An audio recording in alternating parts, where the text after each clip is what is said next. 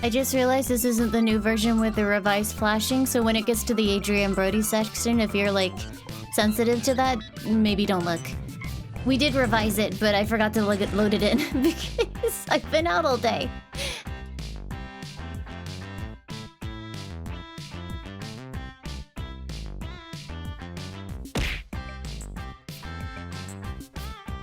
Listen, Cammy, I turned my computer on, like, I don't know, 2.5 minutes before I went live. Silent Crucifixion, thank you for the 28 months. Ginger Rose, thank you for the 7 months. Sleepy Embers, thank you for the 13 months. Website Simulation, thank you for the 7 months. Noise Game, thank you for the 4 months. Liz Reeds, thank you for the 11 months. And Obi-Wan Kenobi, thank you so much for the 15 months. Thank you, thank you. Alright, look away. Gravy Master, thank you so much for the 4 months.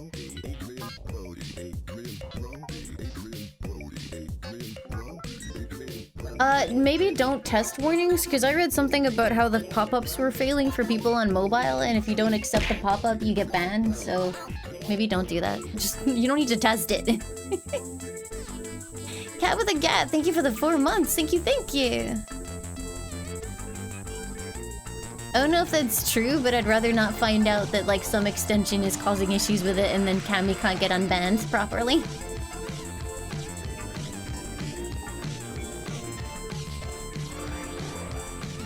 Tamisha, thank you so much! And Chessflame, thank you for the 4 months. Thank you, thank you!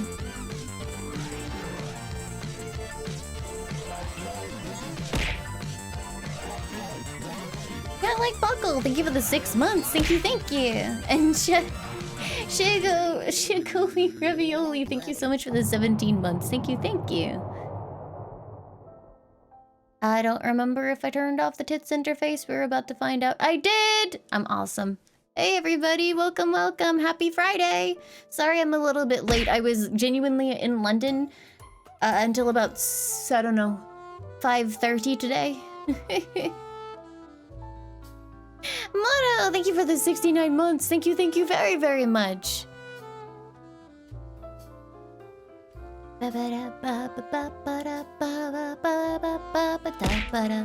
That's fantastic, Emmy. Chris, thank you for the 52 months. Thank you very, very much. Why did I get hit so many times? That hurt. Hold on, let me find something to back in on here. Oh my goodness, Gilfrio, thank you so much for the sub. And Sambrion, thank you for the 1500 bits. Holy moly, thank you very, very much.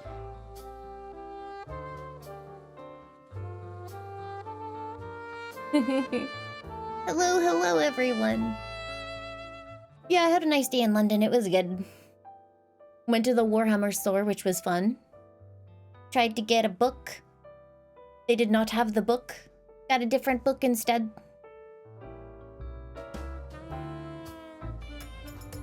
Did you actually warn Hacker? Okay, thank you so much for the 100 bits. Thank you, thank you.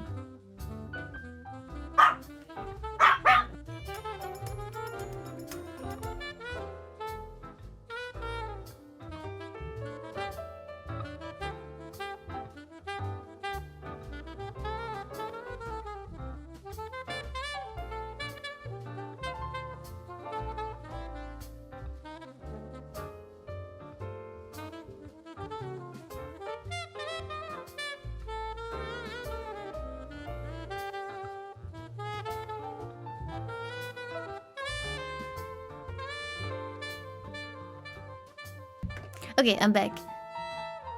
I asked you not to mess with it because it was going to cause problems.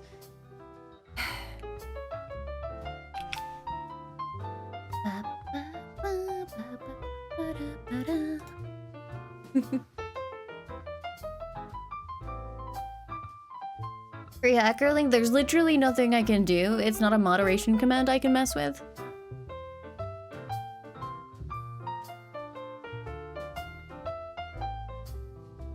I'm pretty sure you have to, like, acknowledge the warning and agree to it or something. And if you have, like, any kind of add-on that's going to interfere with that popping up, then you just won't be able to talk, so...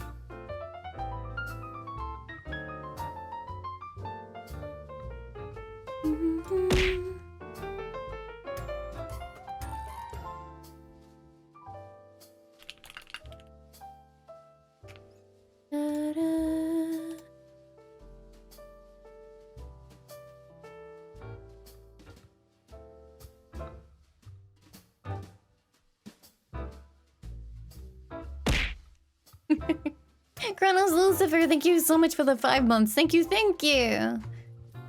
And Pumpkin Cups, thank you for the 2 months. Thank you very, very much. But yeah, like, Hackerling's okay with it. She sent me a message. But yeah, maybe don't fuck around with it unless it's really needed.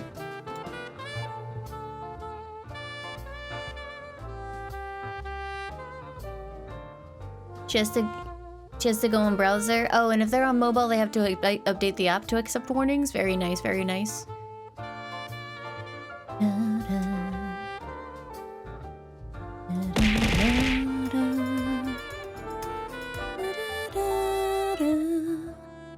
Dakia, thank you for the 1,000 bits. Thank you very, very much. Thank you, thank you.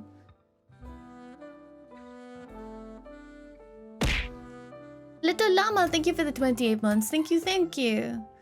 Wait, Twitch updating and releasing new things without consideration for certain other things? That doesn't sound like Twitch. Remember that time when Twitch updated their rules for artistic nudity but didn't do anything about making sure that that sort of stuff wouldn't just show in your following page and you get bombarded with fucking penis when you log onto Twitch? Oh, hi, Kian! Free of your wrench, free of your staff badge. Welcome, welcome. I'm just talking shit. Freedom! Free! Hello, friend. Hello. Arjuno! Thank you for gifting 7 subs. Thank you very, very much.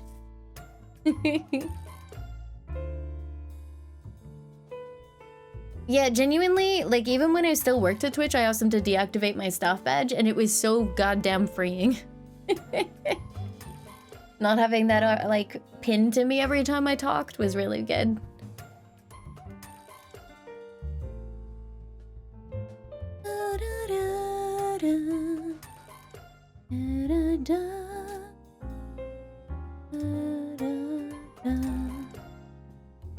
I did help articles for Twitch at one point.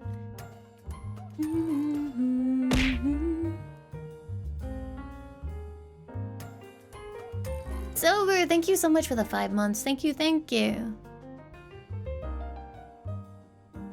Anything I miss? I miss my coworkers, which honestly, like, does not at all tempt me to go back because most of them aren't there anymore, so...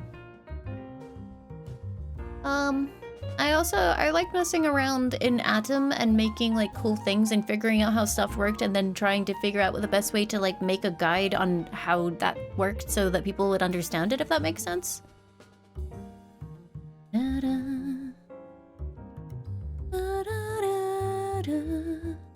Yes, yes. So I actually used to work in the same physical office as Kian, and like we would go for hot chocolate breaks because they had a hot chocolate machine there.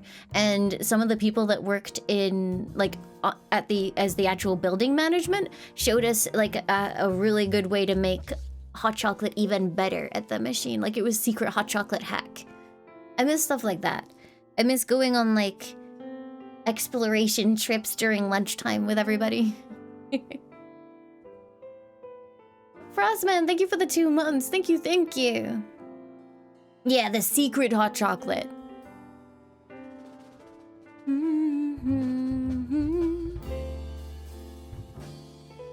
I miss catering, so I don't have to worry about what I'm gonna eat. That was nice. This song is Will the Circle Be Unbroken from BioShock Infinite. Yes, bubble tea. Oh. I miss Lucky Tea. Apparently Lucky Tea isn't there anymore. It's in, where all the bubble tea places are. Like, there's like a row of fucking 5 of them.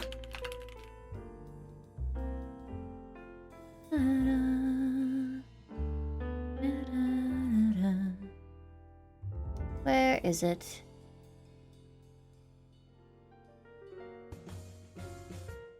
It's like in the city center somewhere of London.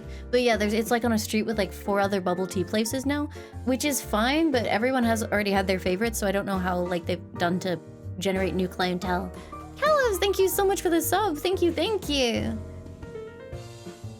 Yeah, so I started support and then I moved on to making help guides. So literally what I would do is either a new product would be coming out and I would be given like information on how that product worked, and then, or even just sometimes they would make a copy and then I would put that on the help page.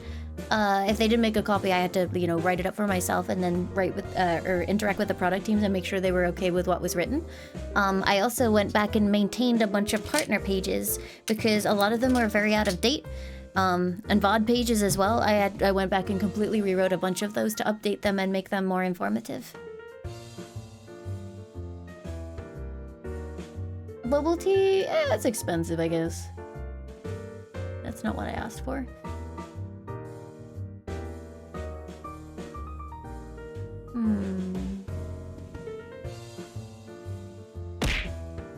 What are we talking about? My previous job before I went full-time as a streamer. Martha's Reed, thank you for the 2 months. Thank you, thank you.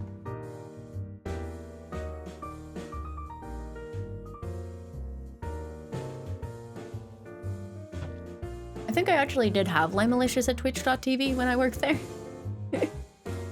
Feels good, man. Hi, Hackerling. I'm glad you escaped purgatory. What did you have to do? Grandma Sophie, thank you for the 2 months. Thank you, thank you.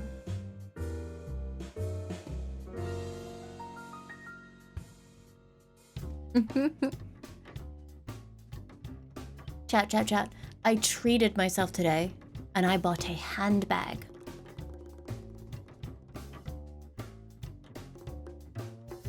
I don't own many handbags, I mostly own backpacks, so very, very pleased with myself. Ow. Steel Maiden, holy moly, thank you for gifting 10 subs. Thank you, thank you. Welcome aboard, everybody. Thank you very, very much.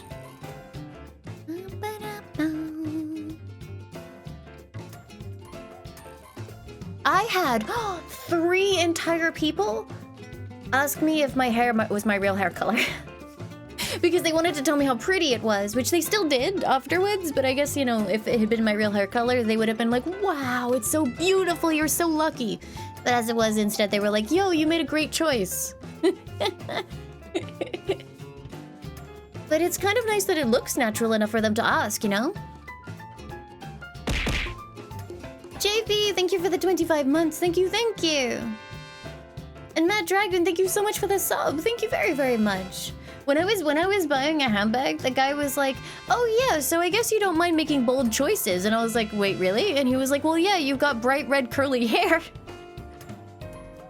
And I was like, bro, I guess.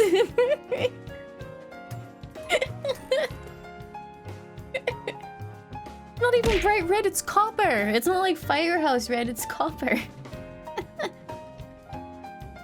I H. Booger-kun, thank you so much for the sub. Thank you and welcome. Wrong guy, thank you for the 27 months. No, he thought my hair was pretty. It was, I think he just meant sort of like, you know, if I like chose to go from brunette to redhead, I just made more colorful decisions, I guess. I don't know what he was like 100% trying to say, but I got it in the end. Ow! Epam, thank you for the 1,000 bits. Thank you so much. Thank you. Also, guess what, chat? I have to call my bank again and tell them that I am not committing fraud. Again. It's like twice every fucking year at this point. Coffee and Dragon, thank you so much for gifting us up to Colorful Haired Gamer. Thank you. The embarrassing thing was, right, when I was buying the Warhammer book and I used contactless, it said declined, suspect fraud. Like straight up on the machine. I was like, bro, you gotta out me like that. I was like, that's not very nice at all. But weirdly enough, when I used like the physical card in the machine with my pen, it was fine. So I was like, okay. This person is frauding. Wee woo, wee woo. Using it to buy Warhammer books. Wee woo. The Danny K, thank you for the 5 months. Thank you very, very much.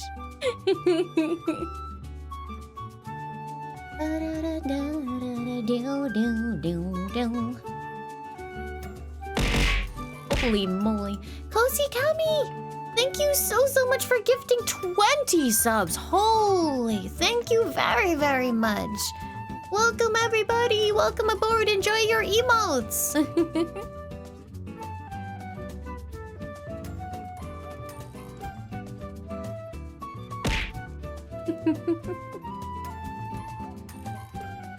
Traffic, thank you for the sub. Thank you. I always like buying things in person though, because like there's always a personal touch and they tend to like, I don't know, especially in places like Warhammer where they're really trying to encourage people into the hobby and stuff, they tend to give you stuff just for being in there, and then if you actually make a purchase, they give you even more stuff. Like, I bought this book and they gave me 2 bookmarks and a miniature for free.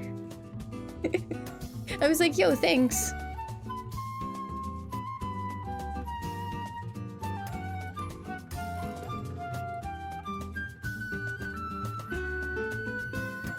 Am I trying to riz Matara? Yes, clearly the way into Matara's heart is through Warhammer.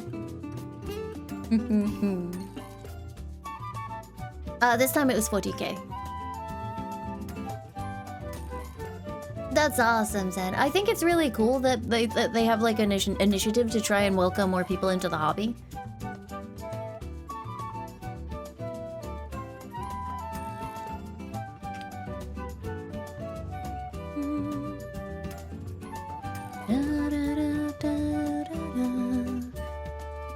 Yes, this is Don't Be So Serious.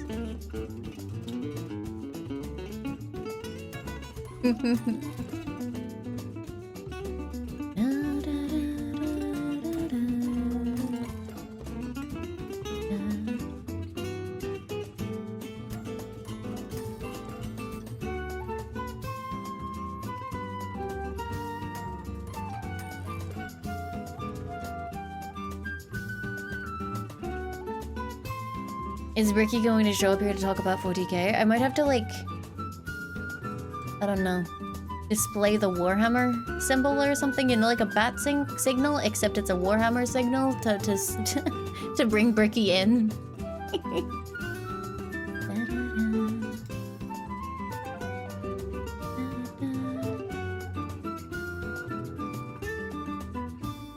Slap it in the corner? Yes.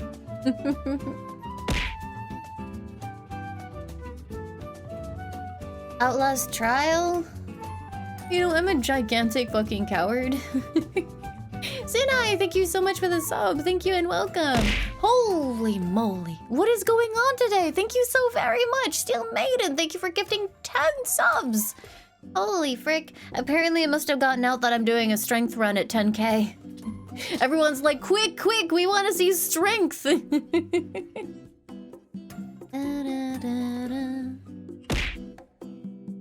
Jarek, thank you for the 30 months. Thank you very, very much. Hold on, don't mind the Velcro sound. I'm taking off my watch.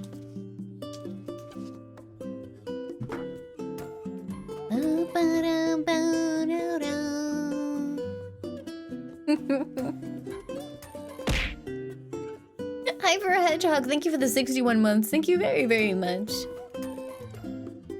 My watch has Velcro. It's an Apple Watch, so yeah, it's just got like a sports strap on it. And it goes...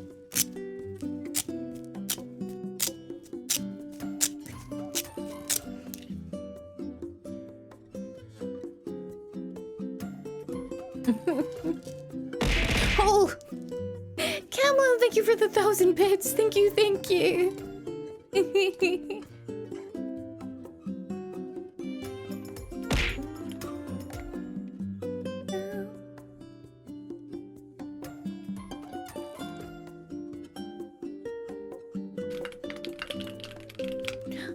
It's Silky, thank you for the 100 bits. And Doc Platypus, thank you so much for the 23 months. Thank you, thank you.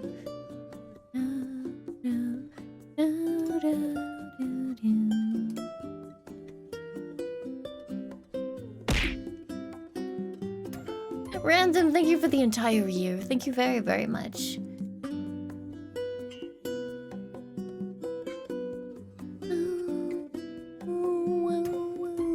Ow. Error, thank you for the 10 months. Thank you, thank you. Thank you very, very much. Wait, not 10 months, 10 gifted subs? What the frick? What have I done to deserve? Thank you so very much. Nothing happens at 6,600 sub points. Don't you get banned again? Don't we just, like, murder you, Gray? I'm pretty sure that's what happens at 6,600. Rapid Pencil, thank you for the 500 bits. Thank you very much. I told you guys a story about the person at the salon that I went to, and they went absolutely rogue and then got fired, right? Foxy Blue, thank you for the 21 months. Thank you, thank you. I did? Okay, cool. I found out that I got away very, very lightly because apparently what got her fired is that she was doing nanoblading on someone, and which is basically, it's a form of like, you deposit pigment on the eyebrow, like on the skin underneath the eyebrows to give like a fuller look for people that are bored of drawing in their eyebrows or just bad at it. It's like a form of like...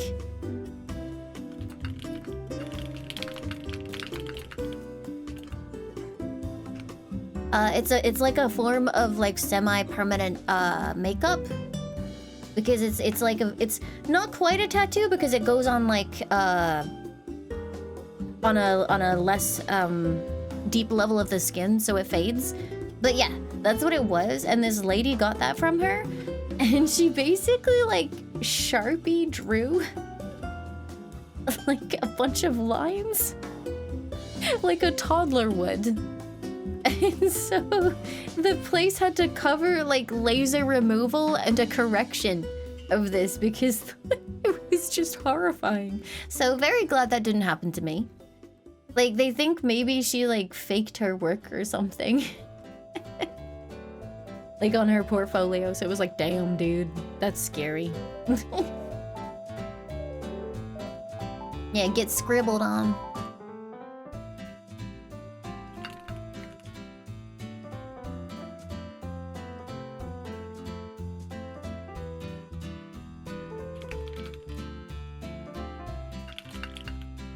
Hold on. How many?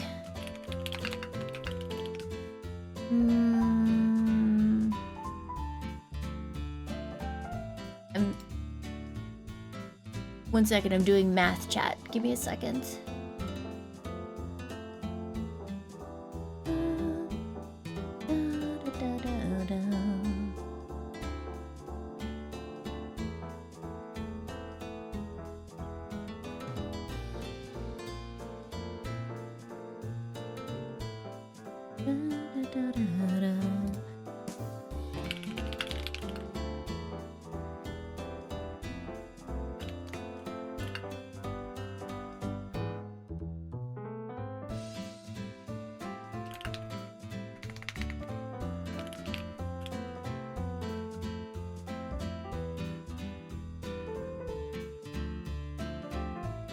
Okay, sorry. I was calculating. I have done math. I am good. I was trying to figure out like how much I could eat this evening because I had a... Hi, it's Chili, welcome! I had a tuna sandwich, which was like 500 calories, but then I walked 8,700 steps, which I think is like 200 calories. So actually, I have like 800 calories left, which is basically a feast. I'm excited. It was a baguette, Hackerling. So it was like quite a nice tuna sandwich.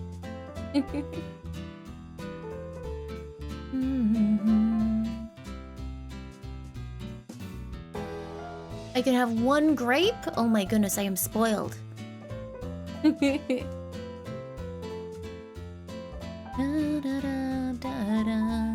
How much do I eat that I can see? Need to calculate to see how much left I can eat. I'm hard capped at about 1,200 calories a day, but I try and keep it under that. So maybe 1,100, 1,000 calories a day.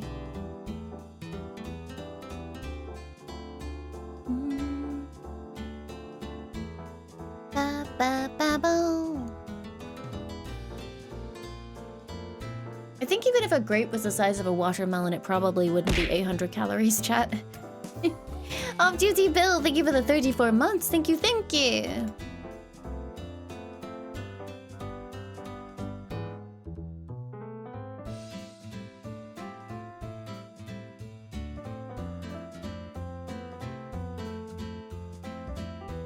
It's not very much. Like, sometimes I just have one meal a day because having multiple small meals can be kind of depressing sometimes. Worm Talent, thank you for the 6 months at tier 2. Thank you, thank you.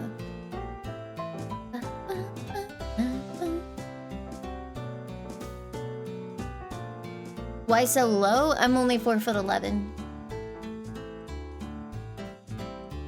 I keep coming.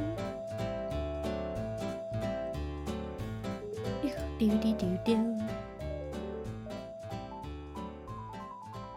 Yes, very small, do not need many calorie. Also have thyroid condition, makes it worse.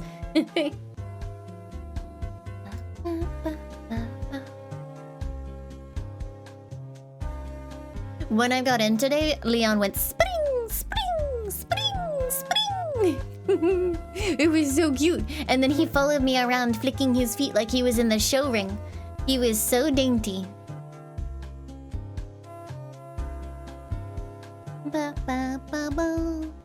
Also, Wesker went to the vet today, and he was lovely to everyone. And he gave snuggles to people, and took food from strangers, and was sweet and kind and a good boy, and nobody would ever know that he doesn't do well with people.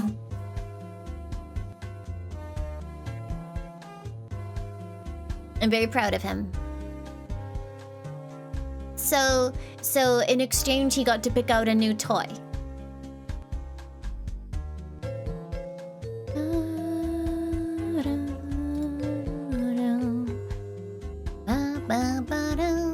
He was told that he is slightly overweight, but he didn't mind that. He didn't let it get to him. But yeah, look at how pleased he is. Look at this dog who is intensely pleased about his circumstances in life. Hold on.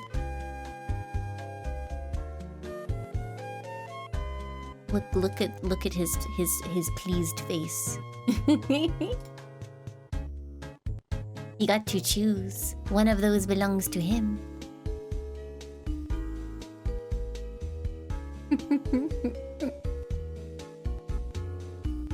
He looks like a chow chow. I feel like every year that goes by he looks more and more like a chow chow. What did he pick? He picked the pheasant. Oh wait, no, I think he took the duck in the bottom right corner. You see with the gray fluff? I think he took the duck.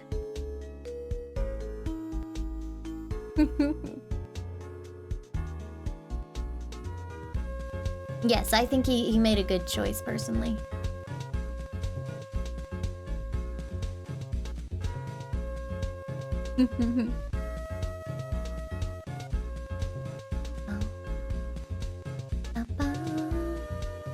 Are they territorial over toys? Yes, they are not really allowed a coveted toy unless they are separate.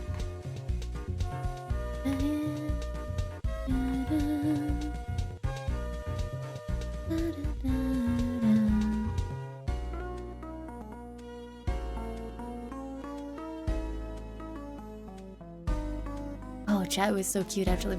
I was looking for something earlier, and like going through rooms looking for them, and I opened one room, and usually when I do that and Leon's in there, he comes running, but he was just fully asleep in a sunbeam, lying on a cushion, totally dead to the world, having a nice sunbathing time.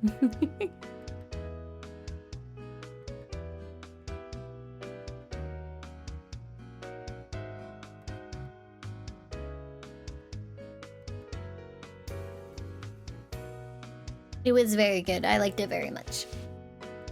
Have we talked about our wild hopes and dreams? Yes, of course. So we're absolutely getting Bloodborne Remaster as well as Bloodborne the sequel. Gravity Rush 3! I can't even say new Monster Hunter because they're actually showing that, so I can't make a joke out of it anymore. Oh yeah, Silk Song.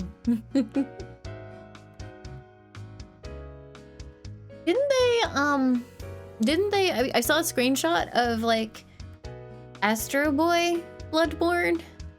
That's salt in the fucking wound.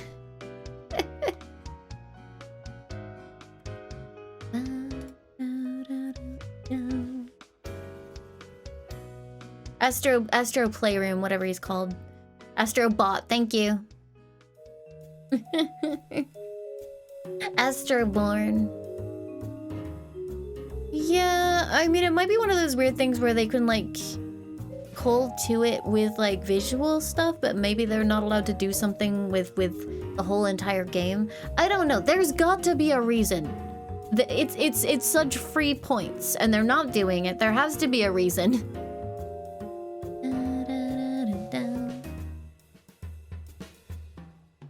What time do the ads start? 2.5 hours.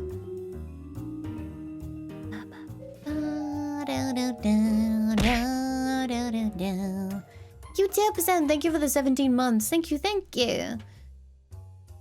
How long is it? I don't know, actually. Does anyone know? It's 9:45? I thought it was 10.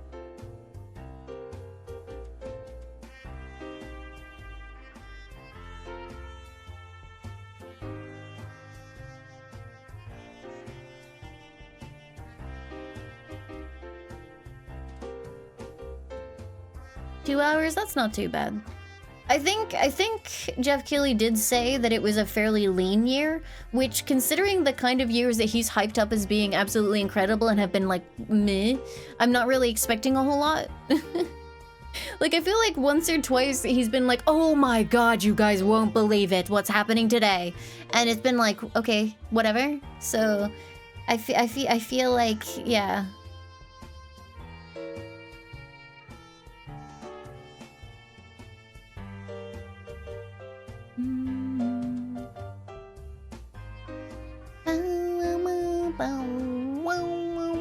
But yeah, I don't really know what I want to do for the 2 hours. 2 hours doesn't really feel like time to really sink into Elden Ring.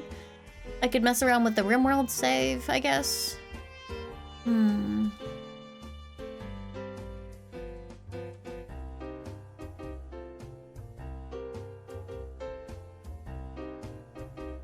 I could buckshot, I could do lots of things. I don't want to turn the page again, please, no.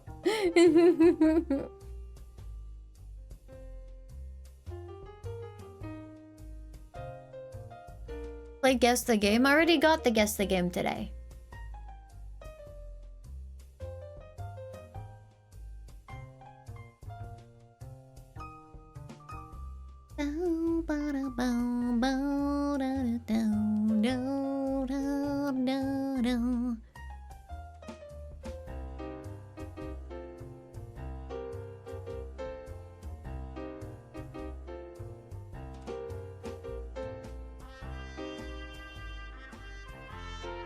It's summer, we need to talk about appropriate SPF sunscreen. You baiting me, sir? I feel like I'm getting baited. I do want strawberry shortcake. Yes, absolutely, send it over. I'm pretty sure that food that you get from friends as a gift doesn't actually, like, count towards calories, so that's fine.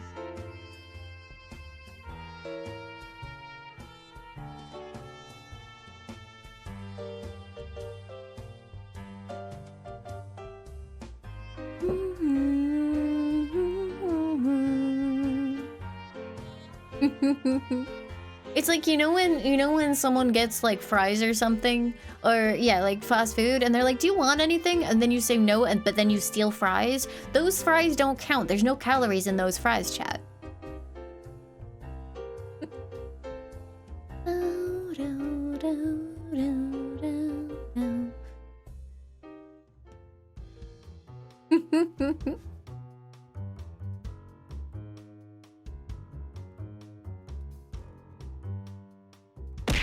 Ow.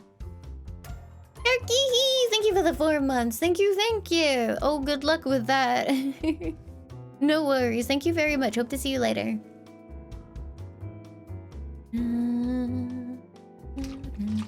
Today's Gamer Subs Cup is... Oh! It's a cute girl in twin tails with a baggy sweater, but it's not me.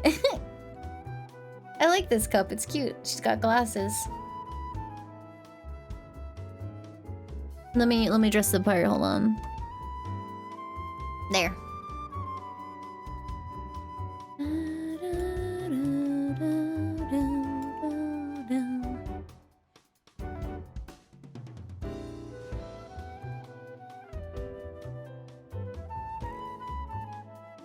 How close am I to that? Like, as in, how close is what I'm wearing? I'm wearing a baggy off-the-shoulder sweater, actually, yes. This current outfit is much closer to what I would wear in real life.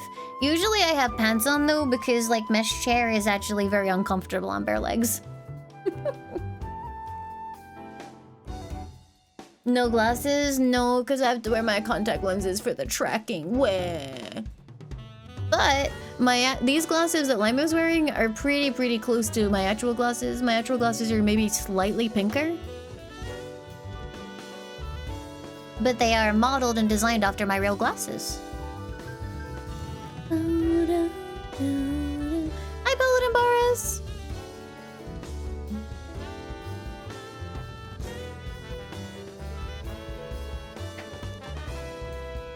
Tracking doesn't work through her jam jars? Yeah.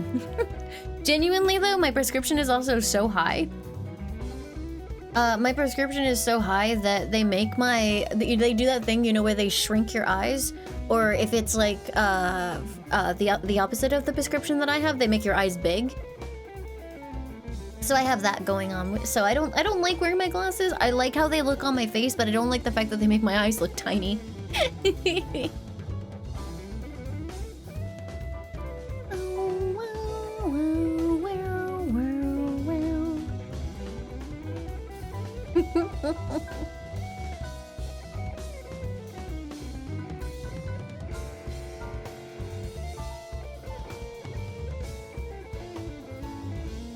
No, it's genuinely when your prescription gets to an extreme enough level, there's a magnifying or a shrinking effect on them in order to get the correction to actually work. So I'm pretty sure it works the other way as well, but I don't notice once I actually, you know, have been wearing them for a while. But I think they make things that I see smaller as well.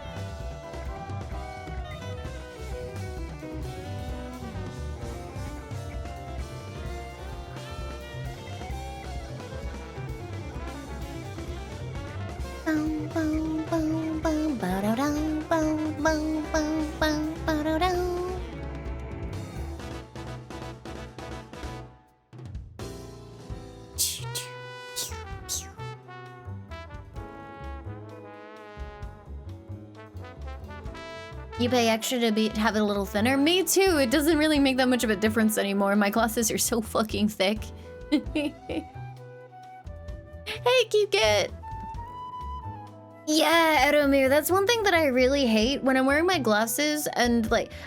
I'm sure most people don't notice, but I notice completely. It's because my glasses are so big. They cause like my face to, you know, it looks like the outline of my face goes inwards where the glasses are because it shrinks it. It's really irritating. Yeah, Dragon Blood, it's a Bard remix. Hold on a second, I need to fix this.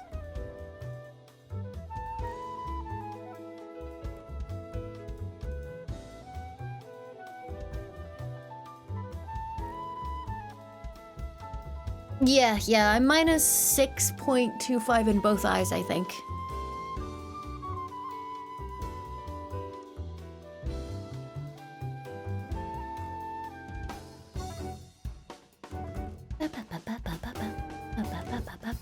Yeah, no, I get my glasses thinned, but they're so thick as a baseline that they're heavy even when I've thinned them out.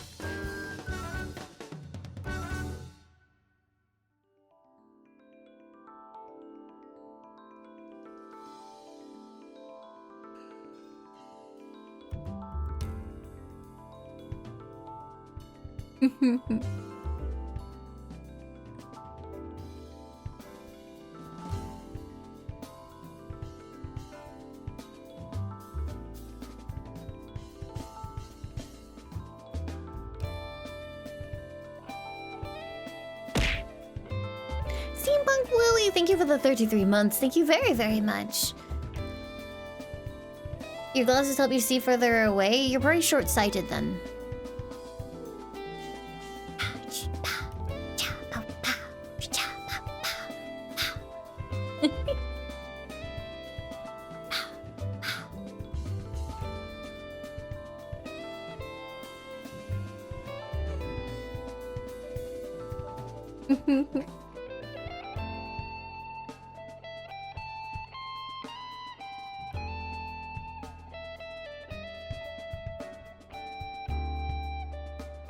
Why can't you ban a mod? Oh, Chippy, if you wanted to get banned, you could have just asked me. Have I considered monocles just to be dapper? But I have to wear 2 monocles, which I think just ends up looking silly.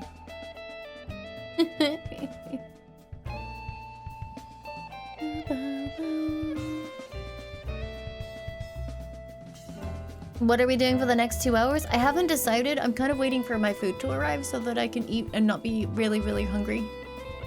And then I'll figure it out.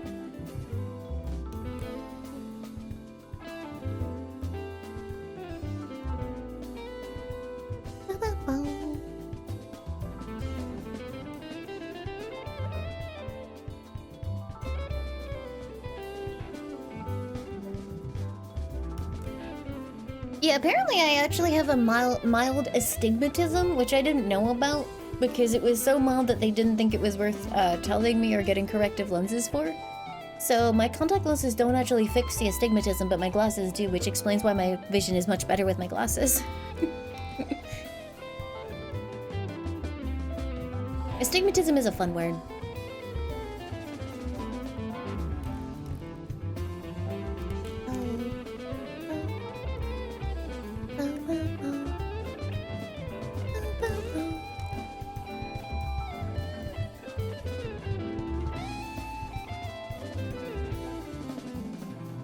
I don't think I've ever watched Foamy the Squirrel. Yeah, no, all I get from my astigmatism is that my vision is like doubled. Yeah, my right eye, it's kind of doubled.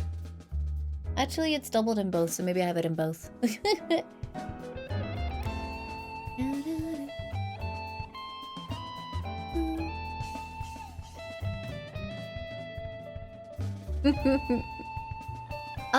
I have played Final Fantasy XIV. I actually updated it a few days ago because I opened it to see if I still had a subscription, and I do.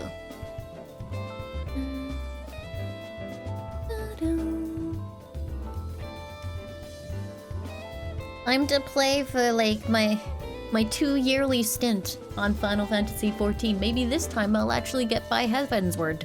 Technically, I have finished Heavensward. I'm on like the post-patch story stuff. My annual week of Final Fantasy XIV. It's so true. I play for like a week and then I get bored. Especially because I'm playing a white mage, which is boring as fuck to play by yourself.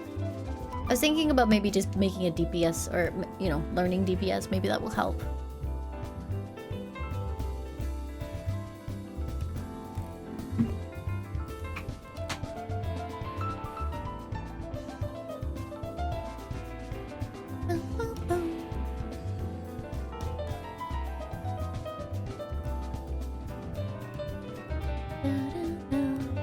it genuinely, like, doing dungeons was basically just pressing 2 buttons for my DPS rotation, and that was pretty much it.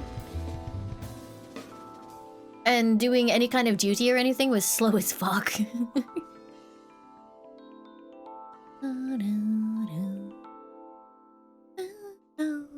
Yeah, maybe I need to come to terms with the fact that I don't like healing in Final Fantasy XIV. Maybe if I play DPS, I'll actually enjoy the game. Like, I just after playing healer in WoW, I don't think I can gel with it in Final Fantasy XIV. It's too different. I miss being able to click to cast properly. I miss, like, just all the stuff that I can do.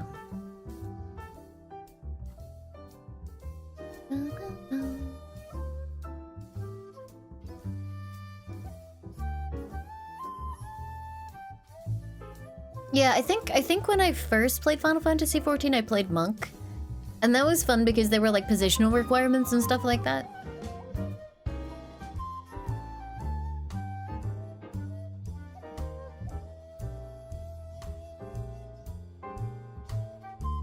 Yeah, I find it very difficult to leave my add-ons behind when I play 14 because, like, in WoW, whenever I have something that I don't really like, I can just mod it.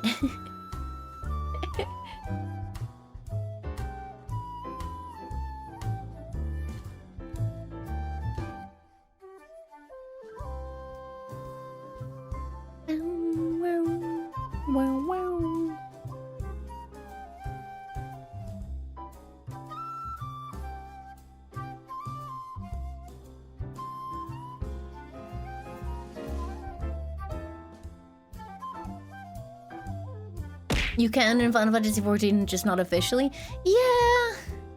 Yeah, I know. Null verdict, holy moly, thank you for the tier 3. Thank you. Thank you very, very much. But yeah, like in WoW, I can just open up CurseForge and hit update all, and then all my mods are good.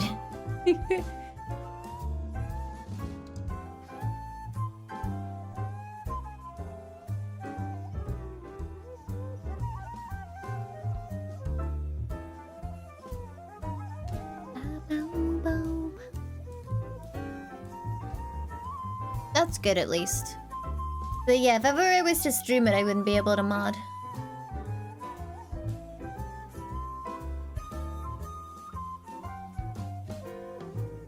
But yeah, I think it's a combination of the fact that one, Final Fantasy XIV, at least in lower levels before somebody actually is me about like off GCD stuff, is much, much slower than WoW.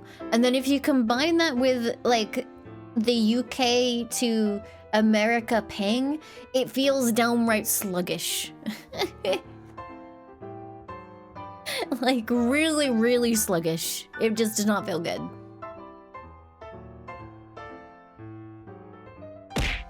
Have I played WoW Classic Cataclysm? No, I haven't really engaged in any classic stuff.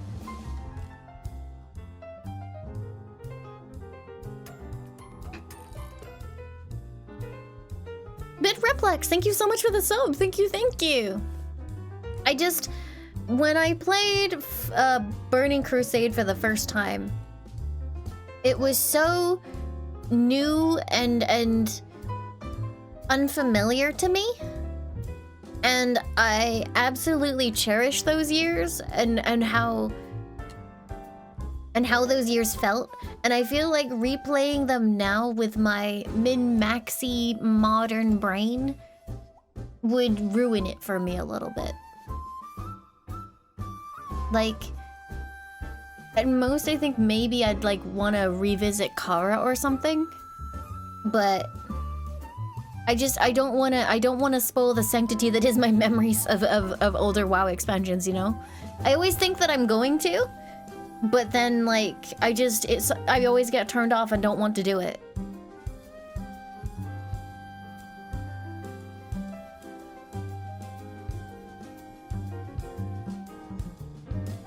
Hello, welcome. I'm glad that it exists for the people that are genuinely enjoying it, but probably not for me.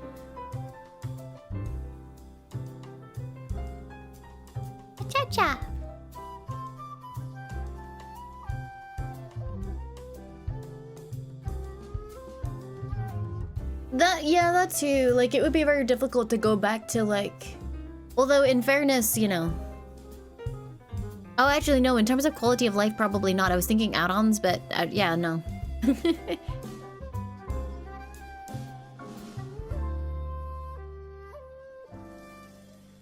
Yeah, it's the same as, you know, if I was to go play, like, a Ragnarok Online private server, it would not bring me even a fraction of the joy that I got playing Ragnarok Online when I was a kid.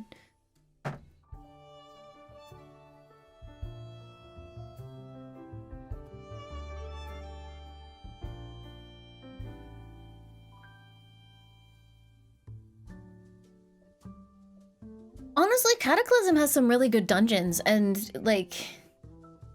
I remember enjoying the raids that I did do.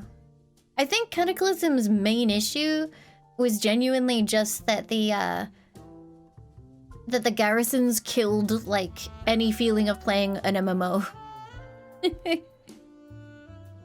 MOP Classic? I mean, Remix, no, I'm not interested in at all. Classic, if they did it, I don't know. I was already pretty min-maxy brain by the time I played MOP. Maybe it wouldn't matter. Oh, garrisons. Yeah, no, garrisons were drainer, you're right. What did people get mad about for Kata then? Was it just overhauling the world? Kronos, Lucifer, thank you so much. Sorry, Lucifer, thank you so much for gifting us up to Killer Cats. Thank you, thank you. Then I think I actually liked Kata through and through. I actually think I played Cataclysm on Europe, so I don't actually have that many Cataclysm things on my NA account. Because on my first job, a bunch of people there actually played World of Warcraft, so I ended up playing on EU with them, which was interesting. Oh, that year was meh.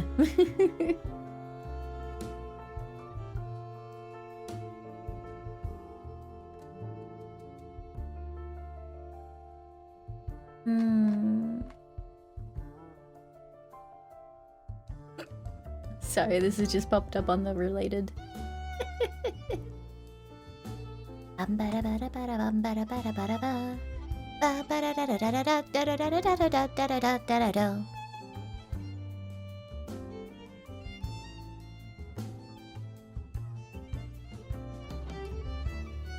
What are we doing today? I'm going to eat, and then I'm gonna figure out if I want to do something for like an hour before the State of Play. Then we'll watch not State of Play, Summer Games Fest. Then we'll watch Summer Games Fest. But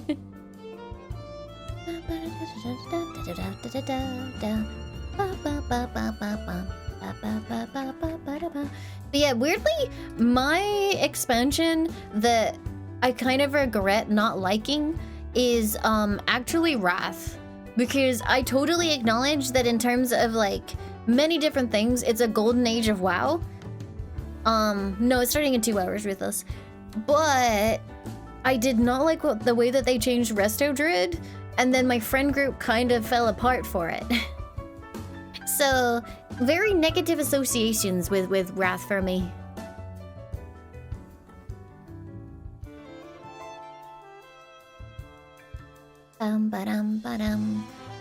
I just didn't like the way that they played. Like, I liked rolling Life Bloom, and then there was something weird where you had to let Life Bloom expire or something when the expansion first came out. I actually went tank. I tanked, was it Naxxramas? Yeah, I'm not saying the Resto wasn't good, I'm just saying I didn't like it.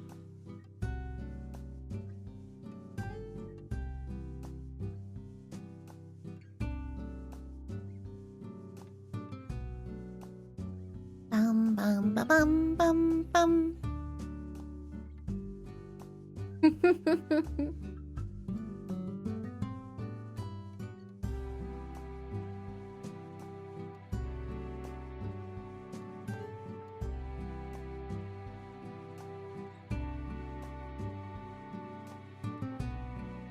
It is, Griggs, I agree.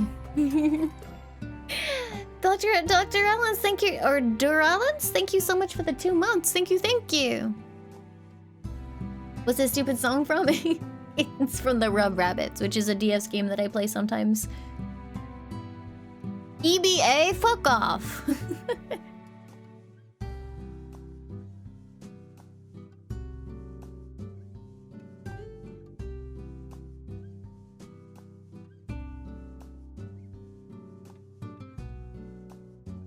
But yeah, so I'm waiting for my food, and then I will figure out if I am not too hungry to do something. And if I am, then I will just yap for a bit. And then we will be advertised to, and there will be no disappointment.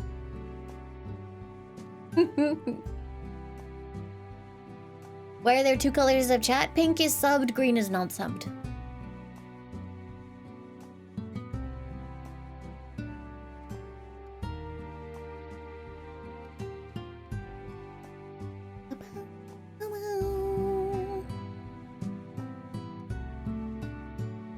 You're green because the founder's badge probably has a different flag that they forgot to check for when they were coding it.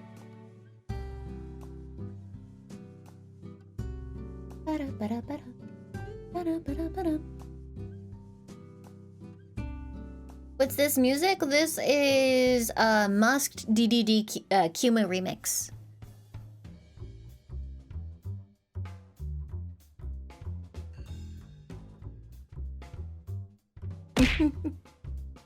Spooky Boy, thank you so much for the 4 months. Thank you, thank you.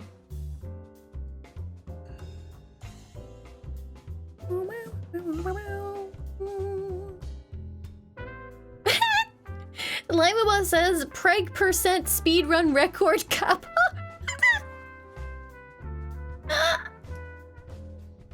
I love this stupid fucking bot.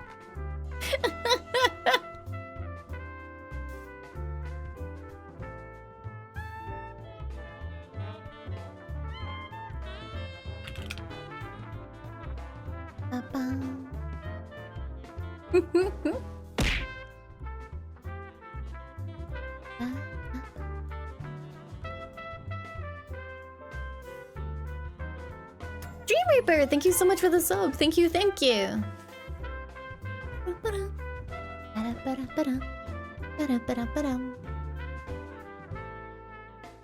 Yeah, Founder Badge is basically the first X amount of people that ever sub to a streamer. It's impressive when older partners have people with Founders Badges in their chats because that could be like years and years. Winter Rain, thank you so much for the 2 months. Thank you, thank you.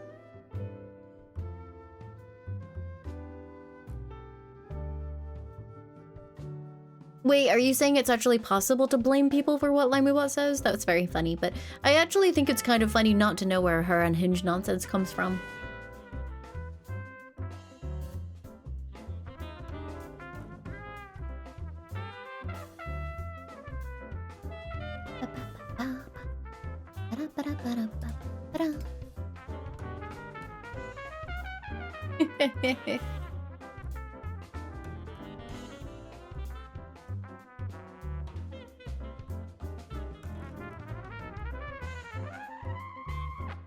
I am absolutely betting on Tene getting knocked offline on the 19th, and it's going to be fucking hilarious.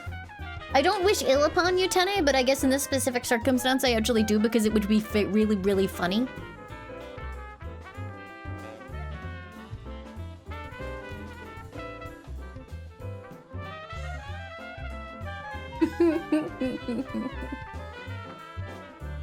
What's on the 19th? Tenny is getting upgraded internet, but the last time Tenny attempted to get upgraded internet, she was without internet for like a billion years? 3 months! 3 months!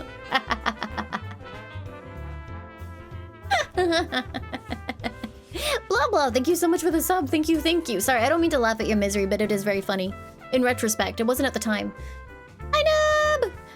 Nab, I was in London, but I forgot to say anything, and also I was only there for like a couple of hours. I'll message you next time I'm there again.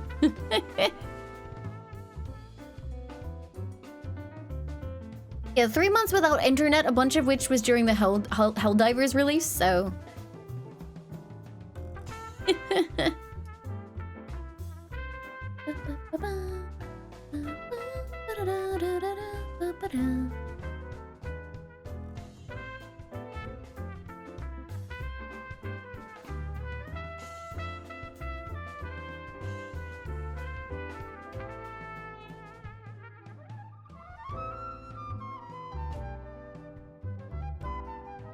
Okay, let me think.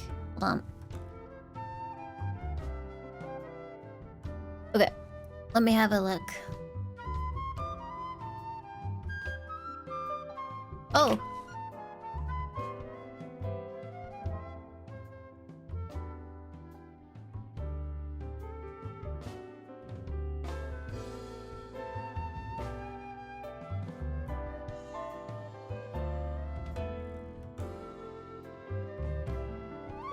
Leon is here. So, Steam thinks that I really want to play Wolf Quest Anniversary Edition. Do I want to play Wolf Quest Anniversary Edition? Why are the reviews overwhelmingly positive?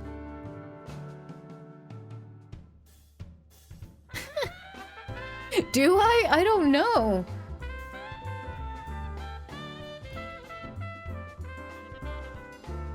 Is it the one where yeah, it says your pups are your family. Wait, it's not like multiplayer, right? Like you don't have pups that are played by people? I always find that really uncomfortable in Roblox where like it's just a bunch of people running around as kittens asking people if they can be their child and it's like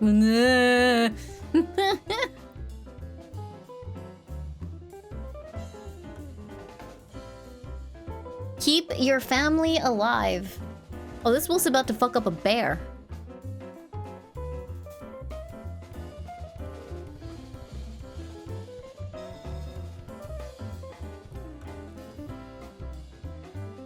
Yeah, I can't remember if I was hanging out with Snuffy. I mean, I must have been hanging out with Snuffy because that's the only time I play Roblox, but we were in this one world and this person came up and asked a question or something, and then immediately afterwards they were like, hey, can I be your child? So I fired myself into a cannon to leave the situation.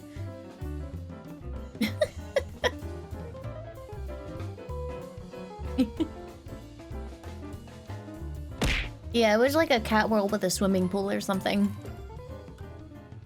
Totally Vulcan, thank you for the 63 months. Thank you, thank you. It looks kind of cute. You play like a wolf and you got little cute wolf puppies, and then you murder a deer and you feed it to your puppies. That's cute. Seriously though, why is it overwhelmingly positive?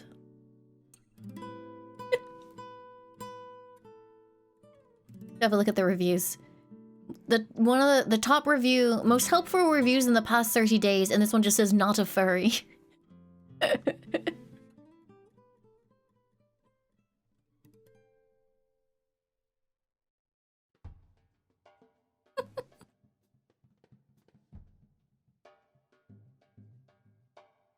I've now found 3 reviews in the top section that says it's not for furries, don't worry.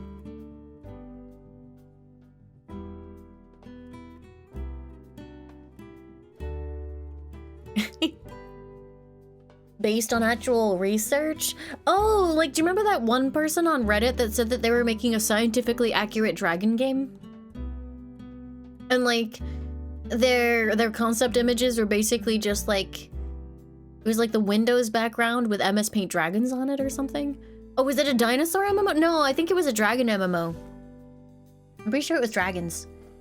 There are dinosaur MMOs that try and go like super hard in on science.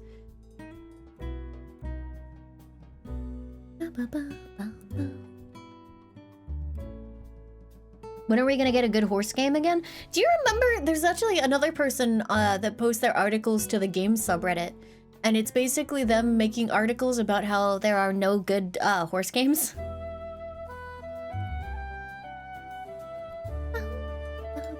Yeah, there it is, Don.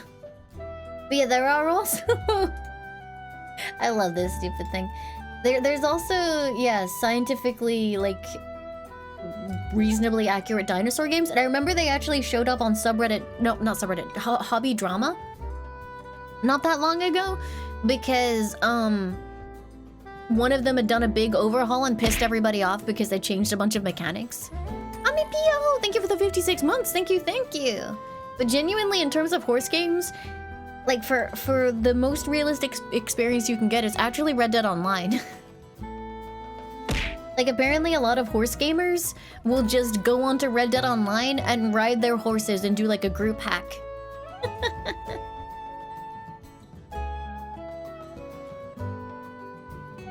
Can we get please wrap it up? I don't know. Are you going to use it to be like overly negative? Because like I know it's super fun to dunk on every single game that comes out, but I get kind of exhausted by like needless negativity.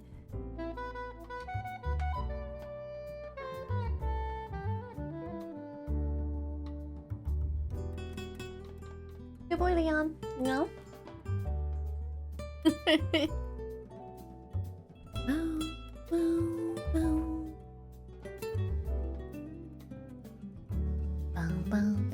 Like, I think, you know, it's absolutely deserved sometimes, but other times, like, you know, when it comes to, like, the actual chat for the game stuff, it's just generally people just shitting on everything unless it's, like, new Zelda.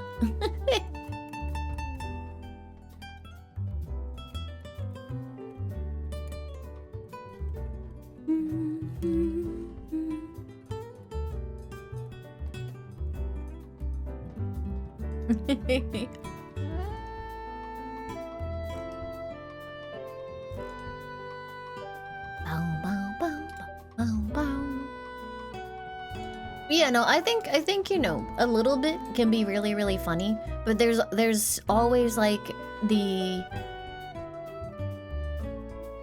don't know, just I see it like a lot these days where people just get so consumed by wanting to dunk on things and thinking that cynicism equals smart, that it just becomes a feedback loop of being negative about everything, which is just exhausting.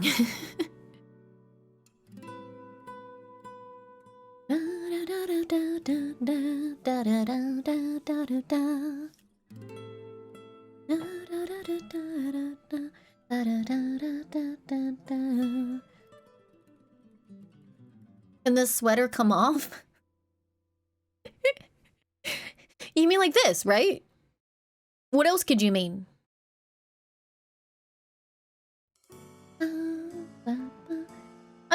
Yeah, I mean, I'm not saying that it's like a new phenomenon. I think it's just we're more exposed to it now with just constant social media scrolling and stuff like that. And I'm just not into it.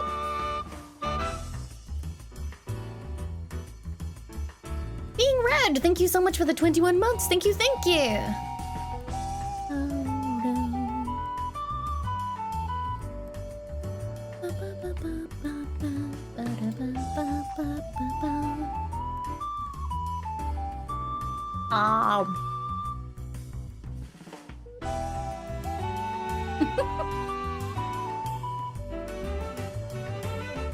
I always feel really bad when someone's like, Limes, you're so pretty, or you're so cute. And meanwhile, I just shoved an entire meatball into my mouth.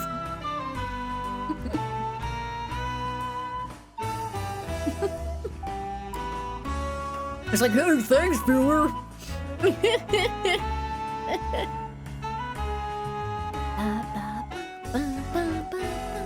Is the shirt shorter than the sweater? I think so. It might also be an optical illusion. Oh. YouTube? YouTube, hello? Okay. It just breaks there. Okay, we'll just fast forward then. It's probably trying to insert an ad or something. I think it might be an optical illusion because if you look close at the bottom, it's actually like transparent a little bit, which makes it look a little bit shorter. You can't see anything. Cilia was doing science for many hours to make sure you could not.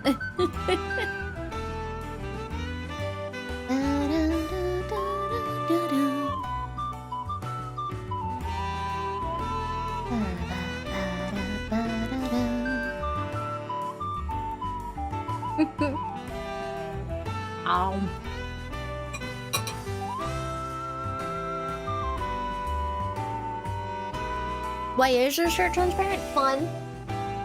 No, Leon, you look like a peanut. He's ignoring me. You started ignoring me, like he thinks that I'm just annoying. Why does he not pay attention to me when I call him a peanut?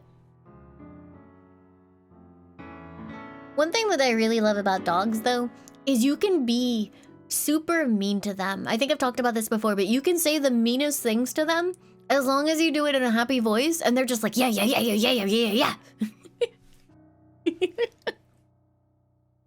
So like sometimes when I've got to go out, I'm like, oh Leon, oh dear Leon, I am leaving forever because you are stinky and annoying, and I never want to see you again, Leon. And he's like, yes, mother, yes, mother, yes.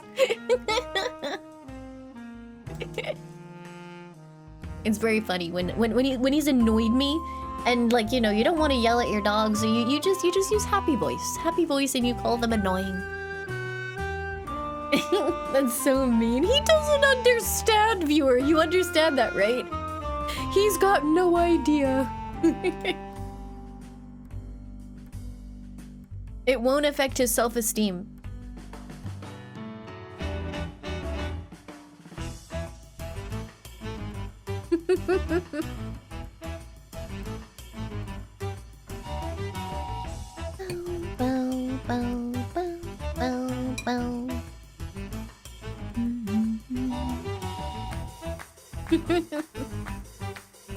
Plot twist, he understands me? Yeah.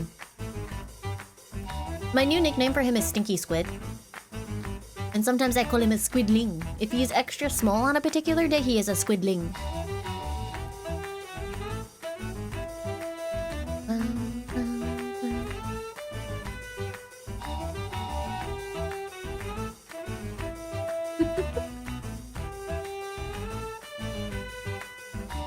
You do that to us too? No, chat. I would never be mean to you while using a nice and happy voice, so you think that I am nice and sweet and not mocking you at all, chat.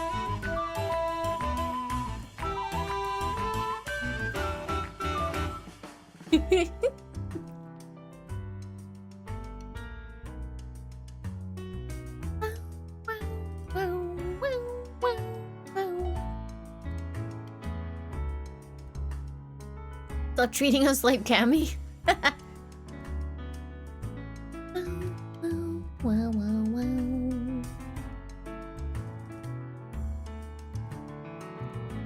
There's a boss in WoW in the current season and the first season of this expansion that says, "Water fix our meat," which is just like, I don't know, she spends the entire dungeon calling you like meat thieves and stuff, and for some reason water fix our meat makes me laugh.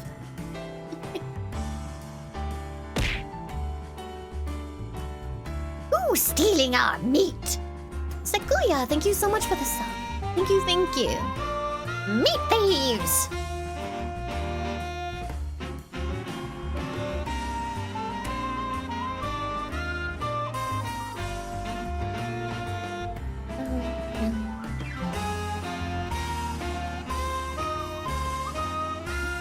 Gunshot is most painful way to die. I love WoW. Like, I think I specifically love WoW because it gives me really funny, annoying, repeated phrases to parrot. Do I have a tail?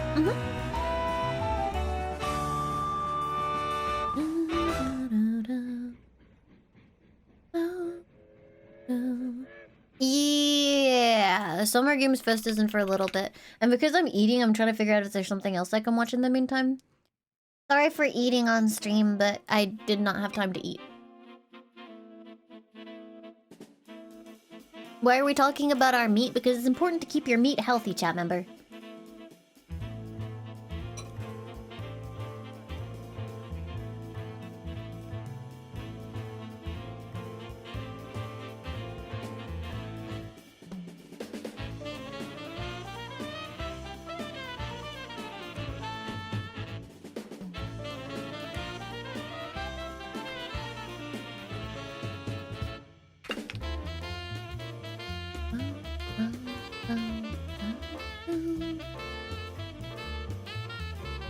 There might actually be a new Studson video. Oh, there's actually quite a few. Oh, Killa Antoid, thank you so much for the sub. Thank you, thank you.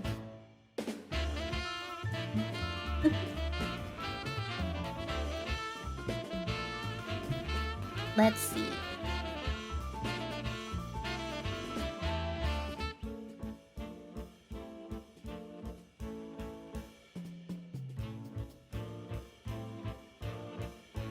Okay, I'm gonna watch Studson make a Mario Kart cart. Because I gotta eat my food. So give me a minute. More Resident Evil news? That would be cool. I don't really bet on anything too Sony related because wouldn't they have done it during the State of Play? Who's Studson? He is a sculptor that primarily uses like trash and stuff, or like just I can't remember what it's called. It's something bashing or no. I don't remember, but he basically uses like plastics and various things, recycled stuff to make things. Kit bashing? It is kit bashing. Okay, cool. I actually had it right. Yay me. Okay, does this work?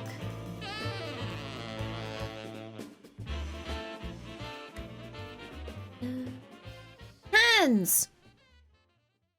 He's also got a fun voice. Hey folks, my name is Adam and I like to make tiny, nerdy... Wait a minute. This isn't my studio. Those aren't my hands. Where am I? Oh yeah, that's right. Studson's busy working on something else this week and asked if I'd be willing to fill in for him. Oddly enough, I've got the week free and figured, why not? Now, he did leave me some pretty detailed notes, but I immediately spilled coffee on them, so I don't actually know what's going on. However, I figured this would be a really good opportunity for some quality bonding time if we all went into the unknown together. Now, right off the bat, it's important to know that Studson, like all millennial YouTubers, uses his channel as a means to purchase all the toys he was never allowed to have as a child under the guise of using them for his job. So naturally, we're going to start this video off with a sweet RC car that he's going to spend several hours doing tricks with, leaving only a quick cut of a perfectly performed half-pipe backflip. Of course, green wheels on an RC car are perhaps a touch too environmentally friendly, so the first step here will be recoating those green wheels in a nice thick layer of tar. Once the wheels conform to the 1950s American Road Safety Act, it's time to add some legs. These legs, of course, were generously donated by a much-beloved family pet. No, Mama. I'll do it. No!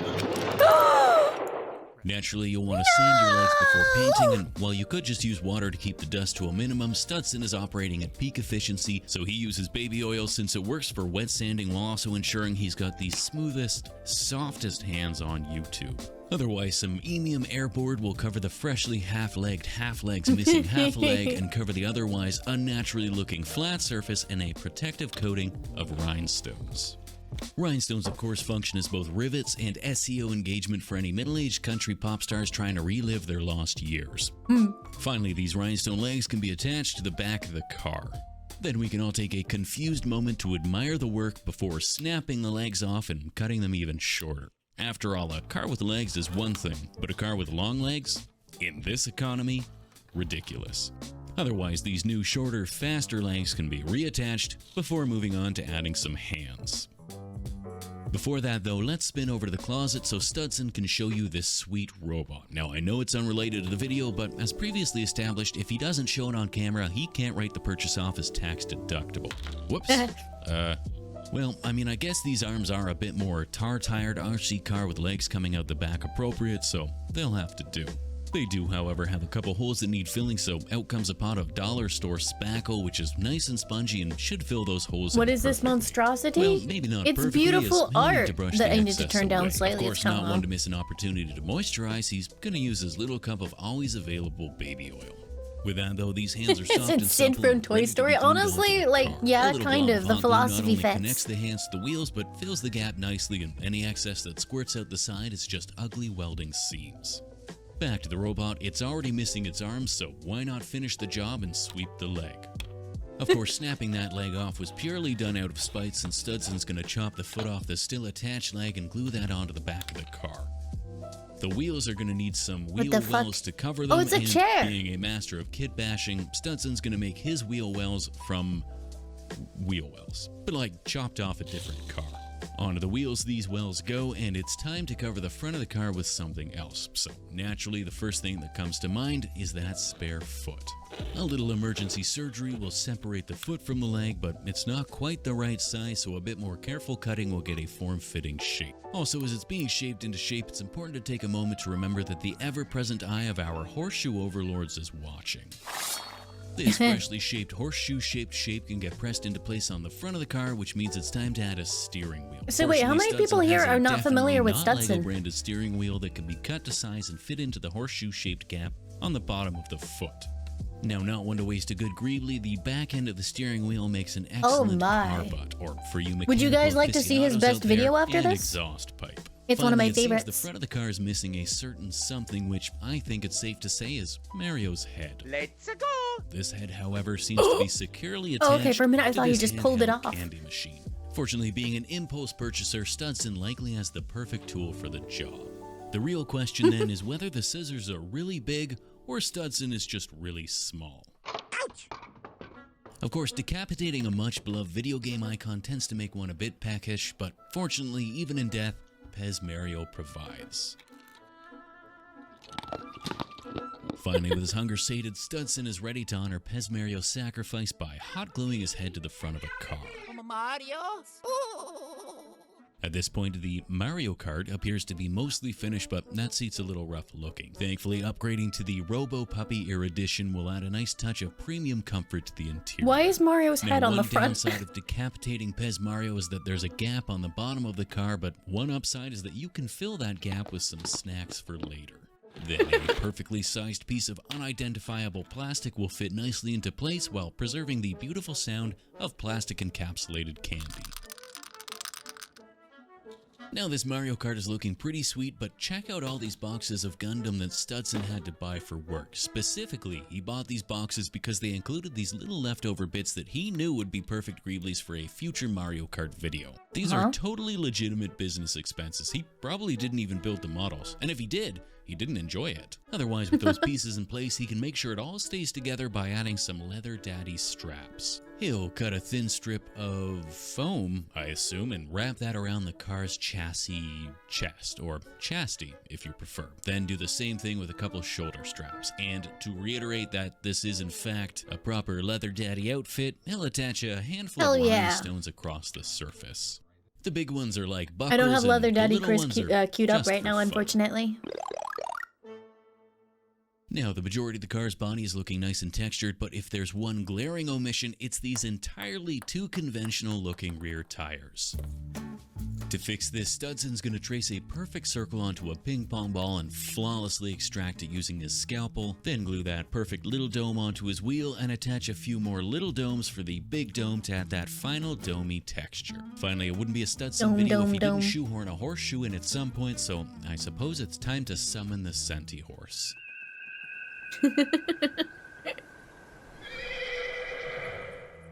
Now, did you know that this exact clip of Studson taking a horseshoe from his storage bin is reused in every one of his videos? It's true, he doesn't even refilm it, and if you don't believe me, you should go back and rewatch every single one of his videos. Otherwise, You guys haven't seen the Santa Santa horse before? Finished, which means it's time to select the driver. He made a horse with a million asses. Too obvious, too green, too tall, too redundant, already taken, too fast, too big. Ooh, just right. So once the perfect player's been selected, the others can be set aside. However, before this car can drive a man, it's gonna need a body. So once the steering wheel that's totally been there the entire time is removed, he can attach a pair of hands. And in a shocking surprise to no one, he somehow has a perfectly sized, perfectly shaped pair of hands to fit this wheel. There is an unsightly hole in the back of the hand, but that can be easily covered with a little plastic card cut and sanded to size and glued in place. I appreciate that this guy is These calling hands then attention can to be this attached to convenience. body, which will be made of whatever that thing is. However, Carman's forearms will be a bit short, so Studson's going to take a little tube and turn that little tube into an even littler tube so he can attach the hands to the torso with all the grace and manual dexterity we've all come to admire. Carman's butt cheeks are made of little plastic clips that spontaneously shrink to the correct size, and its legs are an assortment of clips and tubes clipped and tubed together, leaving only the need to add some feet. And really, what are feet but hands with the fingers snipped off? A little snipper and scalpel surgery will remove the vestigial digits, leaving Carman with some excellent little single-toed feet. All that's left to do at this point then is attach a little washer on top to facilitate the attachment of a head, and it's prime time.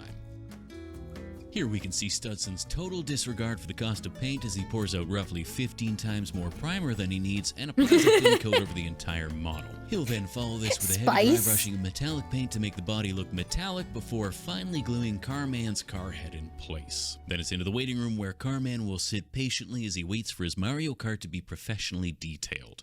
Now, prior to painting all the parts with an appropriate palette, Studson's gonna goop a goopy gray mess over all the parts that need painting. Presumably this is a primer.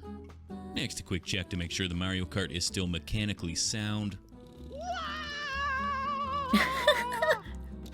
And while the shaker's out, he may as well shake some paint as well.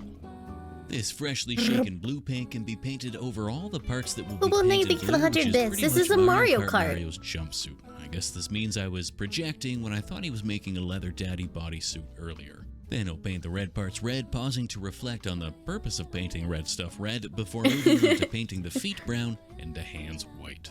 Once he'd washed his brush and put the red paint away, he remembered he had to paint the underside of the car. With that done though, he can wash his brush and put the red away while he paints the chin, before bringing the red back out to paint the rims red and the rims white. And last but not least, the unfortunately placed tailpipe is going to need a Mario-appropriate green base coat. Oh no!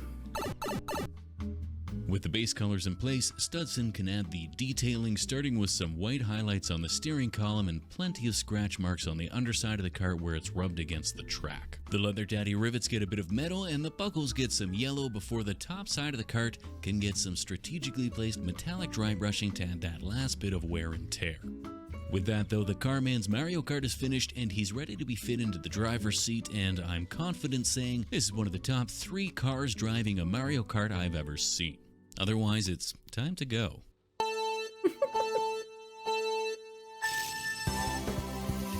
Yay! Look at him go! It's fucking horrifying, actually.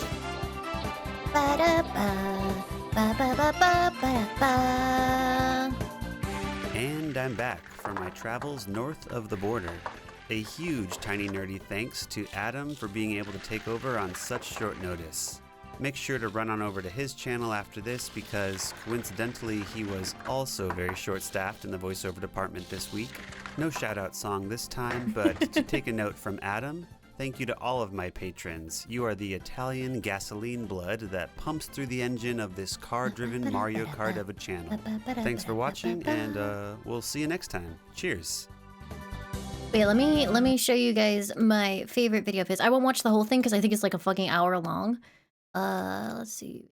It's popular. Jesus Christ, I got a lot of views. This video brought to you by the support on Patreon. Thanks, patrons. Hey studs, welcome back to Studson Studio. Today I'm crafting this Howl's Moving Castle model out of junk and whatever else I can conjure from the trash can. So, we've got a lot of work to do. Look at this beautiful mess. The first time I set my sights on it, Yeah, I knew I this needed one. to You try know building him? it. Yeah, I thought This you is going did. to take the full force of my garbage collection since I'm going for a size that still comes pretty close to tabletop scale. And I know you're wondering about dog scale. It'll be about the size of one birdie. We'll start by assembling a loose body shape using trash. After months of hoarding plastic, I pretty much ended up blowing all of it on this I project. love the Howl starting with dub. the It's got grand fucking prize Billy you get for Crystal in eating it, a which gallon is of so kimchi. funny. You can almost envision how this big oval will soon It's become got a Billy walking Crystal castle. being fire. Get that out of here. One of the things I was most worried about was having strong hips to support the weight that will ultimately rest on the castle's chicken legs. I used way more hot glue than you can actually see. The only thing left to do now is to paint it We clear watched this atomic before. purple so we can see the I'm just insides. putting it on again so that I can eat. Now, I've only seen the movie, but as I understand it, the book describes the castle as 4 looming towers bespelled to hold together around an instant bulgogi udon bowl. I also have tons of these instant rice bowls, one of which will be used to plug the neck hole here. Cat! And another one will be bisected to become the bones of the castle's jaws.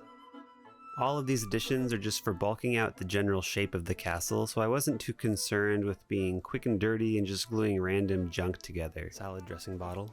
The back of the castle has a platform that sort of tapers up and outward, so I'm adding an extra rice bowl here, which Honestly, will be covered in bricks it actually later. like frustrates Check me out how this he can nut look at jar. all of these things and see what The he top does bottom and have make an a thing ideal out of it. bulbous taper for wizard architecture. The castle turrets seem to get wider as they rise, Like which fucking is how, important dude? because wizard aesthetic is to build things that look like they'd fall apart as soon as they're released from their spells. The noodle bowl ended up not being quite tall enough, so here's an inch of foam carved to taper upward to add more real estate for the central turret. This Christmas bauble will be the bones for the domes of each turret. Make sure to carve this side into Magneto's helmet to fit this very specific space. Did he just say that like we would be following along? Make sure to carve a Christmas bauble into Magneto's helmet. Oh, okay, A little more fucker. thick though, so let's bulk it out with a layer of foam board that will wrap around with hot glue. Quick balance test. Bad. We'll make the legs later, but for now, these cardboard kickstands temporarily hot glued in place are enough to keep the castle upright. This big smile is another rice bowl for the front turret, but it's a bit too flat on the hold top, on. so I'm going to use a If piece you of are this not already, apple crate. please go. Somebody in the comments follow, mentioned how it seems Studson. unnecessary that apples are sold It's in very plastic, good. and I agree. But these wasteful apples are great for crafting.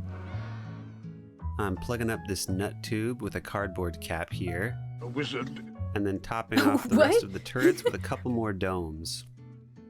I got jump The scared by Ian transition from the McKellen. castle face to the turrets needs to be a little more of a gradual slope, so I'm bulking out the upper lip with a foam strip, then using strips of hot glued paperboard to get the general shape.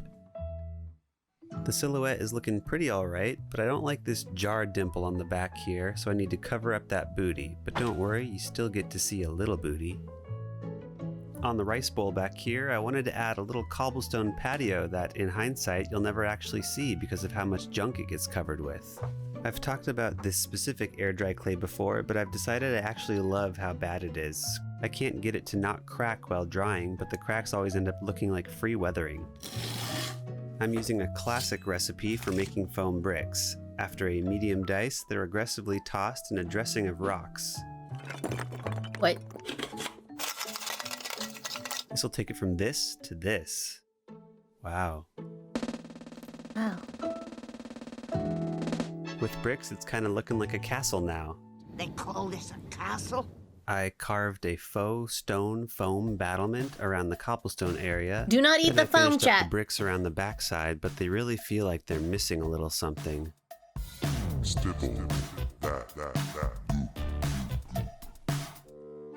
The backside, just like the face side, gets a paperboard strip treatment to blend the jars into an overall more cohesive blob.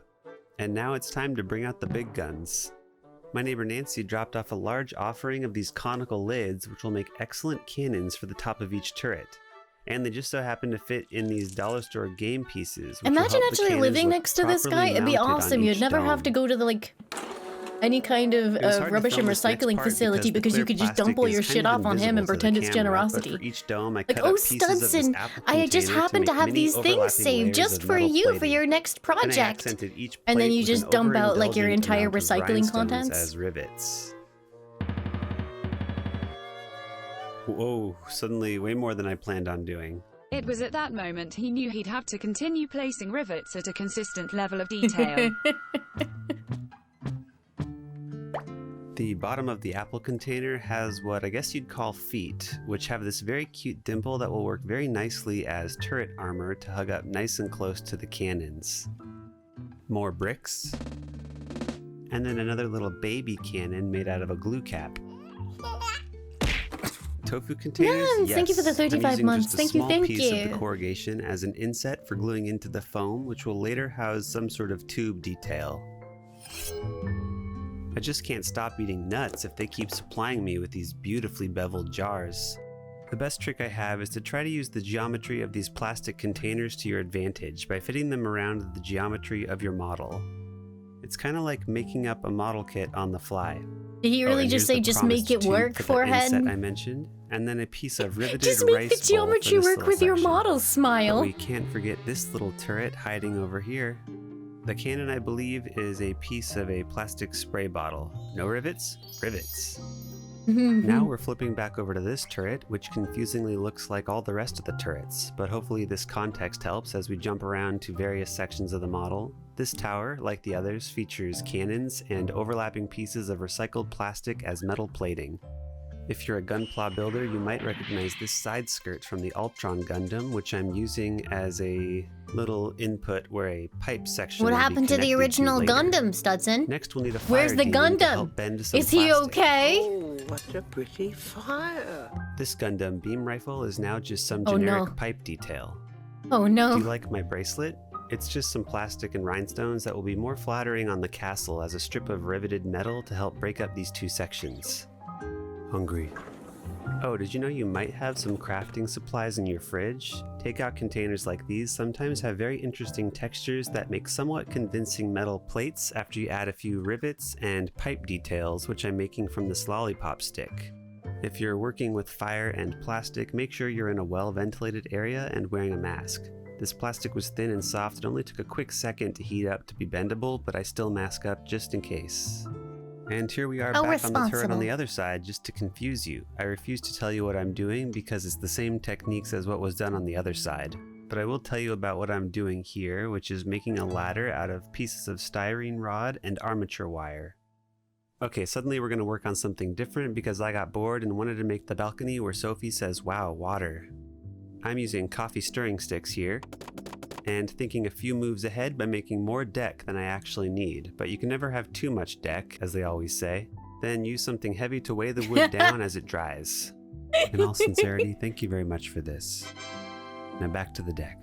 Slice off just the portion that you need, and then for the metal railing, use some metal railing.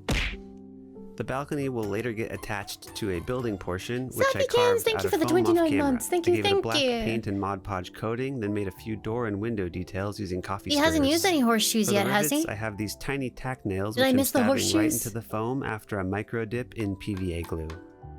I made the canopy by heavily Mod Podging this piece of fabric, then masking out the stripes so I could splotch on the alternating red What's Mod stripes with Podge? craft paint. We'll set this piece aside for now so we can work on this tall glass of water over here. I sculpted this svelte structure out of foam using a craft blade and a pencil to help accent the brick and crack lines. For the roof, I made rows and rows of shingles using a method I first learned about from Eric's hobby workshop. If you alternate the shingles like this, you can give preferential treatment to just one row of shingles with a little trim, which will add a lot of nice variety in shingle length once all the rows are glued down. I'm getting I made a stressed just set of thinking window about how long shutters that by took. splitting coffee stirrers in half, then gluing them down with a wisp of breathing room between them. The other windows are too round to use coffee stirrers, so I sliced out the window panes using a craft blade and some scrap paperboard. For the bottom of the building, it's more coffee stirrers, then chunks of takeout chopsticks cut to very specific lengths so it could nestle right up against this turret. Uh-oh, I'm lost. Computer, show me my build progress. Cool, we've done some turrets and these two buildings. Keep an eye out for this throughout the video so you don't fall too deeply into the unending void of details. Now let's go get lost over here. I was very excited to find these nostalgic beauties at a secondhand store the other day. These will add some nice roof variety, but I also think fish scale shingles give a nice cozy Ghibli vibe. They also give a nice Ghibli vibe. Next, for this little platform down here that I barely noticed at all, I'm using a plastic lid as a base, tailored to size with some plastic snip so that it can fit the castle's oblong booty. After a layer of bricks and Yeah, a I layer always of wonder, modeling like, is it paste, I stressful wanted being to this add kind a of floor YouTuber and because the underside algorithm using is so, air-dry like, clay. And I remembered there ridiculous was with a how it wants you to comment a while create stuff back that mentioned constantly. adding PVA glue to the clay But this stuff to takes prevent it from forever to do. cracking. And after a very sloppy application, it worked kind of okay, though it did make it way harder to sculpt. I let it dry a little bit, then just decided to glue it in place and let it do the rest of the drying on the castle. Hey, what do you think the function of these curved pipes are? They kind of look like human ears to me, so that's what they are, and that's music to my ears. I'm outside now because I needed an extended plastic melting session. The wind. Calcifer only obeys Master Hal. It took a bit of patience, but the wind frustration definitely beats indoor lung damage. I also have some of these interlocking pipe toys, which I ruined with fire in such a way that I could glue saxophones and pipes together into something vaguely ear-shaped. With a little bit of epoxy green stuff, I made it look like it's been repaired and patched up with metal plates. This has the added benefit of hiding actual seams as well. Alright, ears done. Who's ready for tongue? The tongue looks like it's made out of overlapping metal plates. I think this milk bottle should be a good starting point. I prepped the bottle by cutting out all the rings at their deepest indent to use as the tongue rings. But I can't remember what this thing is. No, he says he masks up. He doesn't have any microplastics in his balls or his lungs. Here as the tip of the tongue, which I'm gluing to some roughly thank you again, Stuffy Kids, for the 29 months. Thank you, Basically just a structure to hold the plastic rings. Then I'm sliding my way up the tongue with larger and larger rings that get wrapped and secured with hot glue. I don't like it. It's too tongue-like now. Most of which will be hidden deep in the throat, and the tongue's done. I like how he snaps his finger and it goes from being like meh to just perfect. Let's fill out the mouth with a bunch of wood and bricks. For the mouth floor and palate, we're going to pop into some Pringles. And as they say, once you pop, the fun just continues. Why does that Pringle can look like it's been sitting there since the 90s? If you don't have Pringles, just gluing a bunch of broken coffee stirring sticks to paperboard works too. This was a lot easier than trying to glue the sticks directly into the mouth, but I'm going to tell you right now that I really regret not painting it before gluing it in there. Oh. And the back of the mouth is air dry clay that I rolled over with a brick texture roller that also will be a nuisance to paint. Continuing with the list of face details, we're going to tackle the nose next, which is one of the more iconic details in my mind. It looks like a frog. I've already started harvesting this Gundam for this project, so why not borrow its back skirt, which is already a beautifully detailed 5-sided polygon. I drilled out a couple nostrils. So do people who like Gundams and things like that get very frustrated watching this guy? Accented each nostril with a delicate slice of this shampoo pump bottle tube. After rivets and a couple more gunpla pieces, it's a nice little pig nose. The game plan here is to cover up all this paperboard with plastic, kicking it off with this piece from that plastic apple container, which is really just some base structure to help mount the nose to. For the eye sockets, I'm using 2 of these dimple pieces from the apple container, then adding on a couple it's like plastic a frog crossed with a spacers, snail. but just the ring section. This will add some strength, but it's also a new convenient place to add rivets. And I almost goofed and put the eyes up here before realizing, nope, they go here. For the corners of the castle lips, I glued a bunch of coffee stirrers to a piece of paperboard, hot glued them in place, then got ready to make those kissable lips. The curved ridge on the bottom of this thick plastic salsa container should provide some structural stability to the bottom lip. One technique I did occasionally was to cut tiny windows into the plastic so I could hide details behind it, such as this Gundam fist punching out of the hole to add some subtle detailing. Everything was made nice and rough with a good sanding, so each piece held strong with just a bit of CA glue. And then for the chin that is mostly obscured on the underside of the mouth, I used another one of those apple container domes to round out the whole thing. 1,800 rivets so far, Chad.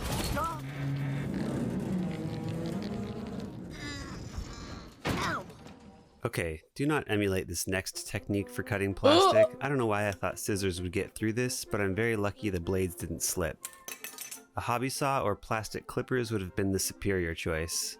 For pretty much all the lip pieces on the upper mouth, go fetch these extremely niche and specific Gundam parts that you're keeping under your desk, or follow the more accessible option and use random junk plastic cut to the right size, just like I did for the bottom I don't know jaw. what your words mean, but they sound funny. I don't know what this is, do you? Please let me know if you do. I found it recently at a thrift store where I've been trying a new technique of crouch walking to find hidden crafting finds. They're usually down here. You should try it. There tends to be lots of broken stuff at the backs of shelves, especially in the toy section that a cashier would likely be happy to get rid of. Just make sure to ask nicely. When I do this foraging technique, I try to always buy something so I'm not just a scavenging goblin. I'm a customer and a scavenging goblin. Any red piece you see is from that gunpla kit I threw up on the screen a minute ago, except not this slightly off red maroon piece. This Gundam groin belongs to this guy. A couple more bedazzled Gundam pieces here. This is a plastic piece to use for the eyebrow area. I tried to use the curve of the bottle to my advantage. Remember, you can never have too much deck, so put a bit here, followed by the bell nozzle of a gunpla kit. Next, continue dismembering Gundams and take this ankle for the corner of the mouth here. This is the hot sauce limiter that Big Salsa puts on the end of their hot sauce bottles. After a couple gear charms and some rhinestone rivets, it makes a fairly convincing rotation point for the jaw here. Yeah, Speaking definitely. of the jaw, I added some broken coffee stirrers to make the mouth a bit more dilapidated. Mayonnaise squirt bottle. I need my face aesthetically What I'm learning pleasing is and that, like, perfectly proportioned, Americans so this have was really definitely the interesting hardest part of bottles. the build. I feel like 90% the of bottles here are progress I just made while bottle shaped. crafting There's no was like just weird four-dimensional indents going chess in the on. void of my mind. I spent most of my time just staring at garbage and trying to figure out how this non-existent model kit was going to go together. Whenever I got to cut and glue a piece together, it felt like a triumph. Oh, what a pretty fire. Seriously, I couldn't have made this build without gleaning everything I could from Scratch Bashing. He has true junk vision and is so good at unifying garbage into something beautiful. And with that, we've reached full face. Alright, face done. Time to deliver Howl his hot bath water with this boiler pot over here. We won't need fire. It's brand recognition? We'll need this fire hydrants toy. Oh. I'm slicing off its two arms and combining it with the Chad, cap I have from a food bottle left, of but my Ramune tummy to is create hurting, the so I chamber. guess I won't eat And for anymore. the pipes that deliver the steam, or I'm the sad now. magic sauce the castle runs on, I'm using a couple of these 90-degree bends from a set of pipe toys. Is this Throw man on a married? couple more I'm pretty sure mysterious he's had Gundam his pieces girlfriend from show the up in a bit couple box, of new and it's ones, done. right? Eventually, Or this maybe piece wife, is I'm gonna not go sure. right Either here, way, but forget about it for now, someone else because has we shown need to up in make his another videos one on the later other on. side, starting with a broken piece of a recorder I found at a thrift store. Coupled with tank wheels, pipes, and rivets, this one is done too. May all your baths be scalding hot. Next, we're going to make the She is the little lady of tassets infinite that patience. protect the castle's chicken He legs. has a wife, you know. For the general shape, No, why crack would you open a put that ripe back in my ping-pong head? ball Her and name. harvest several of the wedges, gluing one on each of the hips. And then for the scales, or tassets, get ready to make a mess with some yogurt. Gotcha. I like the plastic that these containers are made of because they're very flexible and easy to work with. These plastic scales make a lovely nail manicure. Genuinely, but for I think today, anyone we who just need to talks throw about some something that they're rhinestones on interested them in with and then such glue passion down 2 is layers of interesting to scales listen onto to. the hips. And then a strip of craft foam to hide the mess. What about this very minor gear component that doesn't really matter? It's part of a shampoo pump bottle, metal gear charm, part of a plastic tank model, a bead cap, and then it's done. Quick It's so progress fancy. check. Next, we're going to build all of the various room attachments that hang off the side of the castle. A lot of these employ very similar techniques and they're pretty basic, so I'll do a very cursory explanation of each one. This building will be nestled under the pipe, so I filleted off a bit of foam in order to squeeze it into its perfect cozy spot. That actually goes for all of the buildings. They're all made of foam specifically for ease of slicing and fitting. For the windows, some cross-stitch canvas as window panes, and we'll call it good. And here's another building that looks almost exactly the same as the last one, except for the key feature of how the foundation of this one is tailored to fit around the curve of a pipe.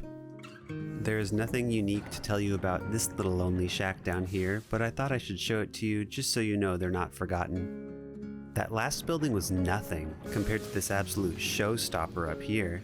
The biggest thing I learned on this one compared to the last few buildings was how cross-stitch canvas windows look much better if you wedge them into cutout foam I actually holes. get stressed watching This stuff building like is Bake also a Off fancy because it feels twofer. like It it's wraps just around a turret like with a wood shack on one side. an hour of people This getting next really little crumb of stressed a out building serves and no purpose upset other than to and then fill the getting armpit middling of the marks castle for it. here.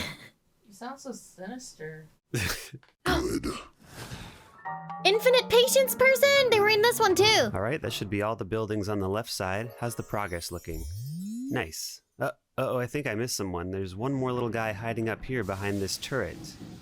I made this platform to give the house a little bit of elevation, covered a foam block in wood siding, and then topped it off with a chimney made from a shampoo pump bottle. For this thing, which is what I assume to be one of the castle's numerous open-air sewer vents, I used this very ribbed portion of a cap from a printer ink refill bottle, nestled it into this piece from a Really? plastic We're apple telling him container, that's super then sweet. topped it off with a bead cap so the pollution can vent out. If you have any extra saxophones, just use them as miscellaneous pipe detail wherever. Are they still We'll attach it working later there, or after did they get painting. hit by like Let's that weird continue thing that the moving along to BBC the did back where they with kind more of got rid of a bunch of plastic older filler, such as women more and Gundam because kit they didn't want pieces old and women on the another boiler shows? chamber pipe combo I don't think made they're from the even that old, mouthpiece so I'm of a assuming they're broken okay. recorder, more pieces from They a fire left? hydrant toy, and anything else tubular. This How come? pipe glob will ultimately rest between the castle's webbed flipper wing things, which we're making right now. Oh, I These beautiful see. butterfly wings look like the webbing is made out of many overlapping metal plates held between 5 segmented fingers. We'll start with the webbing. I've been saving a lot of these takeout containers because I really like the ridge details on the Wait, so sides. most of the I people cut that and were on the sanded a show bunch are of now pieces like gone? this, and after lining them up, these boneless wings are almost ready to take flight. But I prefer my wings bone in with an armature wire skeleton hot glued at the joints. I'm actually impressed with how sturdy these feel. No, it's I recently learned from so Miscast you about remember the the powerful combo Imagine of Dragon green song stuff that's and like, milliput. oh, the Using a misery. 1-to-1 ratio My of bot each, likes it to creates sing new that, and improved except it's light gotten green slowly stuff that's more and easier more to sculpt than corrupted green as chat stuff alone, repeats it. yet slightly So more she then flexible repeats than it milliput on corrupted, its and then own. they repeat I it thought back the even working time worse. was So supposed it's to be just gotten almost 2 worse and hours, worse and but I had worse. maybe 30 minutes tops before it started to harden up, so I had to go quick. Sophie, hurry up, please. I made some faux rivets using the end of a plastic Like, Og the tube, Misery then is covered kind of like the webbing in more tamest pieces version. of I've that seen takeout Ubep the container Mibsiri to before, add a plating effect. which is very funny. To connect the wings to the castle, I need something to mount it to. The tips of these tube toys happen to be the perfect diameter to fit the finger segments of each wing. Ubep I was used a from lot of Freddy CA Fish. glue That and sounds right. accelerant to create a strong weld for each tube. Then I should be able to insert these wings into place after painting is done. Oh, I think there's some sort of yeah, no, illusion that spell sounds that keeps adding more houses correct. on the shot every time I look at it. From this broken Star Wars speeder tank, I'm using the windshield frame to mount a nice deck. Did he On just top murder of this Star deck Wars? goes an improvised house made out of foam. Since this building's on the back of the castle, I thought maybe this can be the bathroom. But as you know, Only it's halfway the new through? wizard It's law that actually witches and only wizards halfway through don't the use video as well. toilets, We've so been here this for can be 25 Sophie's minutes, toilet, chat. and here's a sewer pipe coming out the top. Next, let's get our hands on this thing dangling between the legs, which is the door where Sophie first enters. This also includes the rest of the junk that hangs off the back. I found one of these kids' Echo microphones at a thrift store the other.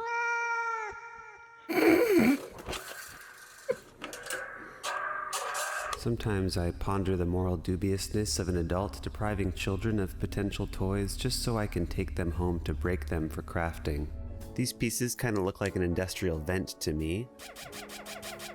I mounted them on a piece of chipboard to match the width of the castle, and then added a little maintenance But door really, for though, who this gives a fuck section. about those Now, kids? time to fill More out this deck breaking! with a bunch of sticks.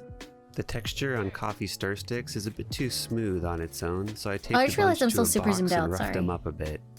I filled in this section with a piece of yogurt container plastic. Then here's a thing I found on the ground, and I have no idea Yogurt. what it is. Kinda Yogurt. looks like a metal beam, so I'll add it right here. I drilled some holes for inserting some OSHA-approved railing, even though Hal's fines are innumerable. Then I pre-glued some stirring sticks to a piece of paperboard for a top deck. And here's a cute little stairway. Isn't that wonderful? I accidentally Why did- extended why the did he door pitch past shift the it? top of the deck, so I'm adding some foam and plastic to help Takasaki, transition thank you between so the much height for the 3 differences. months. Thank you, thank you. Then I added a bunch of bricks to help transition it to the rest of the castle, but it's missing something. Every build is incomplete until it has a horseshoe charm somewhere. Quick fit test under the wing zone, and this door section is done. But it's not the door section you might have been thinking. Is that the way in? I carved the main shape out of foam and added bricks off camera. Ultimately, this dongle will hang down right here. After some modeling paste for brick texture, the main defining feature is the metal scales that cover the top and the bottom. Laimu bot, you can't just call chat broke. The door is pieces of coffee stirring sticks, a tiny armature wire door handle, paperboard hinges, and a few rhinestone rivets. Now back to the castle because I almost forgot to pay attention to the belly. The underside is covered in a frightening amount of details, but we can take shortcuts because it's barely seen. From a salsa container I used earlier, I added a few rivets, This is and that literally should a be salsa decent container. enough It's to cover the ridiculously majority of the detailed. real estate. Then I had this tank tread, which makes a nice collar. Occasionally, I would place some of the buildings in their place to make sure they would be crowded in junk details to hide the seams when I glue them in later. I didn't reference the movie too much, but instead decided to just improvise with whatever junk I had on hand. Like this leg, which had a nice vent that fit perfectly right here. And then I used Remember a when broken Lime said we bubble weren't gonna wand watch the to whole fill thing? rest of this Yeah. gap. This shot's just for the Gunpla fans, so they can keep seeing me desecrate the Master Gundam. You can never have enough exhaust JP, thank you for pipes. gifting The 5 castle is covered subs. in Thank you, tubes thank you. leaking He's goop, mocking so you. I added tubes He's wherever mocking there you, was fans of space. Gundams.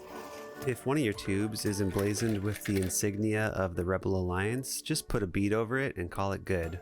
Now hold this in your mind for a second while we fill in some more gaps over here with plates and rivets. Okay, good. Now put it there. Nice. This was part of a noisemaker party favor that this building will mount to. Then the rest of the gaps are train wheels and zip ties because I can get away with whatever recognizable junk I want to. More riveted metal panels, but for this next section, let's throw down a row of wood boards around the neck. Someone tweeted this movie poster at me and I noticed there's this little pimple under the chin that I forgot. This little wood shack will go right here, but I need to camouflage it with some miscellaneous junk. Pizza time. These miniature tables that come with pizza have 3 free tubes that can be heat warped into whatever shape you need.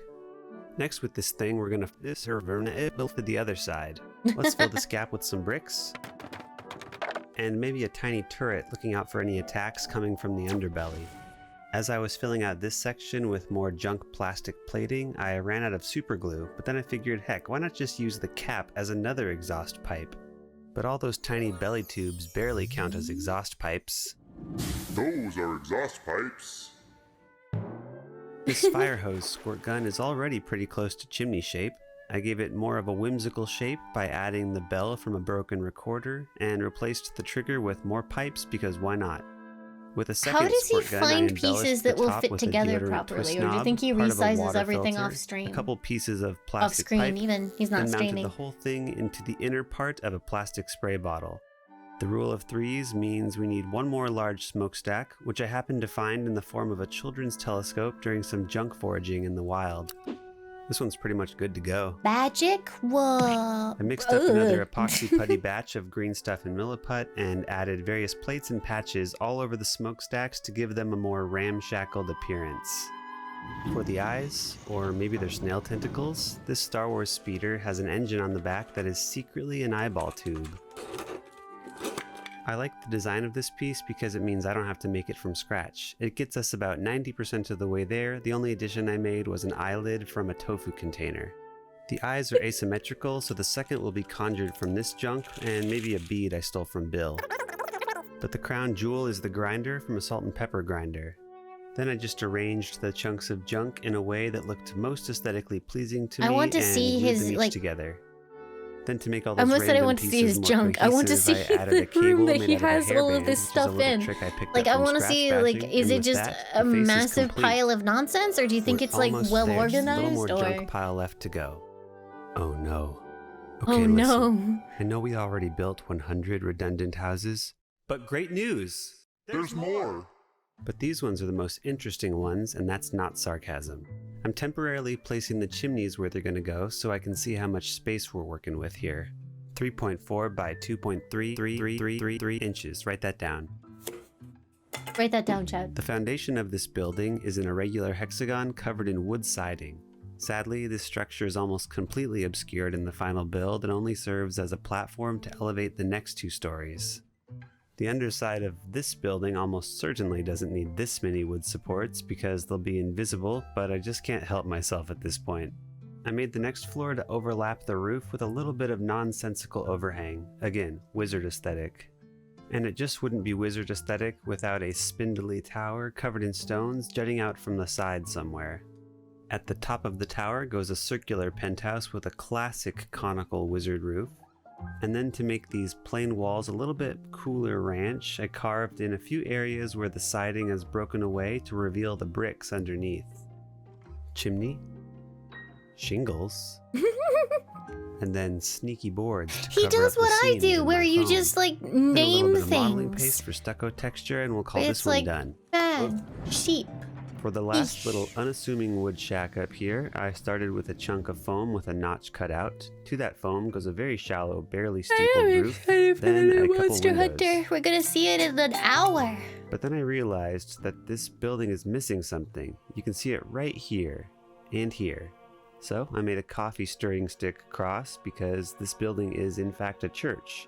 I wasn't aware that Howell is religious, but in the English dub of the movie, Howell is actually Christian. Now that I know this is a church, this makes what I was going to place right here seem like a wild choice. In this nook, I'm adding a chain and a hook. The pre-made orange beam was from a Micro Machine toy, and I added a couple gears and jewelry chain to it. I probably should have glued the hook to the chain first, but this is more fun. Yeah, Christian Bale plays Howl in the English dub. The castle is covered in nonsensical chain gear garbage like this, and as long as we've built this one, let's build another one that gets a whopping 10 frames of screen time. The starting point is this wishbone from a classic set of Micro Machines. I glued the two tips together and then added a couple gears and the threaded rod from a deodorant stick. Yes. This geared catwalk is going to connect to yet another building that will sit behind the wings on the back. Not much interesting. Oh no, to the report clip's about not this gonna one. have the It's more foam voice. and coffee Oh, stirring it's so sticks, except sad. they Goodbye did add this very context. cute little trap door that comes off the roof here. Hey, kind of interesting thing I learned is that everything's made up and the details don't matter. In fact, the castle details change between almost every shot in the movie, which means if I tell you this corrugated metal shanty exists in the film, you legally have to believe me. I added a lift arm with part of a spray bottle, but we need to eliminate this chain wobble. And now we have a nice little chain popsicle. Off the back of the castle, there's a very inadequate propeller, though I prefer the flight version from the end of the movie, so I'm going to combine the two concepts just a bit. I have this pre-made propeller from a Micro Machines toy, but it needs a little extra beef to be a more Does that mean he appropriate murdered scale for the Micro castle. Machines too? I glued on these angled wedges to a bunch of coffee stirring sticks, and that's looking Why much does he more hate powerful. everything? We've saved the highest and lowest parts of the castle for last.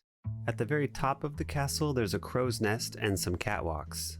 The main part of the nest will be this Dude, plastic toy is bucket, Laimu which will trying sit to atop send this very stratagems? stiff bubble tea straw. Here's a random toy beam I found at the thrift store, which fit on the straw with a little bit of off-screen drilling. I truncated the beam and added a few catwalk details, such as this cross-stitch canvas as metal grating and a safety rail. But we need a way to scale this junk, so I made a ladder out of this mesh insert from the mouth of a plastic jar.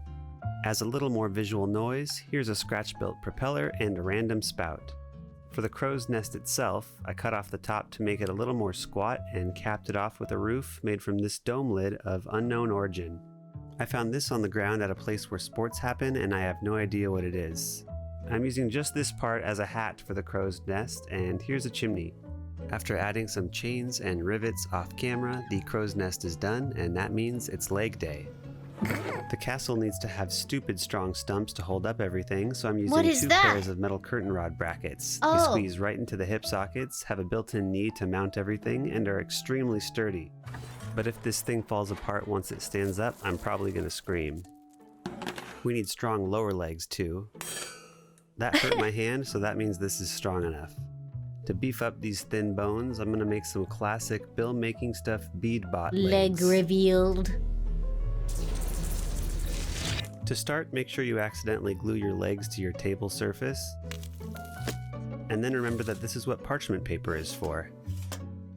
I strengthened the knee joints with more beads and lots of CA glue and accelerant.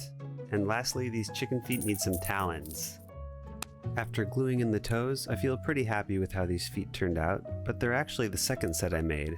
I had a grand vision for $0 garbage feet made from dog poopy bag cardboard tubes and a bunch of leftover plastic palm trees, but the end result looked way too thick and had to go. And there they are, the full load of all the parts ready to be painted. Thank you for reading. Welcome. How are you? I kept all the pieces separate to make them easier to paint and to make the final assembly more of an exciting reveal. So take one last look at this hideous hodgepodge of colors. What a pretty color. It's hideous! I'm priming everything in flat black, and then also flat black, because I'm probably going to run out at some point. Then I hit everything with a gray zenithal highlight to make these primer shots more interesting to look at. Oh, Chad, look, it's coming together. Look at it. So glad it's not a disaster. Now let's grab a brush and start slapping some colors all over everything. Yeah, slap it on. I'm going to use cheap generic craft paints mostly, but for the metallic paints I need something with more actual metal flake in it. Wait, what are you doing? No, please, that's not how you make paint. Oh no. Oh, you got me. There's a lot to paint, but my plan for going Juno, fast thank is you for painting getting us one up to color Liberty at a Grace. time, Thank you, starting with thank everything you. that is made out of wood. Sorry if this edit is confusing, we're gonna jump between sections constantly, but dividing it by material made the most sense in my head. Plus, it meant not having to wash my brushes as often, which is a thing I do not like to do. The main wood strat is A, be sloppy, because we can clean up later with the other colors, and B, overbrush without getting too deep in the cracks so we can retain the dark recesses as shadow. This first pass is translucent, but I don't care, because the lighter browns to follow will hide this cursory paint job. This is where I learned the importance of brushing those hard-to-reach molars. For the inside of the mouth, I was less concerned with doing a good job as I was with doing a paint job. Just get that brush in there and wiggle it around until everything has paint on it. Now that it's all base coated, we'll take a lighter brown just to hit the edges with a dry brush. If you have to choose between good, fast, or cheap when it comes to dry brushing, use a makeup brush so you can choose all three. It does a decent job, knocks out everything very quickly, and requires very little thinking, only wiggling a brush. Next, we're going to tackle all the house siding, which is all cream colored. Creamy. Welcome. We're going for a stucco appearance with this color. I don't remember the specific name of this shade though, do you? That's bone. Oh right, bone. It took about 3 coats of creamy bone to cover up the primer, but you can use any shade of almost white that you have on hand. Look at that subtle off-white coloring. The tasteful thickness of it. Howl, you're gonna make me blush. You're so supportive of my painting.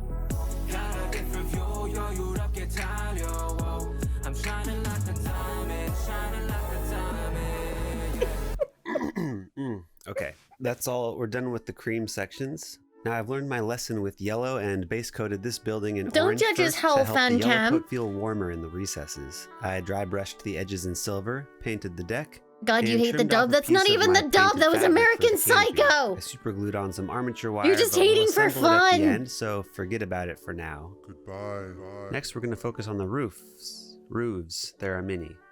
For most of the roofs with shingles, I stippled on a dark red, followed by a coral dry brush to subtly highlight the edges. Did you miss the But for stippling? You missed some roofs, you've stippling. got There a might be more terracotta, stippling. especially the corrugated paper roofs to help imply that they are made out of clay tiles. And why not throw in a nice purple roof too, just for cuteness, because it feels appropriate for these fish scale shingles with a lovely light lilac dry brush. Oh, quick thing about windows real quick. After painting the panes of this tall boy, I finished off the grills with a piece of green paperboard so I could just glue the pieces on rather than having to delicately avoid painting the windows. I believe I gleaned that smart order of operations from a Mechanical Fiend video. Then I gave each pane a light green highlight to help them pop a bit. For the bricks, I'm unifying everything with a quick and sloppy What does it first say about pass me in that the I find that grayish really, red that I really mixed funny? up. Then I picked out the chosen bricks and added a little variety with a family of similar colors, red, gray, and some tan. And I applied the same color scheme to the bricks on all of the house attachments too. The colors are a bit too vibrant, so I'm muting everything down and blending them together with a nice warm gray that felt like it could play nicely with all of the colors. Next, for the material I've been afraid to meddle with. After priming everything, the metal plating was I don't looking like the pretty tongue. decent, but I noticed The a tongue few makes gaps me in the armor, so uncomfortable. we're filling the gaps with a sludge of brown paint and baking soda to hide the holes and add some rust texture. Like this deep crevasse that you could fall into. Hello? I tried to focus the goop on just the gaps, but was inevitably very messy, so I blended it out a bit for a more natural look, which I have decided was my intention all along. And don't forget to rust up that underbelly. Adding to that basic brown, let's dab on a little terracotta to add some depth to the color. Now for the non-rust shades, starting with old brass, which I dry brushed over the legs to retain the dark primer in the deeper recesses. For the wings, I wanted them to have a two-tone effect, a stippled copper over all of the wing membranes, then a dry brushed gold on all of the wing fingers, then I added some wear and tear with a dry brushed silver. Speaking of silver dry I love it when you brushing, just stipple, keep doing girl. it. Make those turret domes so dry and so silver. I felt a bit bad about how dry I was making the brush, so I rewarded it with a quick exfoliating spa. Then after a thorough drying, it's back to more dry brushing, primarily bouncing back and forth between copper, silver, and maybe the occasional bronze for the rest of the castle. But why dry brushing? In my mind, the finish of the castle Yeah, is I very think, doesn't he worn and self-edit his aged. videos? It's a neglected antique which dry brushing helps emphasize by retaining the dark primer in cracks and around rivets.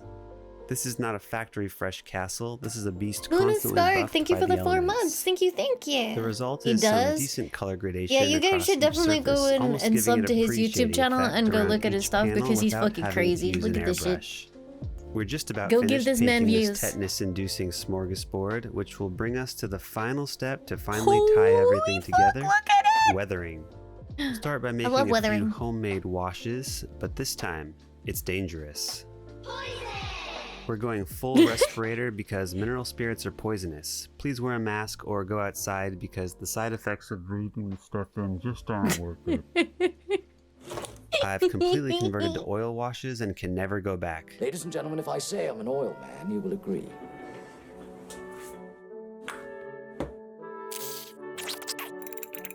I wish I could tell Studson you the says touch perfect grass. proportion of mineral spirits to oil paint, but it doesn't exist. Yeah, yeah, like this is the water-based channel. washes, I used a paper towel to dab off the extra before it pooled and dried.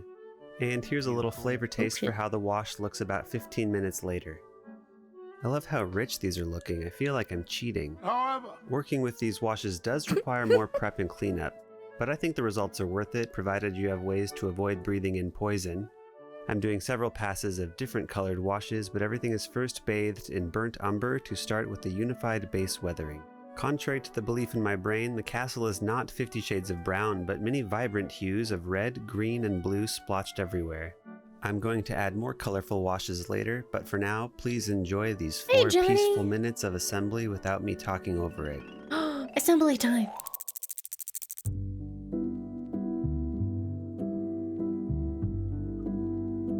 This is cozy as fuck.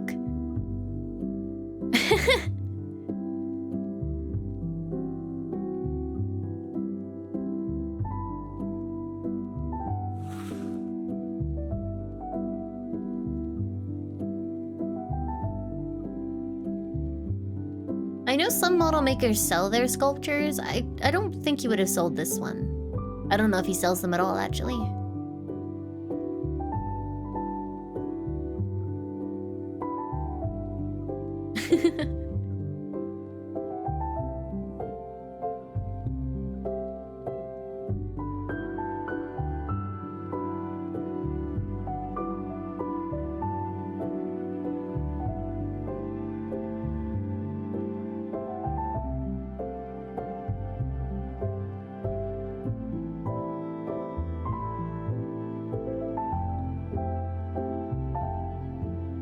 "17 squirts for Studson.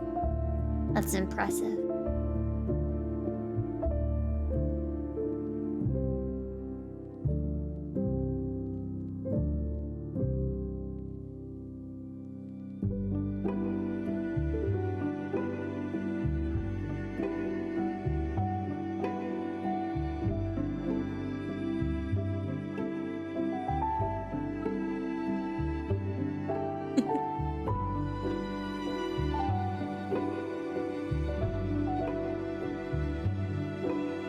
Now you want to go watch the movie? You're not allowed to. You have to stay here and get advertised to with the rest of us, okay?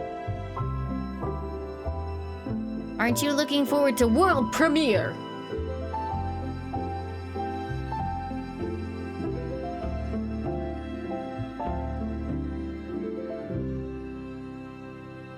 Exclusive.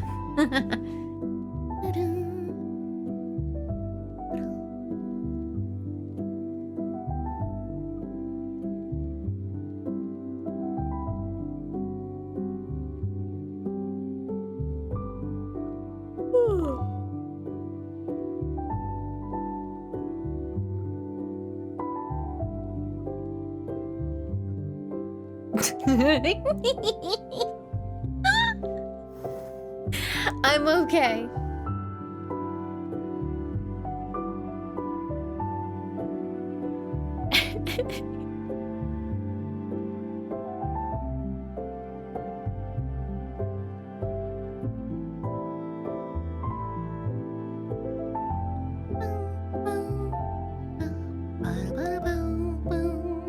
Are you looking forward to the unveiling, chat?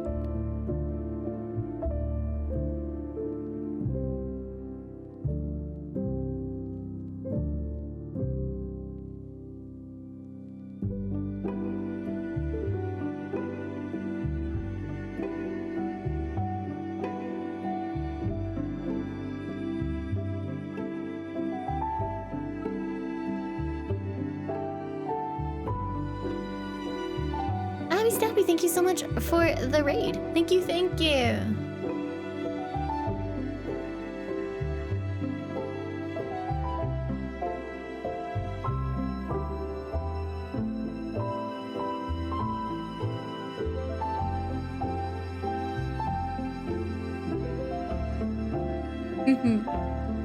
Hi, Lord of Cakes, welcome. Am I enough yet, Father? Not yet, my child. There's always room for Thank you so flocking. much for the sub. I'm mixing up a moss paste Thank you, using thank glue and you. fine green turf. But don't toss this pesto on your pasta just yet. It's not for your mouth, it's for this mouth. I'm adding a few streams dripping and growing down the lips because the castle practices terrible oral care. I'm also using this pureed spinach as a gap filler around any buildings or anywhere that moisture might accumulate, like at the drippy tips of every exhaust pipe. It's an all-purpose goop. Maybe it's pollution, maybe it's algae, maybe it's moss, maybe it's grass stains from the castle getting too rambunctious when it's romping in the Alps. Flocking is my favorite, and I just kept adding more until it was no longer movie accurate. As promised, it needs a little more color by way of oil washes. We've reached the end, my friends. Thank you deeply for your patience as this project stretched thrice as long as expected. Special thanks to everyone on Patreon for their support, and another special thanks to Demon Gummies for lending me this lo-fi music track. Stick around for the rest of their song and 185 Patreon name shoutouts. Thanks for watching, and let's roll the beauty shots. Kerfuffleuppa, Darvis and Nico, Michaela Murray, Dungeon Masterpiece Nick Costello, Christopher Smith, Bobriella Starbird, Emmy Kuna, Brianne Schlegel, Milch, Happy Birthday, Ellie, Emma Kukuk, Danny Cara, Petian, Poet Fox. How many patrons do you think he has compared to how many he had here? He said 185 patrons, right? Caleb Crone, Carolyn, Steve Cardinali, Carmen B, Aaron G, NG, Katie, Julie, because he now has 2,000 patrons. Second, Cassian, David Snowder, Dominique Baggett, Grayson 107, Reagan, Kate Foster, Danny Ducker, Brandon Bell, K. Sarah, Karen Melger, Brenda, which is very good. You only get the song shout out at the second tier, but it's the most popular tier, so I'm assuming there's a lot. Lynn Bramble, Eric Morrison Jr., Buzzy B, Nat Bowie, Sarah Jameson, Ryan Bateman, Randall Young, McSquirrel, Kaimana, Twazon, Leslie Young, Messiah, Struzzle, Caden McLean, Nintendo, Florence Everett, Emma, Pineapples, Monica, Jane, Sarah is raining, JP Shred, Lex Joe Chang, Jessica Baked Haunted Clay, Heather Angle, Anna Hayes, Leafy Green Boy, Titty Coffee, Flavin Lova, Kayla Connie, Leah Army, the beautiful melodical titty Azure coffee. Star, Amelia, Red Eye Jedi, Nogo Sheet, Lunar Magi, Mochi, Jinx the Dinks, Jesus Zamora, Josephine Liu, and Laura, Katie Ocean, Bradley Harder, Scott Grossman, Jake Harker, Katie Potmad, Oh, I see, Hyrulean Hawk. That makes sense. Wilkins, Okay, so it could be any amount ever. Sophie Claire Blaze Lewis 46 Mitchell Mares and Benoit Doidic Lucy Ball. Oh, actually, it says here that he makes 3,000 a month. Good. As he fucking should. Sebastian M. Michaela Calhoun Dan Peach. Issa Zorg, Carrie Friesen, Florian Brewell, Derpy, Washi Wizard, Slithering Snake, Amber Reeves, Sebastian LaFay, Artsy Geeky, Merrick, Thermal Chaos, thank you for the 23 months. Thank you, thank you. Brianna Diego Garcia, Halcyon Hyacinth Jack. Break it down. Nathaniel Spurrier, Honey, Russ Clint Thunder, Aaron, Seth Thomas, ACM, Jamie, James, Casey Van, Jamie, Me, Dia, Inbar Meyerson, Travis Ball Henderson, 93, Rin WTF, Dylan, Carol, Dylan, Daydreams, Wright, thank you so Laurel much for the Field, 6 months. Ally Thank you, McKnight, thank Adrian you. Knight, Mr. Morell, Brett Forsyth, Deborah Lavelle, Letterpress Soap, Stu Dio, Blueprints Workshop, A. Simone, Breon Peterson, Henry Bieberman, Linda Wilson, Christina Grease, Commingled, Shipwrecked, Mecca, Tiffany Hoyle, Lauren Kelly, J.S. Fred Scott, Frost, Sasquatch, and Greg Soul, Harmony, Dasha, James Croots, Anime Reaper, thank you for the 3 months. Thank you, thank you. Ports Jr., Annalise Peprock, Anthony was here, Johnny Boy, Kayla Littlefield, Jenna Hill, Sarah Lynn, Sarah Cropley, Hannah Robinson, Lisa Copeland, Dana McCarthy, Catherine Scatson, Stephanie Walker, Corey Newton, Daniel Rucker, Tango Wild, 88, and Kendall Yates. It looks so good. Do you ever look at stuff like this and be like, I've wasted my life?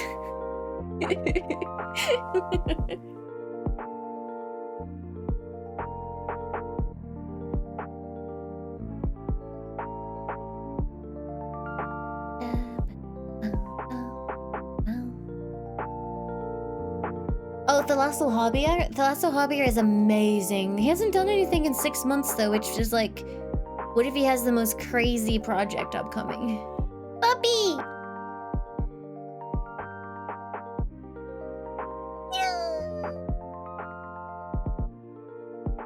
Puppy says he's tired of this shit. Yeah, I can only assume Thalasso Hobbier is cooking something crazy.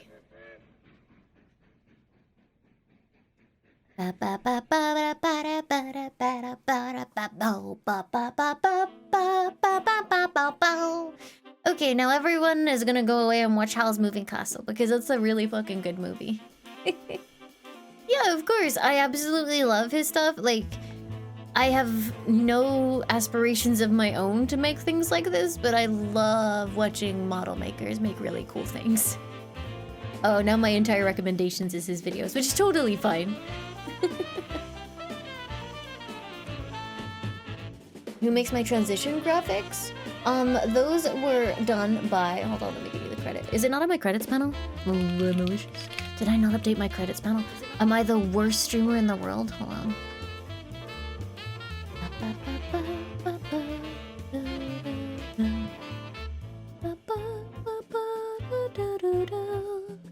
No, I need to update it. Oh, worst streamer ever. I know I put it on my overlays for the debut, but I guess I didn't actually update my panel itself. Hi, Ulta Galaxy, welcome. Bad streamer. Sasquatch Noob, thank you so much for the sub. Thank you, thank you. Let me go get you links.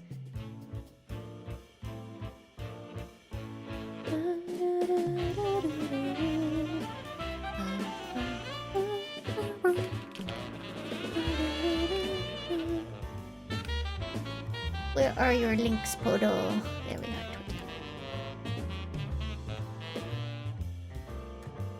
There you go.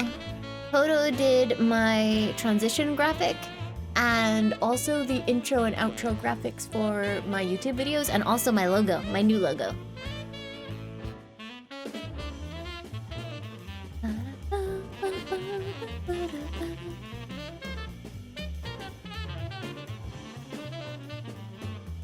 Oh, I want to watch the Luigi's Mansion one again. Just rewatch the entire Studson series. Opsy, thank you for the 7 months. Thank you, thank you. What's Indigo Park? Hi, Ariel. 10 minutes? No, it's at 10, right? Okay, so far I have received like 8 different times for when this thing is starting.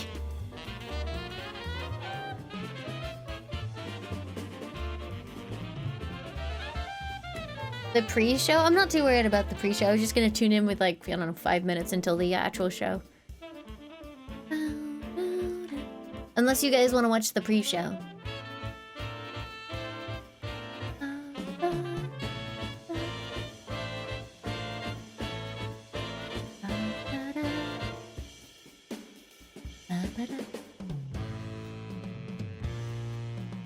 Funeral company ad background music. 1, the funeral companies have ads. 2, this is Persona. Have some fucking respect.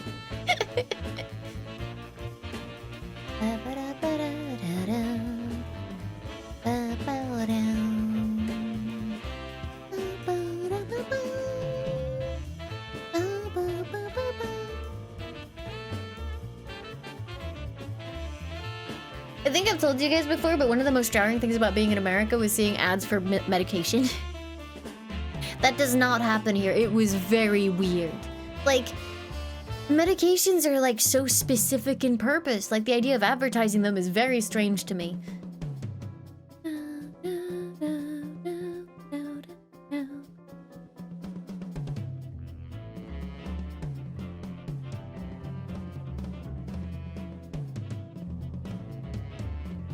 Ozempic is one of those things, I swear to God, where I had seen nothing about it, and then I saw it once, and now it pops up multiple times a day in discussions.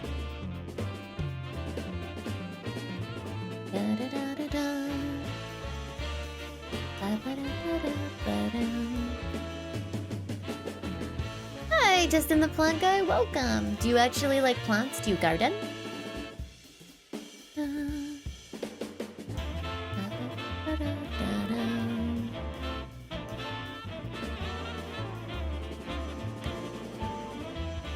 You're a botanist? Oh, that's so cool. The only thing I've gotten close to botany in is in Space Station 13. That's freaking cool though.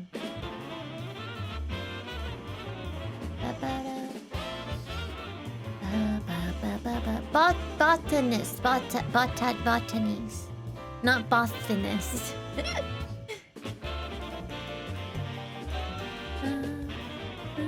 You're a florist? That's really cool too.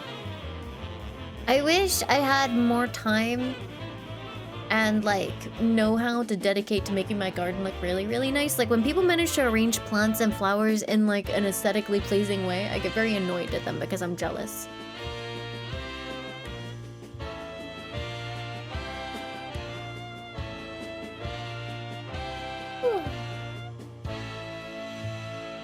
Mass Effect reveal? No, I think they'll wait because they've got Dreadwolf, sorry, the Veil Guard. They've got the Veil Guard. Oh, I hate that name. Reveal on like the 11th, I think it is. Oh no, Chase, that's awful. Yeah, you definitely don't want to take something if it's gonna do that kind of thing to you. Yeah, they changed the name of Dragon Age Dreadwolf to Dragon Age the Veil Guard, which is mostly awful. I wouldn't have even minded Veil Guard, but why the Veil Guard? None of the others have the. It's Origins Inquisition. Why the? Like, Origins Inquisition Veil Guard would have been fine, but now it's Origins Inquisition the Veil Guard. The Dragon, the Age. Yeah.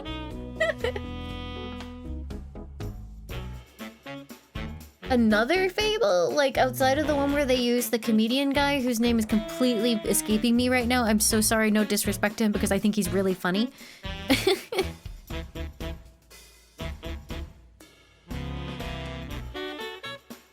Thank you. Yes.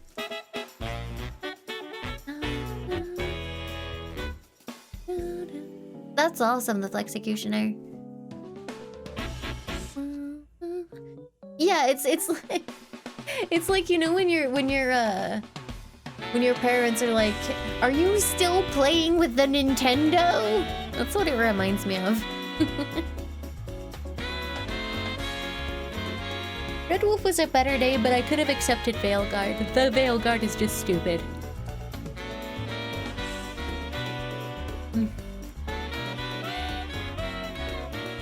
Yeah, that was Beneath the Mask remix lo-fi by Q-Mu. Q-U-M-U.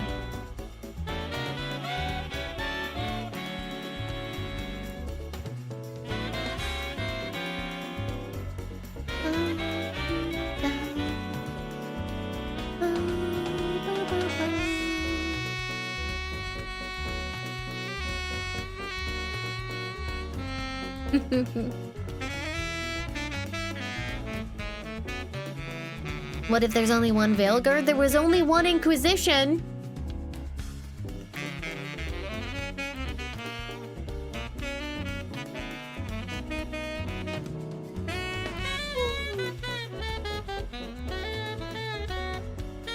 I heard they're reforming the Veilguard. Vampire hunters or something.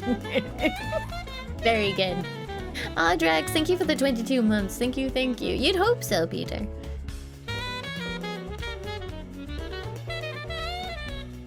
Yeah, this is Vigil. This song makes me cry.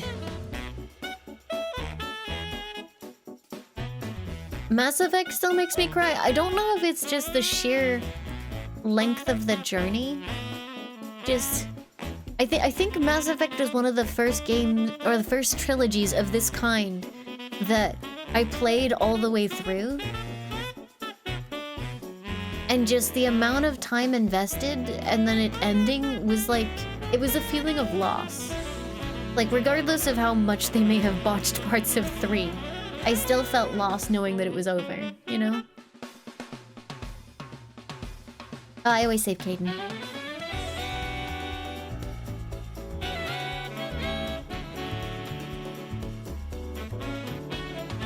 Anderson every time hits me like a fucking truck. Like, holy shit.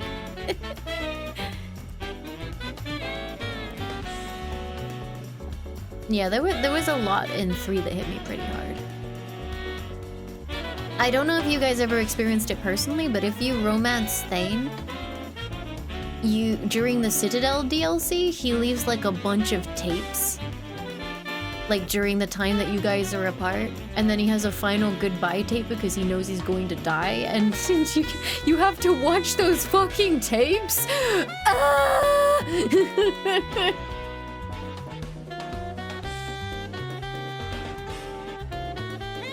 I think what he says is we'll meet together, we'll meet again across the sea. And it's like, oh no.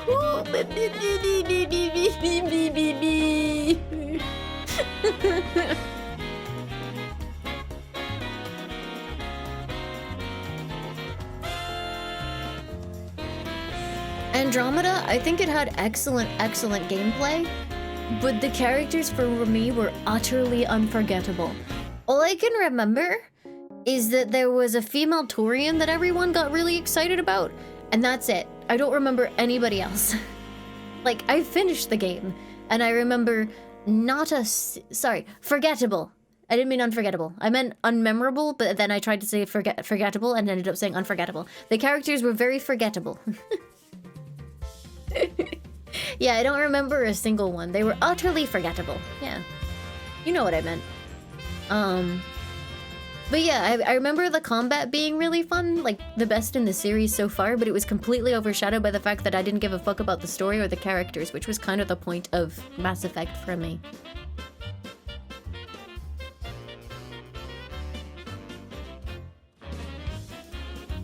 What game? Andromeda. I've heard really good things about 3's multiplayer. I think I played a little bit of it, and I remember it being fun.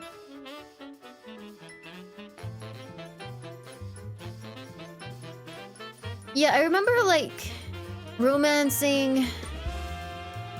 I don't remember what his name was. He was an alien guy, and at one point he said, I will devour you. And, like, I just kind of, like... just wasn't interested anymore, dude. I became the desert. Like, I was not into those characters.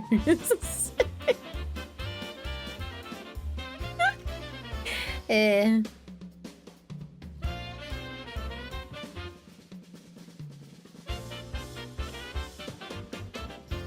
felt like bullet sponges? I don't remember specifically the balance. I'm more talking about, like, I don't know, just the feel of the combat flow. Hi, Mardoodle! Thank you so much for the 21 months! Thank you! I specifically played a Vanguard, which I feel like they improved every single entry into the series. Like, 1 was kind of whatever, like, I don't even remember if you could be a Vanguard in 1. And then 2 was meh, and then 3 was just fucking crazy because you just ended up teleporting all over the place and Hulk smashing into the ground, which was hilarious, and then I think they refined it in 4. Yeah, exactly. In 3, it was just like, zoom, kaboom, shotgun blast, zoom, kaboom!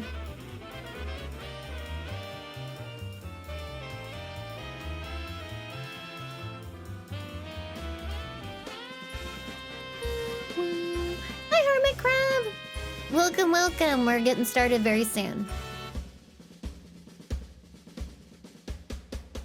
Kaboom! Sploosh! Yeah, exactly, just like that.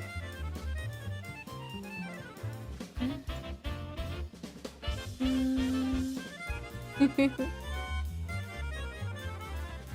button! Thank you for the 34 months. Thank you. Yeah, no, I really enjoyed Mass Effect despite its flaws.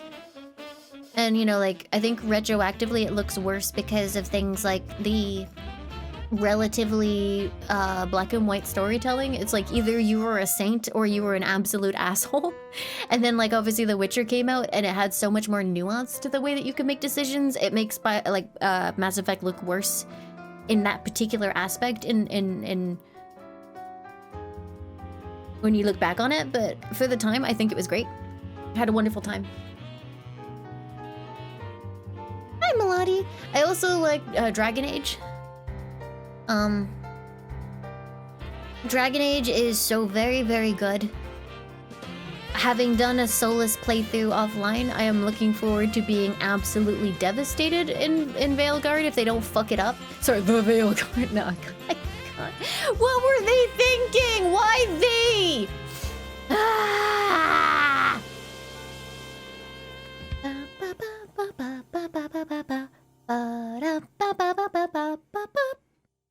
Yeah, I think it maybe helped that I was so butt mad about the endings to 3 that I think I waited until they released the expanded cuts of the endings to actually finish it.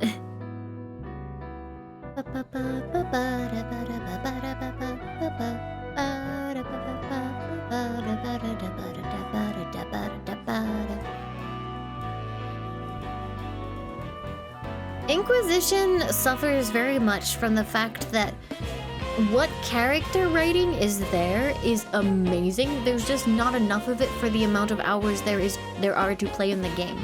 Like, it is one of those games that suffered immensely from when they were trying to turn every game into like a multiplayer live service type game, like open world live service nonsense, which obviously is not what BioWare is good at.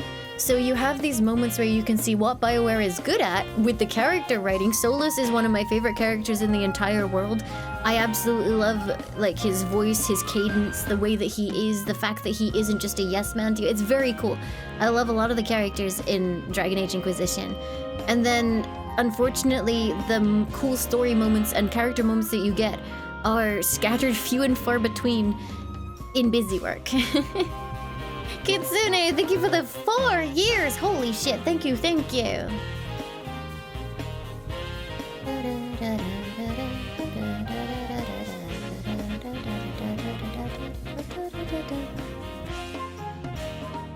How do you become as cool as me? First, you must become anime.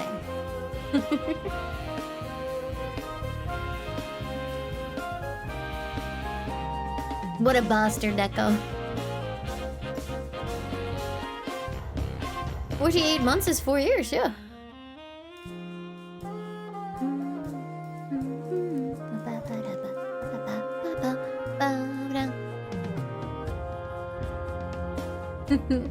I do remember that the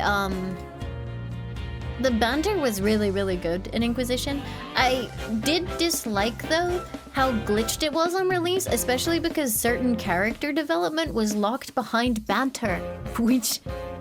So, like, you could get... Dorian and Bull could have a full-blown romantic relationship that would actually be referenced in, like, DLC and stuff, but it could only happen if you got the banter. So you had to bring them out and hope to God that it didn't bug, and that they would have enough banter together to actually get together. I'm pretty sure it had a couple of cutscenes linked to it as well.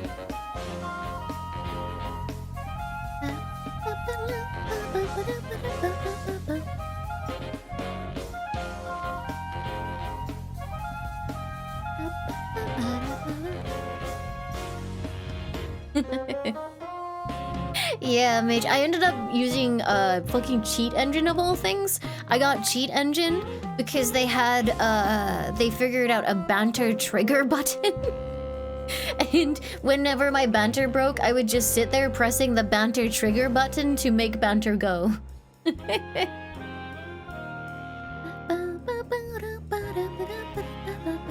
I played Origins, yes.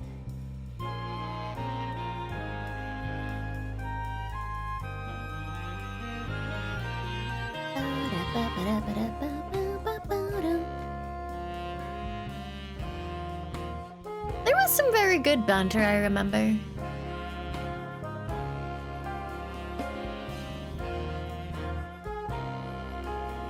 But yeah, no, I felt sorry for anybody who was on like PlayStation or was it also on Xbox? I can't remember. Who was on console that couldn't do that. I just remember there being like hundreds of posts where people were basically trying to figure out increasingly convoluted ways to force banter to play. Because otherwise you would be stuck wandering around this like level for 50 hours with nobody saying a goddamn thing.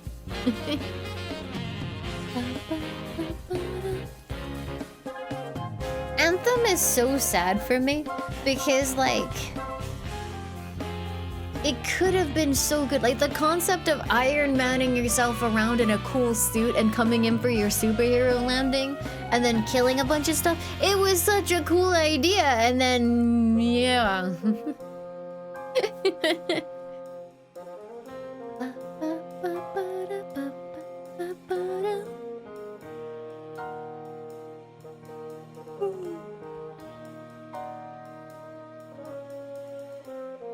Yeah.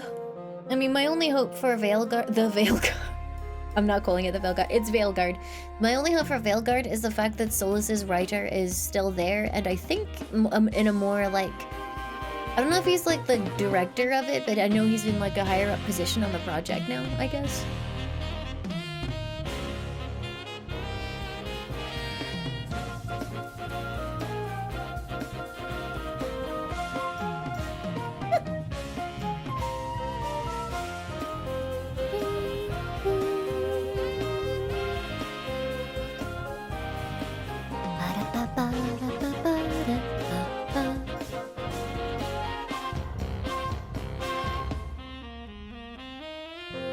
Yes, it is. Fluffy Billy Goat, we're just chilling.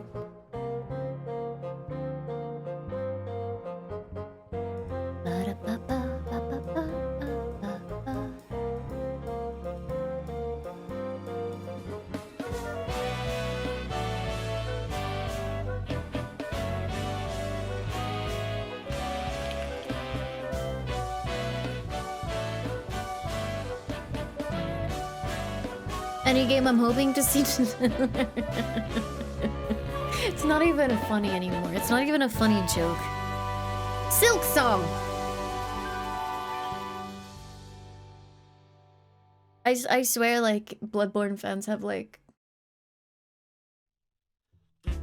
issues. Of course you can, Shadow.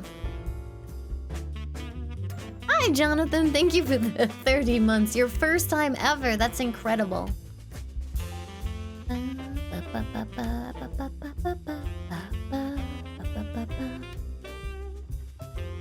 Leon, you are so far away. How am I supposed to scratch your belly over there?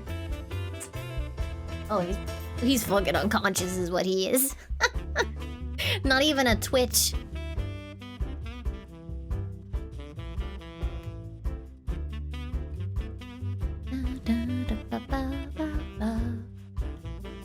The original concept of Beyond Good and Evil 2, don't even. I remember when they finally started doing things for that game again, I was like, well, it's not really what I wanted, but at least the franchise isn't dead. Now I kind of just, you know, wish they just left it dead. Because not only is it just like really not what I wanted, that's also dead too, so it was just like depressing. Flame King, thank you for the 78 months. Thank you, thank you. He is Pancakes. I have another dog called Wesker. Hi, Cat Leon, welcome! I hope you enjoy the energy here. It's definitely not more unhinged. Ronso Fangs, thank you for the 14 months. Thank you, thank you.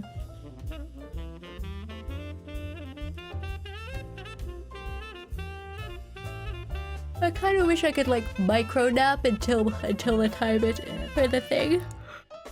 Ooh, I'm suffering, chat.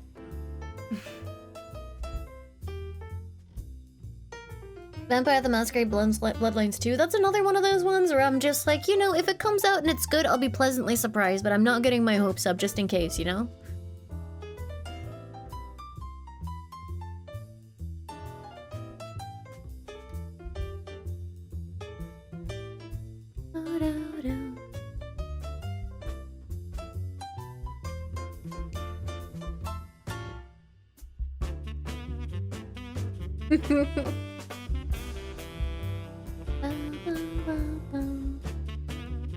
You haven't heard much about World of Goo 2 since the Game Awards. Wasn't the Game Awards only a few months ago? Give them time.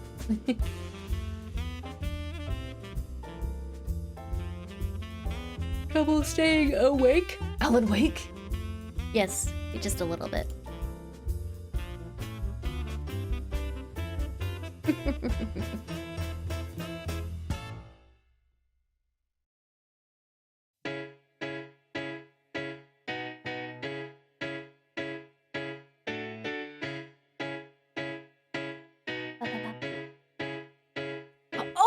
Oh, you're right. Oh, there's. Oh, how did I forget? Alan Wake is getting a thing. They've been hinting about it on the Remedy Twitter for ages. Alan Wake is getting the DLC announcement today. Yay! I forgot.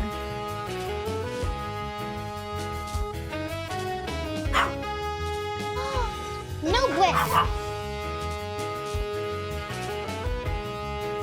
Even Leon's excited for Alan Wake. I woke him up.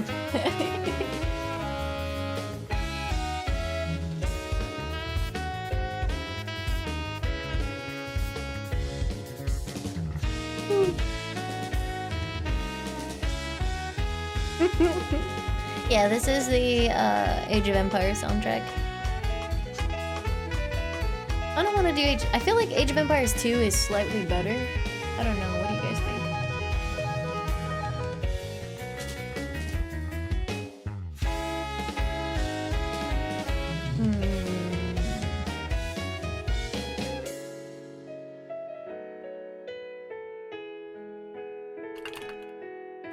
I mean, specifically OST. I think everyone agrees that Age of Empires 2 is a better game. I don't think that's, you know, nobody's contesting that. No, that's the wrong one.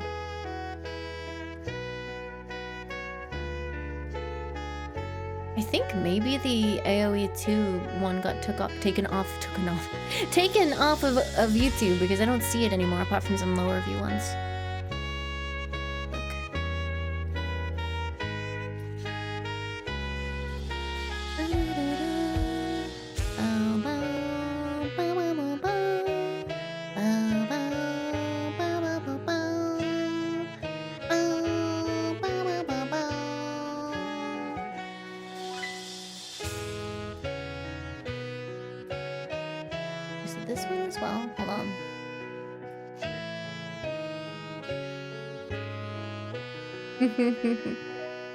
Let me double check what this one is. Oh, that's the good shit. Inject it directly into my veins.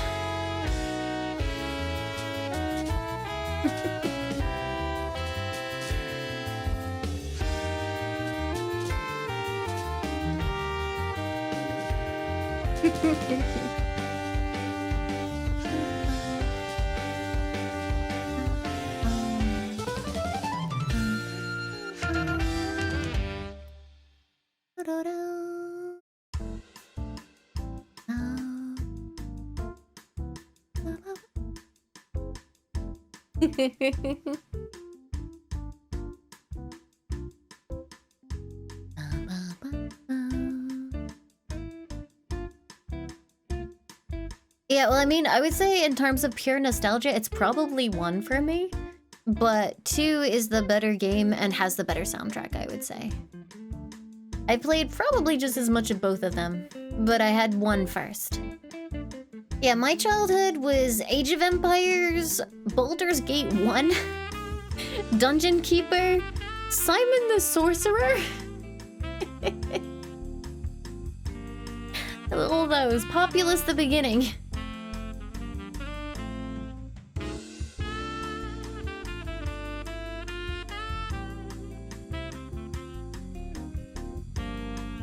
Theme Hospital? Hell yeah. We love Theme Hospital in this house.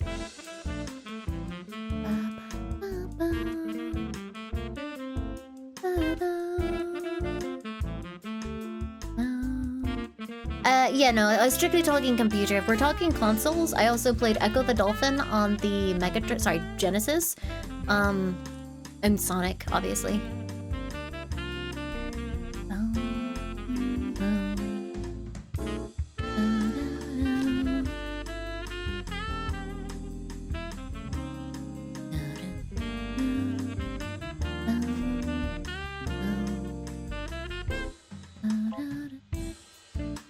My American facade. Yes, I try so hard to keep it up.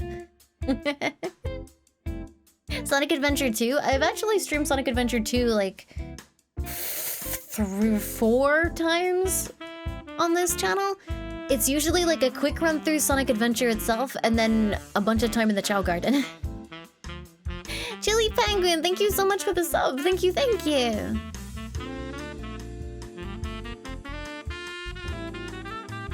Ragnarok Online was great. I played a monk.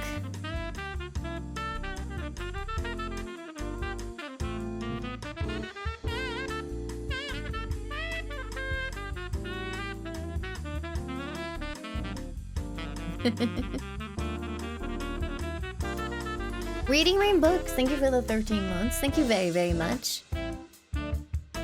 4 is an uneven number. Literally, by definition, it's not. But yes, very uneven.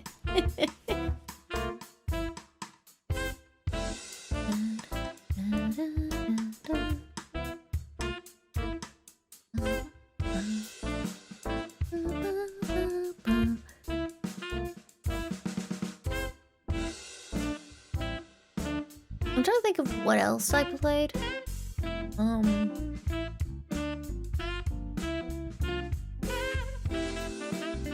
I had a game called Alien Incident, and I never really got anywhere in it. I had a Barbie horse game. I also had a My Little Pony game about caring for your pony. And I remember I got like massive PTSD because you can like decide to release your pony, and when you do, it's super sad. And I remember regretting it intensely and missing my pony very much.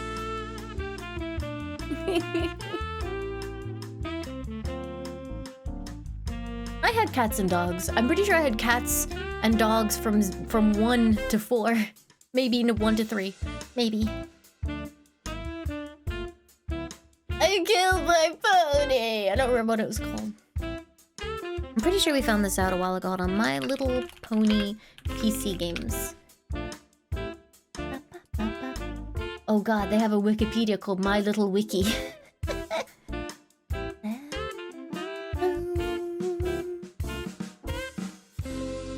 I'm pretty sure My Little Pony Friendship Gardens was it. Let's have a look. Yep, My Little Pony Friendship Gardens.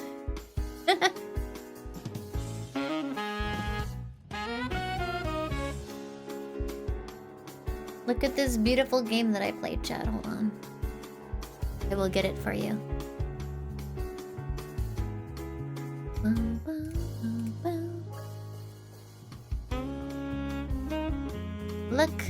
Look at the pony, chat.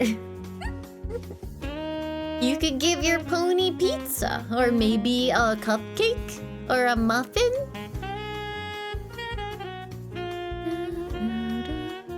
But yeah, if you click that sign on the right, you would send your pony over the rainbow and you would never see them again.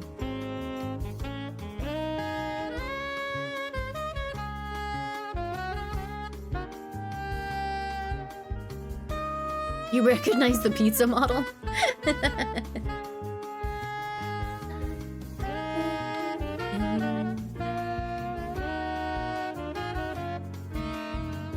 I guess I should get ready for the thing, huh?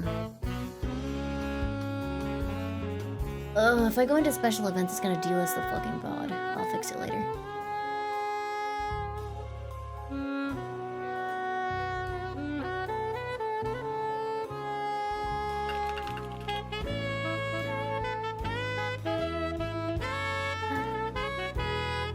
Why does it delist? Because before I had the VOD, or the music splitting setting, that was the best way that I had to make sure that I didn't get booped for the songs.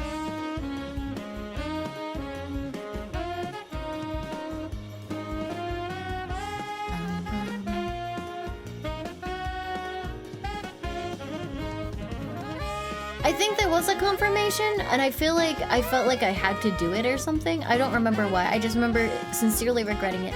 That game and what were the others?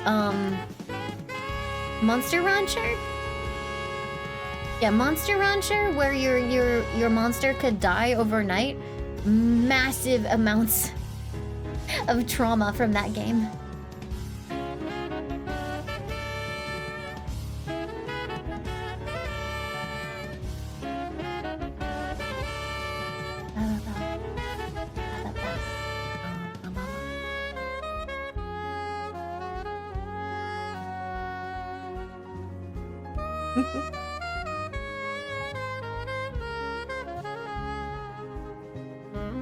Oh, there was also Harvest Moon, Back to Nature, and More Friends of Mineral Town. Your animals could get sick if you didn't feed them every day, and sometimes you could get very unlucky with a combination of hurricane days plus days of the shops being closed, or just straight up being poor, and your animals could die. And this happened to me as a child, and you have to attend a funeral for it, and there's sad music, and you're all gathered around the gravestone. And then the guy who sold you the animal yells at you for letting it die.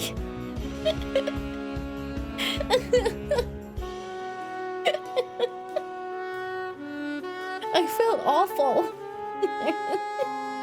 Let me see if I can find the music.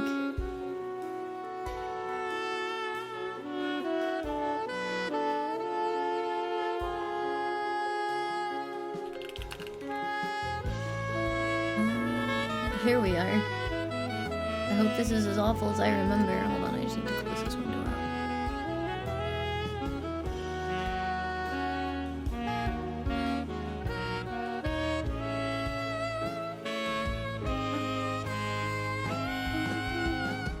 There we go.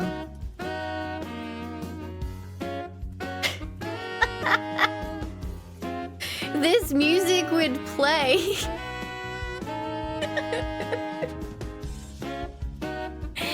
As you're like, is the pastor is eulogizing your dead animal?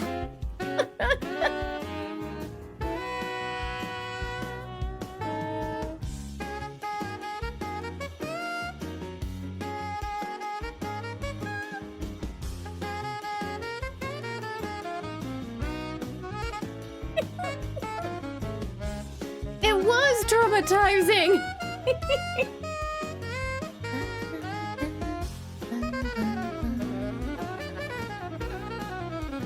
No, this was Harvest Moon, back when Harvest Moon was not afraid to tell you that, like, you fucked up. So, you know, if your animals were starving, you would get punished for it. If you were too slow to romance your chosen waifu, they would marry someone else. You learned lessons in Harvest Moon!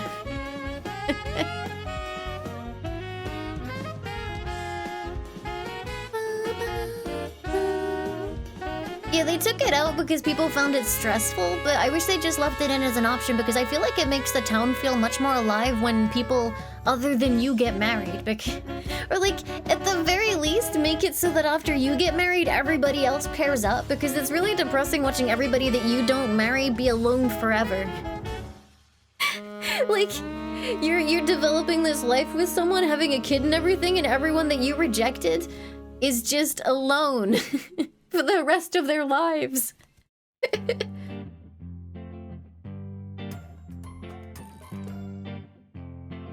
Mac, thank you for the 2 months. Thank you, thank you. Oh, I just realized the timer is paused for some reason. That's weird. There you go.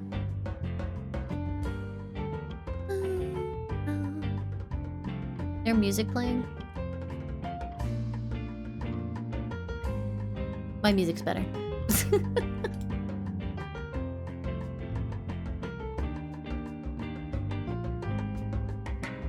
Link the song? You just want to be depressed? Okay, hold on.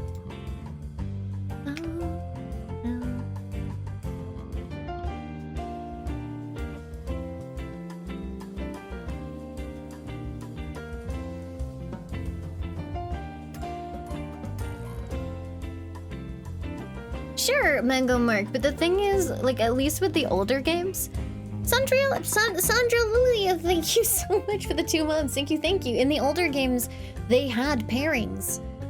And for some reason in the remake of Friends of Mineral Town, they took like the actual ability for them to be married out. it was so weird because they even had like rival love events, and you would see them getting closer and closer, and you would kind of know how close they were to becoming married based on like the last event that you saw. It was just cool. It wasn't like, you know, it didn't feel shoehorned in because you watched these people develop a relationship over years. It was great. Bare Naked Lady song in the Digimon movie, 1 week.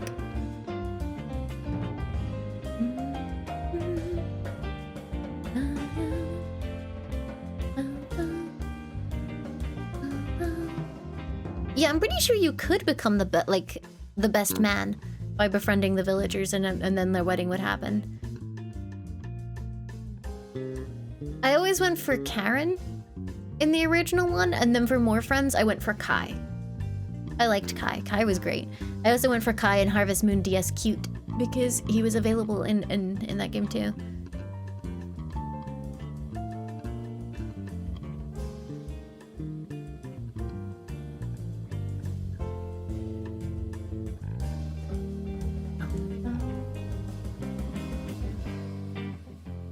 Shall I hang out with Lamont for this?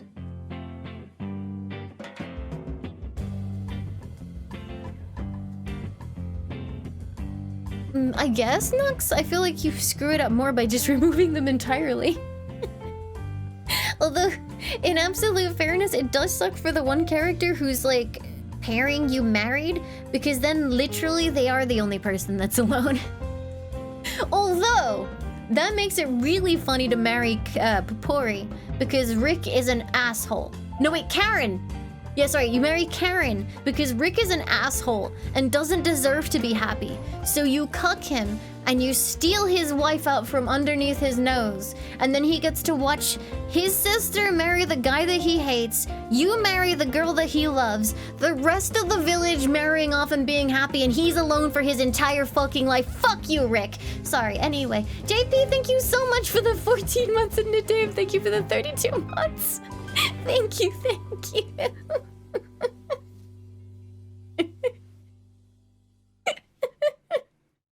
What did Rick do? Honestly, he's just mildly annoying. It's just really funny how much people hate Rick. I hacked Eclipse. Thanks for the raid. Alright, let me mute this. We're going in.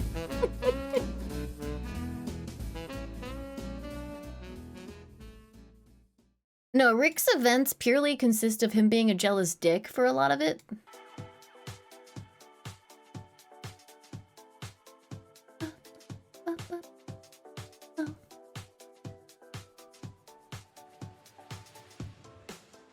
Please welcome to the stage the creator of the Game Awards, Jeff Keighley. Oh my god, it's him!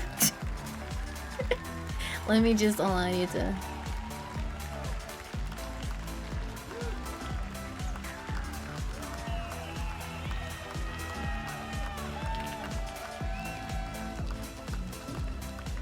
Hello, everybody. Welcome to Summer Game Fest 2024. You ready to see some video games? We are so thrilled to be here with you, and this is a showcase of what's next for games live from the YouTube Theater here in LA. Now, if you're watching this show, first of all, welcome. I know everyone around the world is joining us for this special moment. And I know if you watch this show, you don't just play games, you deeply care about this art form and the health of this industry.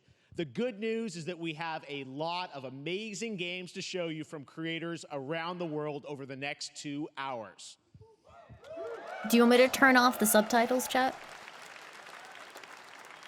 But let's also face it, this has been a tumultuous and difficult year with company layoffs and studio closures. Are you happy now? He's fucking addressed it. Are you happy? There's also something else happening. Our industry is evolving and changing. And thanks to digital distribution, smaller teams and new creators are finding incredible success. Take a look at this 2 hours? list from Game Damn. Discover of the top 10 best-selling new games on Steam so far this year. Damn. 2 of them are considered, you know, big company games, but the other 8 come from indie, mid-sized teams. Thank you for the 69 months. Developers. Thank you. I look at this list, it's pretty cool, right? And I get inspired. that new ideas, new teams, and smaller creators Is that better can volume-wise? and will break through. It's a reminder to big companies that they have to treat their developers right, because today there are many paths to sustainability and success, and that's what makes this industry so great. And you'll see that reflected in the show today, because over the next 2 hours, we'll have big franchises on stage like Star Wars, Batman, and Harry Potter, but also smaller titles, including a few games made by single individuals and first-time creators that we invited to be part of this show because we think this platform is important as a way to show you new things that you might not even know about. So when you see a game that piques your interest, please wishlist it, or even better, send it to a friend and get them excited. That's how we together can grow the gaming community. And we are going to do that today over the next 2 hours, as we have a lot of games to show you, plus Day of the Devs directly after with even more indie titles. So should we get to the games? Yay! All right, it all begins right now. Here's our first announcement. Silk Song. Next. Hey, look, this is a hot dog guy auditioning for the lead and unannounced action game. We see you as more of a sidekick. Oh, sure, I get that a lot, but check out my range. Okay. Lego Silk Song? Yeah, that's what it is. Oh, hilarity! This guy, straight. Hey, what game is this anyway? Hey, over here! Hey, neat costume. I gotta get me one of those. Ooh, sandwich. Sorry, guys. I like Lego Horizon. That hot dog guy is Aloy, an amazing video game lead. Wait, so it's like Lego Sony? This is gonna be fun. Right in the eye. Lego Sony Legends. A lonely hero, hunting machines all by herself. Hello, I have friends, you know. Let's do this! Right. A friendly hero, hunting with her pals. Did she just throw a shark at that guy? Exploring. Wow, what is this place? Collecting all the shiny things. Woo, money! And making a home. Wait. Lego Sony theme park. Honestly, these games are really fun for playing with someone, especially couch. The Thunderjaw. Ooh, that's a big one. Here we go. Yeah, great for kids, great for a family. Great for if you like love games but have someone that's less interested to help them get interested. Better get a snack. Oh, you want mustard on that? Is that the bud? I'm good. Oh, it's specifically Horizon Adventures. It's just Horizon. That's interesting.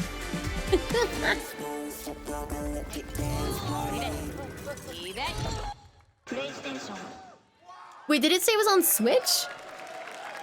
There you go. Wasn't that fun? That was Lego Horizon Adventures, coming out later this year for PlayStation, but also day one on PC and Nintendo Switch. It's a playful, I don't mind the lighthearted Lego story characters talking, inspired but I by do the think world it was of really Horizon, fun designed with seeing them two-player try and get action in around them mind, not being able to supporting talk for couch things and like Lord of the online Rings. co-op.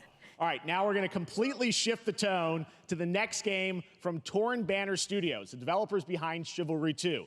For their next project, they are proud to announce No More Room in Hell 2, the sequel to the 2011 award-winning Source mod. 8 players start separate in the dark, and it's up to you to find your friends and survive. I never with played the first permadeath. one. Is it good? Here is the first look.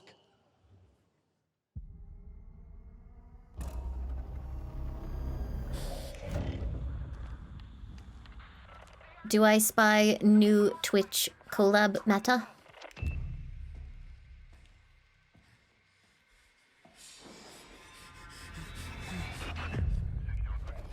An FPS gameplay? I say this as an elitist if that's 10 FPS to you. I don't know, dude.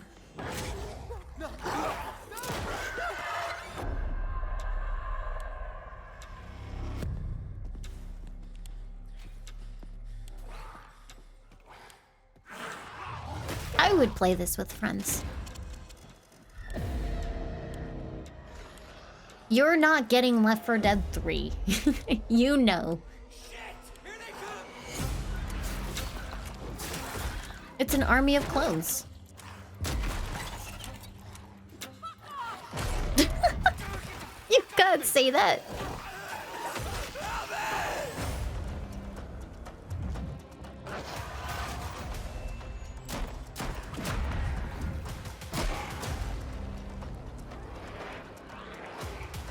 Can we keep a tally count of gunshots to the beat? That was number 1. You gotta keep a track of it, okay, chat?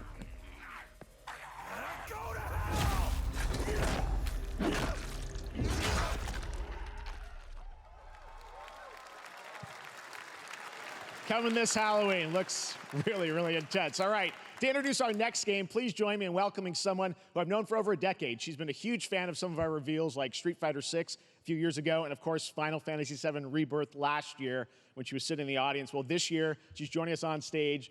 We're thrilled to have her with us. Please welcome Curious Joy. Could you in a wig? Thank you, Jeff. Hi, everyone. I am so excited to be here at Summer Game Fest. I'm here with you today to share some even more super fun trailers. So let's get straight to another world premiere. This is a highly anticipated game from a beloved franchise. Let's take a look. What could it be? As young witches and wizards, we all dream of soaring through the sky like our favorite heroes. When it comes to Quidditch, we've all wondered, do I have what it takes to be the next Quidditch star? Oh, they're actually finally making a Quidditch game? To beat your toughest opponents? To keep your composure in the face of adversity? To chase your dreams at any price? To seek glory for your team? No challenge is too great. No dream is too big. So ask yourself, do you have what it takes? Do you have the heart of a Quidditch champion?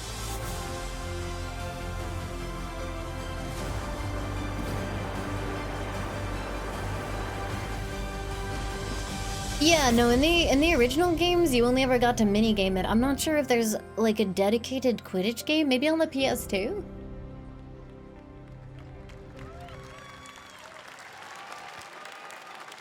Remember that time Ireland won the Quidditch World Cup? I do! Launching worldwide on September 3rd for consoles and PC. Now we move from the Potterverse to a brand new world. It hails from a single developer, Gavin Eisenbeis, up in Seattle, who has been making games all by himself for a decade. His last title, Choo Choo Charles, was a fan favorite, and he showed me this next game a few months ago, and I really wanted to debut it here. Get ready to backstab, race, or cooperate with up to 20 of your friends in Cuff Bust. What?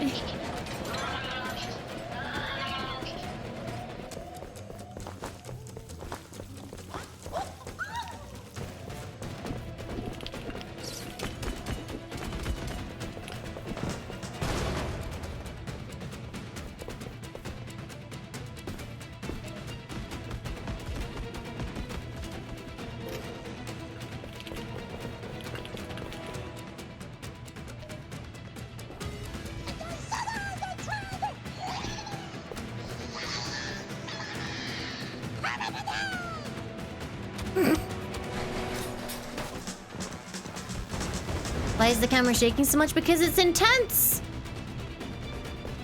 Ooh, do I get to shank a guard with a screwdriver?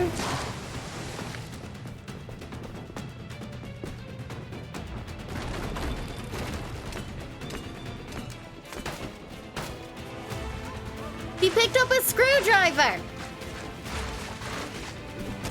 Did they just dig through brick with a spoon?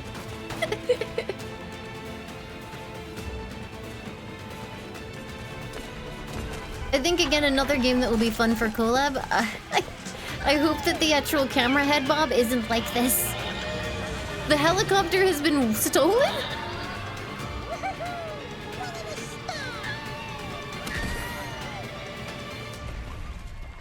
Oh.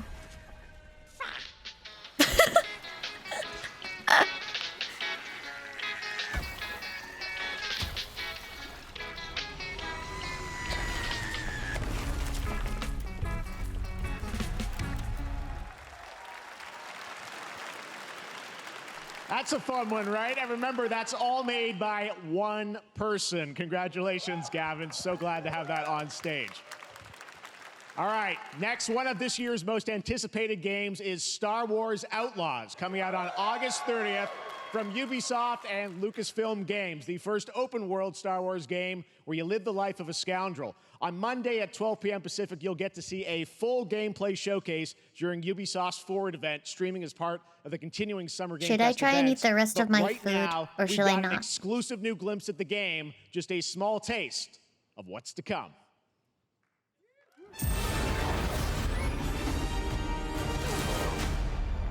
A friend needs a little something stolen. Let's raise the stakes. I like the new mascot little creature thing. It is very cute.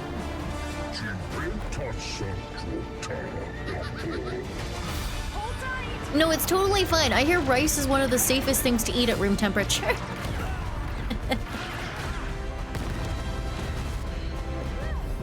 We should get moving.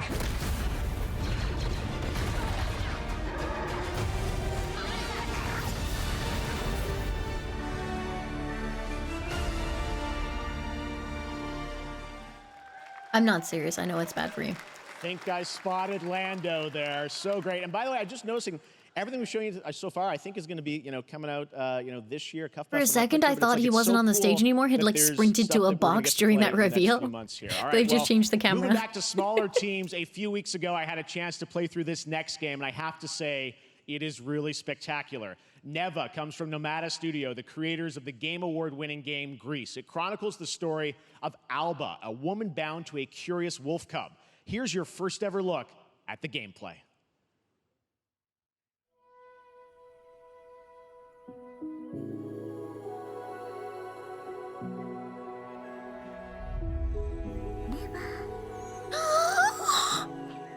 Small creature! Ah! They're gonna kill it. They're gonna fucking kill it. Don't kill it! Don't you dare!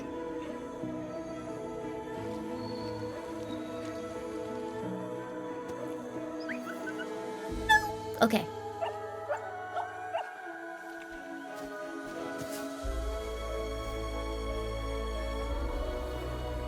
Kill the protagonist instead and let creatures survive.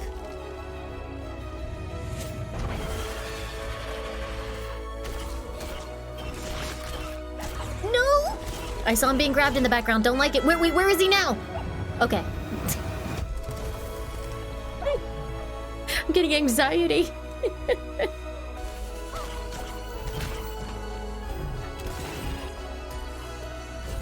Fish, thank you for the 58 months. Thank you, thank you.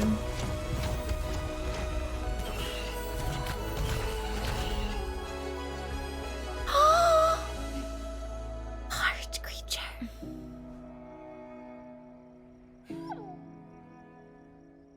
I think I remember seeing a smaller reveal for that. It looks wonderful, but I'm going to wait and find out if friend dies. It is tons of fun to play, and there's much more coming later today in the Devolver Direct, which will air directly after the Day of the Devs on this same stream. So we've got lots more for you. All right, next, it's time for our next game announcement.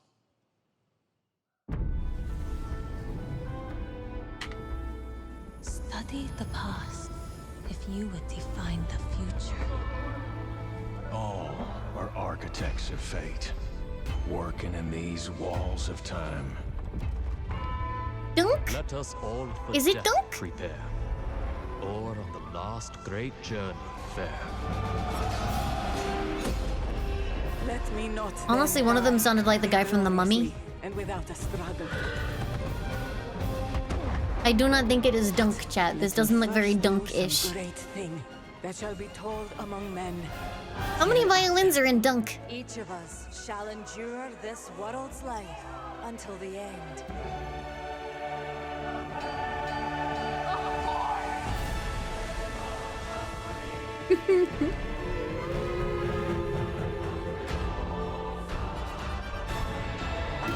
Your names shall not be lost. So it shall be. So it shall be.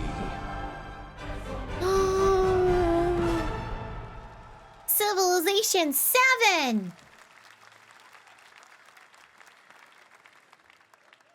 Hello everyone at Summer Game Fest. On behalf of the Firaxis It's just team, me, we are is thrilled the, to finally announce video that quality kinda Civilization bad. 7 is coming day and date to PC and consoles next year. I'm in awe of the amazing team that has brought us to this moment. But we also have to Is it thank awkward you, to say, chat, that I our didn't incredible realize that Sid fans Meier was around the actually a world, for your person? overwhelming support of this franchise. Like, I thought it was just like a for over branding 30 name. years. We can't wait to share more. And we hope you'll I've join us never later been this summer involved with for the full Civilization. reveal of Civilization 7. Wait, next thing you'll tell me is Tom Clancy's real.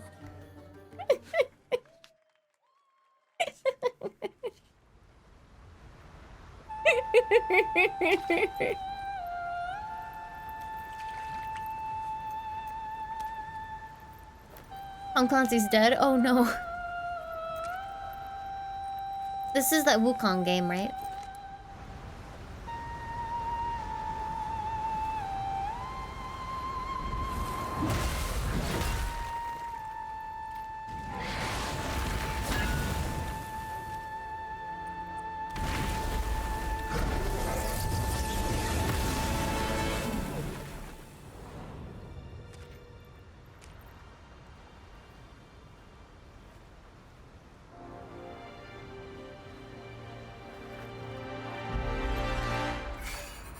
Ah! No! Ew!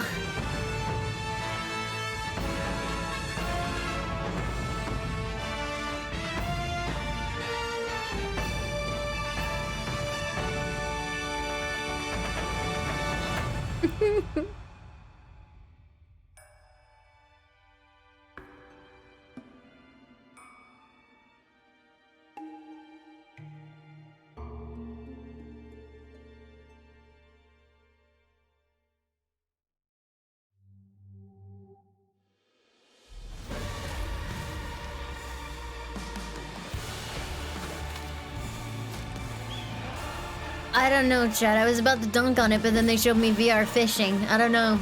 I don't know. They might have me.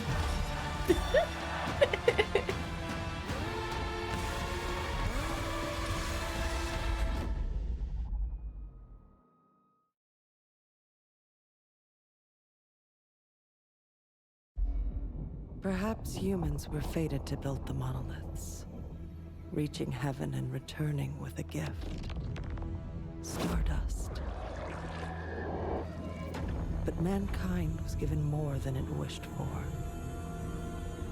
Not progress, but chaos. Every new height brings a terrible fall. And yet hope still glimmers, even in the depths of the unknown, like mayflies. I feel like the Twitch stream just looks kind of fuzzy and interlaced for some reason. Is the YouTube one better? The smallest creatures show the greatest resilience. Wherever we remain standing, we stand together. The YouTube one is 4K 60. Let's go have a look.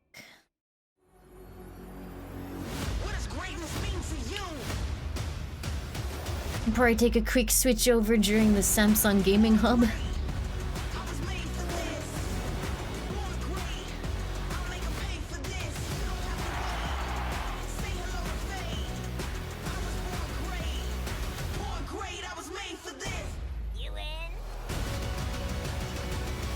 No, it's still got it. Like, specifically, like all the text looks like it's got like. Before. Only these past 2 days. Then there Yeah, all the text looks jagged. Exotic Voidwalker, thank you for the 4 months. Thank you, thank you. I will take you all with me. Brothers, we fight! Yeah, like if you go look at the YouTube one, it has the same thing going on. And it's no better over there, so I won't bother with it. All right, welcome back to Summer Game Fest. We've got some amazing developer guests joining us throughout the show, and I'm very excited to introduce our first guests. They are legendary creators who are working on a brand new fantasy RPG Metaphor, slated to launch this October.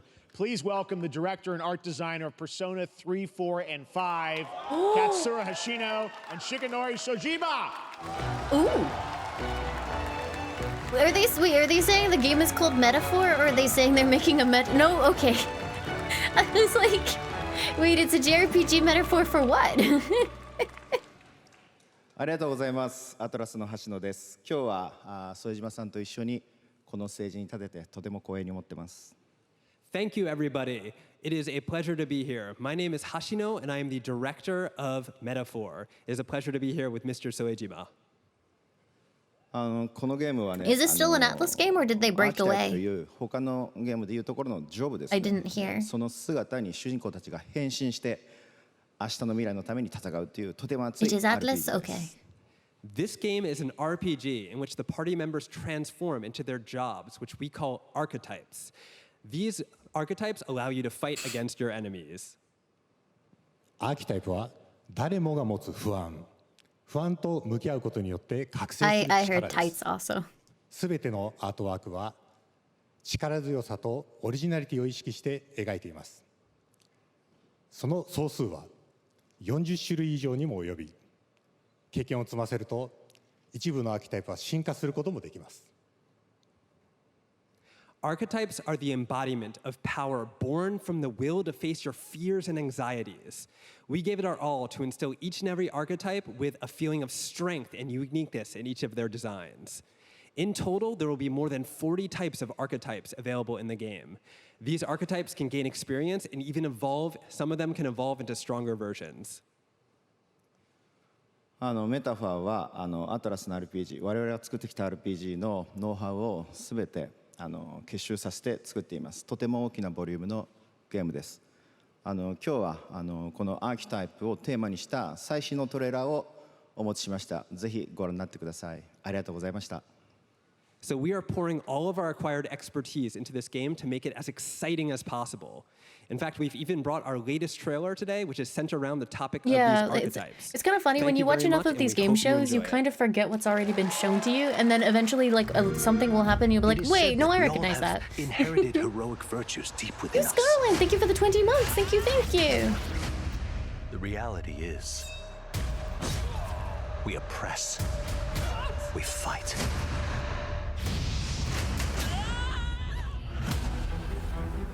A great evil flows through this land. You have found a way to wield true magic. Fucking Marth.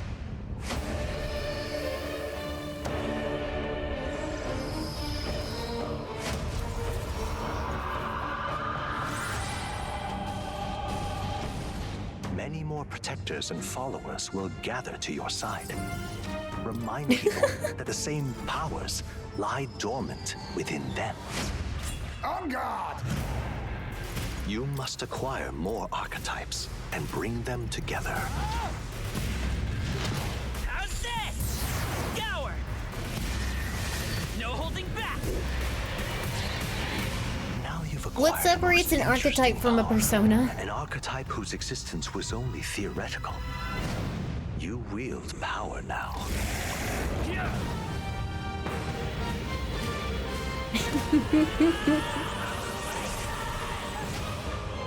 Legally distinct, but it's the same company!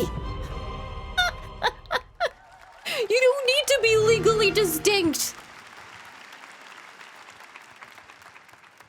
Such an honor to have Hashino and Shojima with us on stage. Thank you guys, and for that deep look at the archetypes, such stunning visual designs. Now we're going to jump into the Arkhamverse. Batman Arkham Shadow is a MetaQuest 3 exclusive VR game coming later this year. As Batman, you face a new threat, the mysterious Rat King and his cultish devotees. Here's your first look at the story trailer for Batman Arkham Shadow.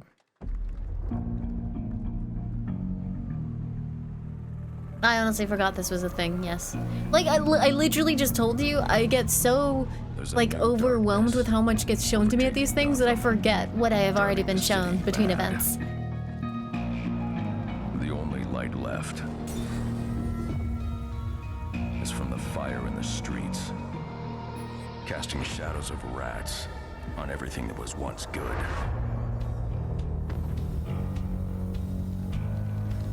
Fear is their weapon. But they're not the only ones who can use it. Where is the Rat King?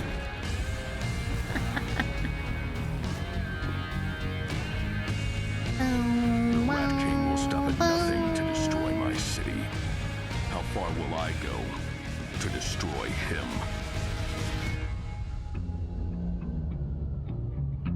Da, da, da, da, da, da, da. I like that they got the music.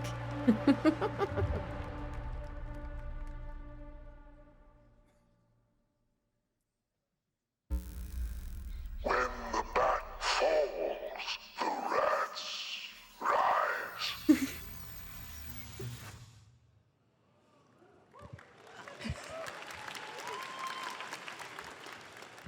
I am looking forward to heading back to the Arkhamverse. Now, it is time to update fans on a legendary fighting game franchise. And that includes me. Because I have been a fan of this series ever since one of its first iteration and have been playing each one ever since. So, let's check it out. I'm very good at fighting games, I'll have you know. Very, very, very, very involved. Which one's this one, chat?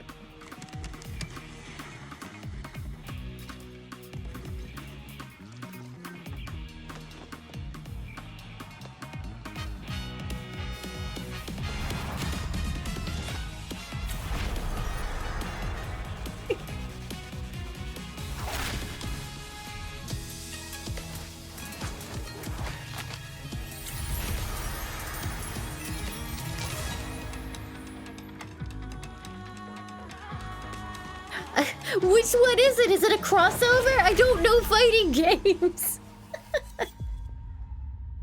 Street Fighter?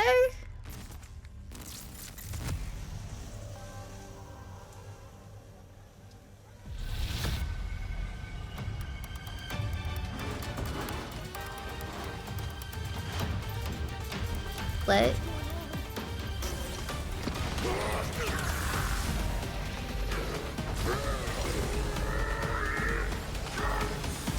The mid-rate!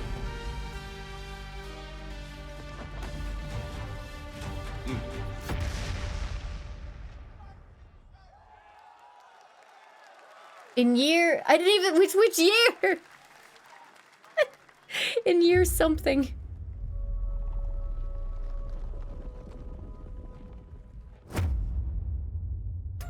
Hi, Chase. Thank you so much for the sub. Thank you, thank you. Thank you and welcome. Damn. Ears of metal.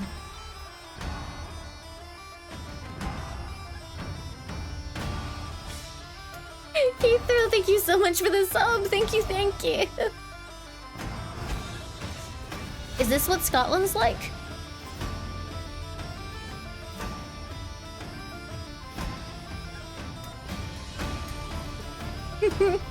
The Feeler, thank you for the 7 months, indeed.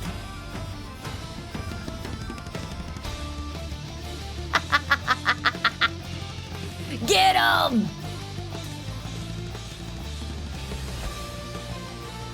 And Bahan, thank you for the 73 months. Thank you, thank you.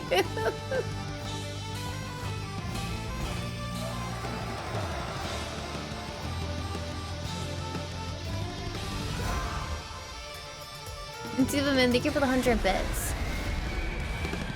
Roguelike co-op hack and slash? What? What do you mean roguelike?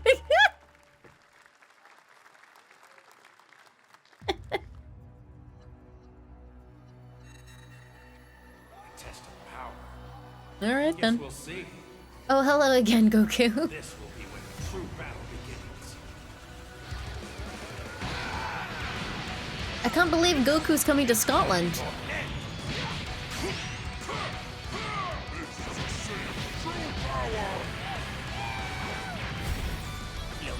1,000,000 pieces. just like I did that You talking about thrilling? Don't you dare! I'm not going to hell alone. You can barely hear the voice lines. Vegeta's just like in the background. Numeral 0, thank you so much again for gifting a sub. Thank you, thank you. Goku, wait! What? What? Never forgive me for this! Now you will suffer my wrath. You are a prison boy! I will show you the true form of autonomous open. You can't hear anything because the leaf blows won't leave. If it helps, I can't hear anything and I'm listening at max volume. It's just a bunch of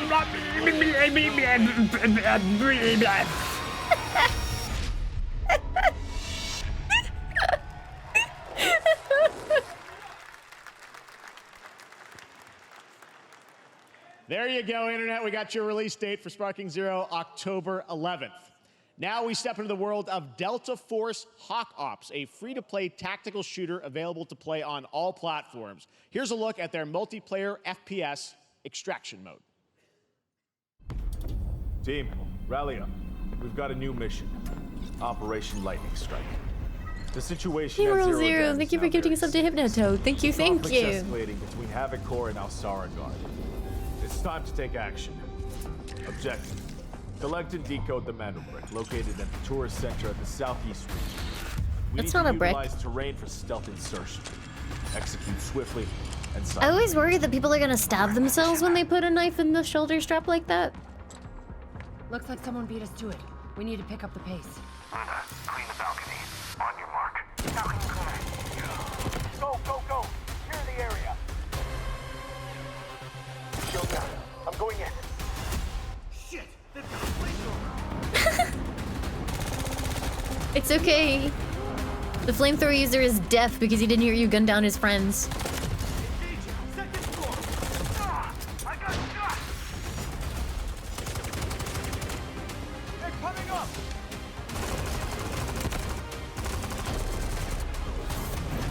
Did one of those guys just activate super speed? All clear. Prepare for decoding. That's all for mission briefing. The drill is over. Operation commences. Good luck.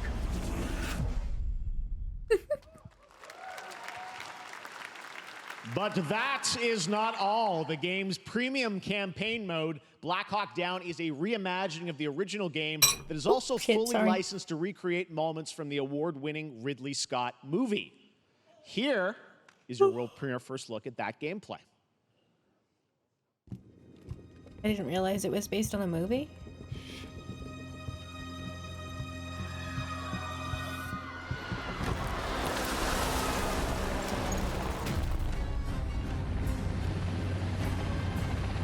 Why are they burning tires?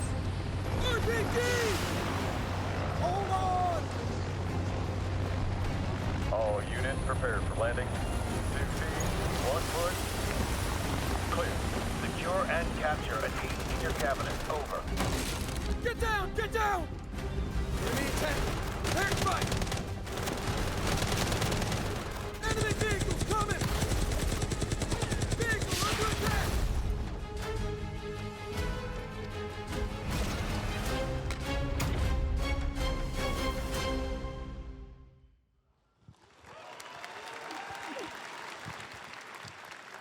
And now, I have an update for you on Fatal Fury: City of the Wolves.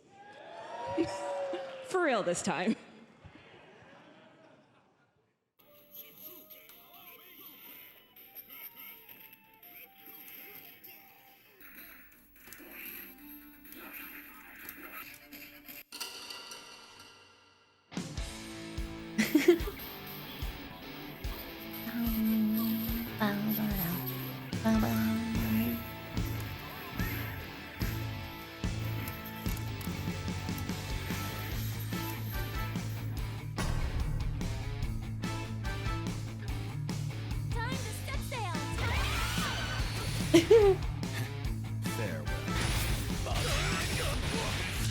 Vox Reaper sounds like a VTuber name.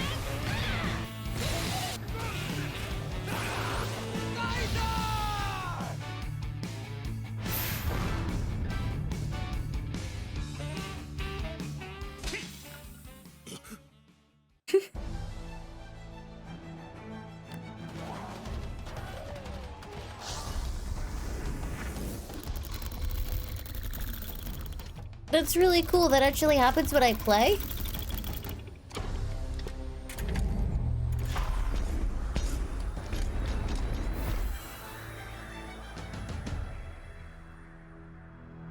What if they don't have my size?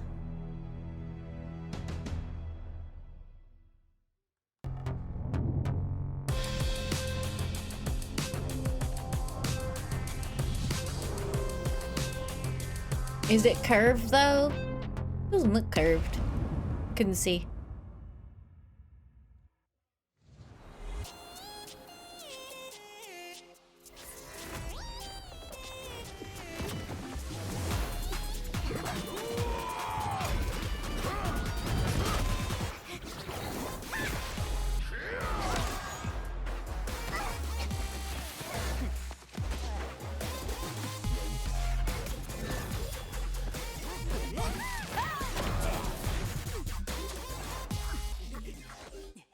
That person just emoji'd at you.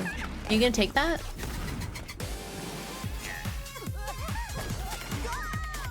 Ba, ba, ba, ba, ba.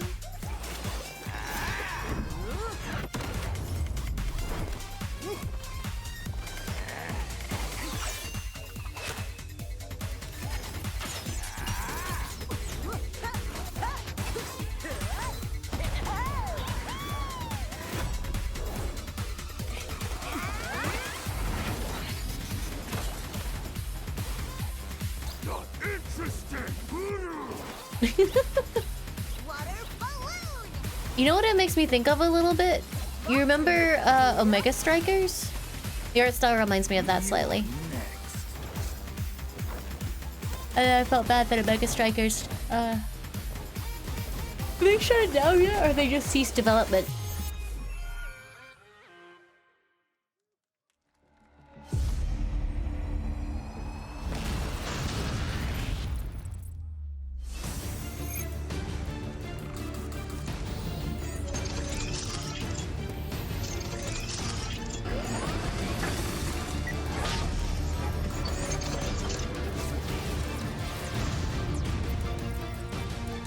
I see.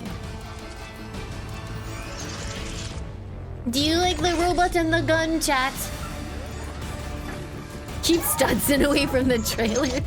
He's looking at it like I could make so many boats out of that.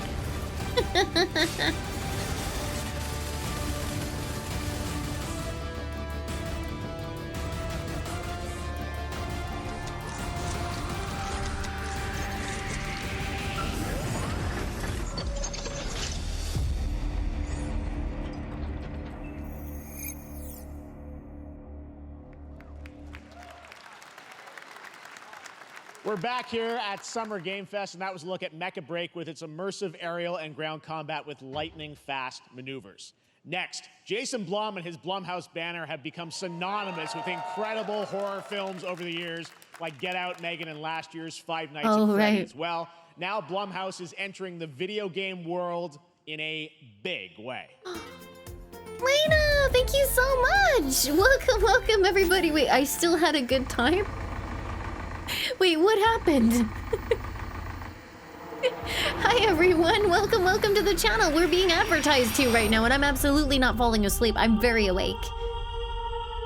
Lena, you're here just in time for a horror game. It's called I missed it. Vengeance will take shape. Hi Lena. Oh! Wait, farming horror?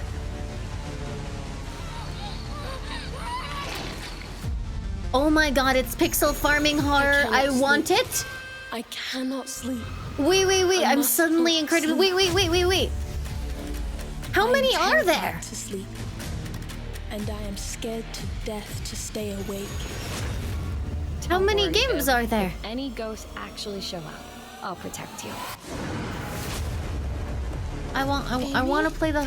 What was the name of the farming horror? Just go home, Viv. Yeah, there's so many games. Holy shit. The local police department asked me to help with a case. Oh, did you? Thank you so much for the 2 months. Thank you. Honestly, all of these look really interesting.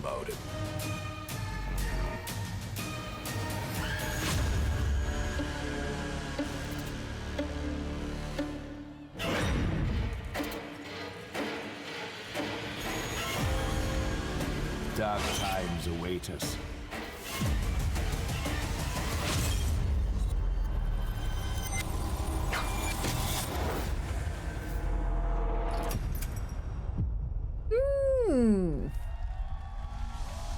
Grave Seasons? Wait, is that the one where someone is actually a murderer?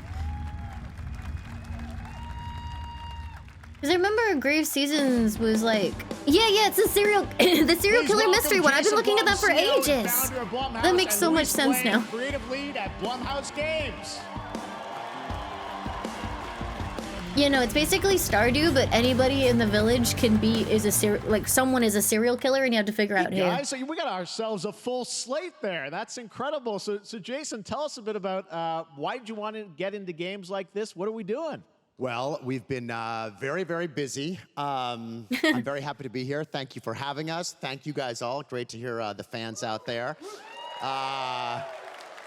You'll all be very happy to know we're working at this very minute on the sequel of Five Nights at Freddy's. It's coming. 2 bags of Lay's. Thank you for subbing for 3 months in advance. Anyway, thank you. horror is, to my great relief, getting more and more popular. Our movies are working. It's working on streaming. It's working in live events.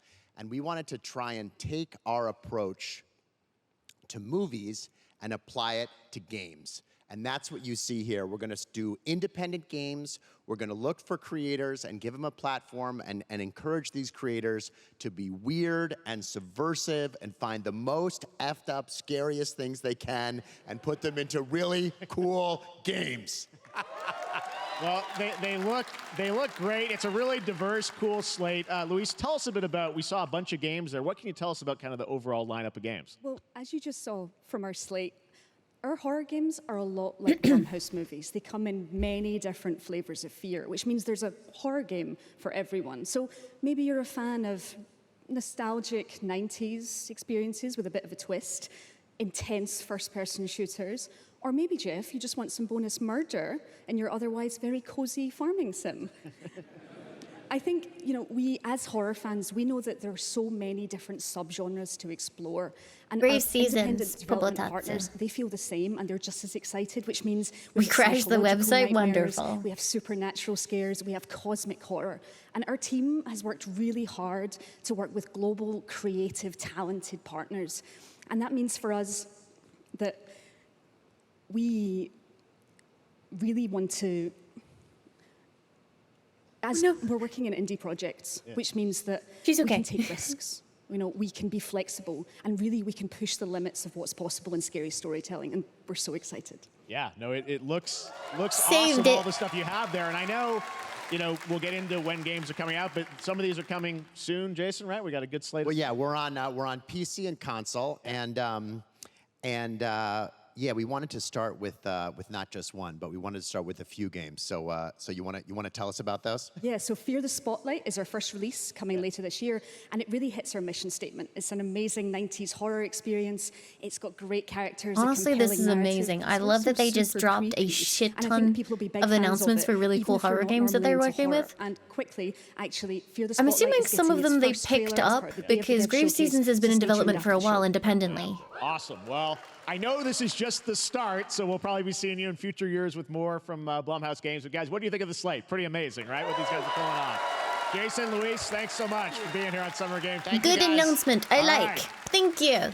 And now here's the world premiere of a brand new Power Rangers game with a retro feel. I'm here for it. Let's go.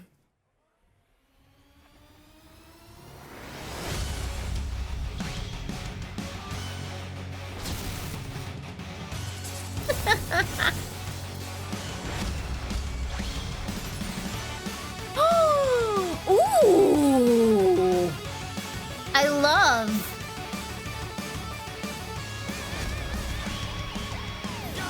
Power Rangers. Boo, boo, boo, boo, boo.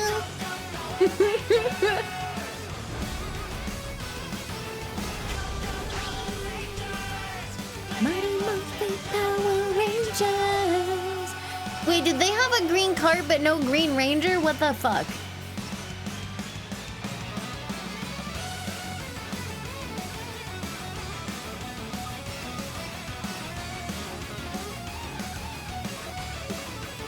Looks like so much fun.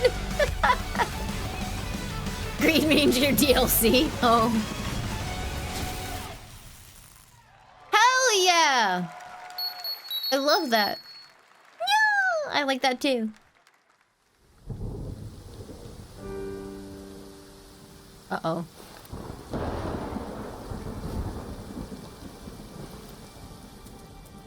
No! No! No!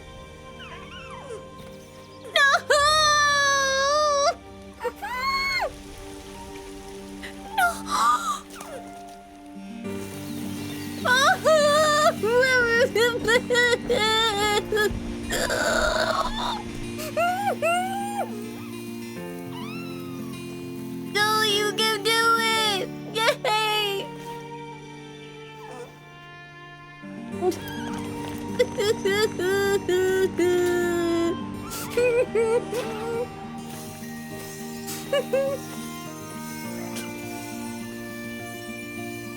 I can't play that game. I'll cry like a bitch the entire time. No. What the fuck was that? Oh, he's growing up! Oh, baby! What the fuck is that?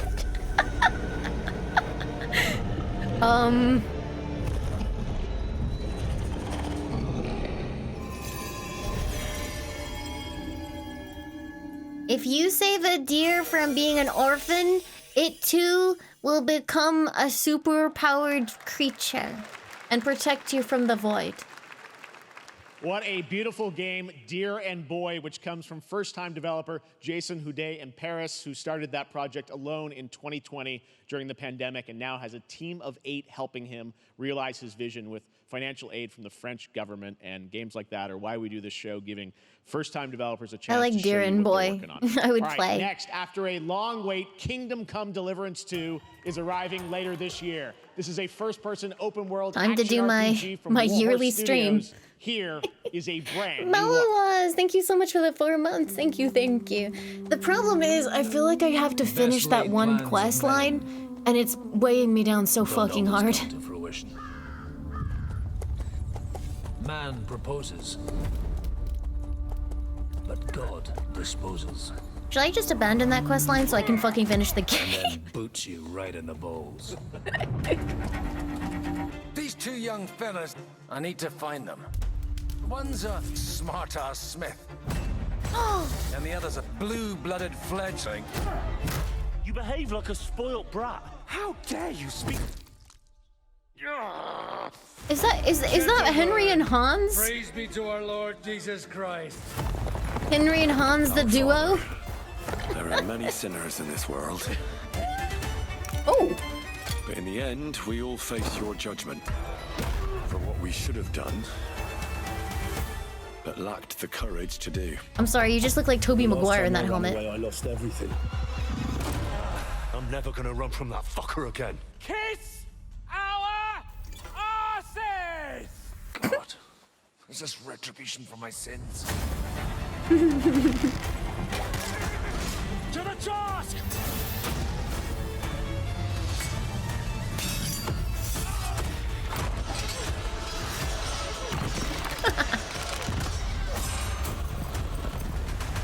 Come on! Do we get to play as Hans? Dog was here! Dog made an appearance! To the fucking task. Fine, I'll drop the stupid quest line and finish the goddamn game. Next, we step into the dark mind of Silent Hill creator Keiichiro Toyama-san. Back in 2021, we announced his new game, Slitterhead, at the Game Awards, and now we're giving you a look at the gameplay from his independent, Tokyo-based studio.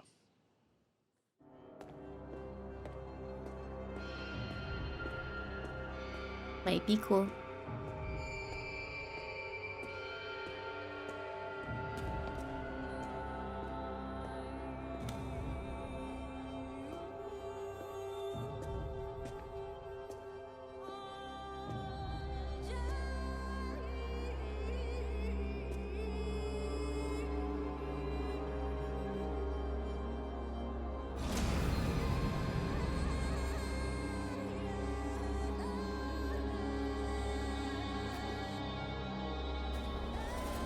What?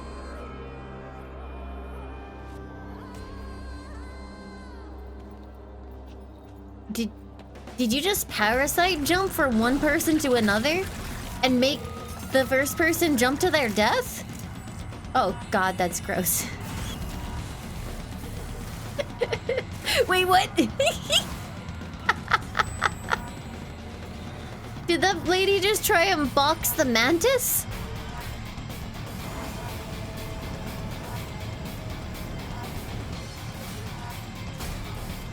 Oh my god, she's got those Vampire the Masquerade hands. Fuck him up.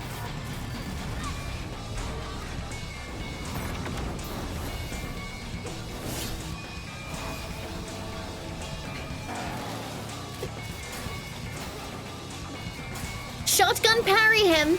Oh wait, no, it's a gun. It's a sword.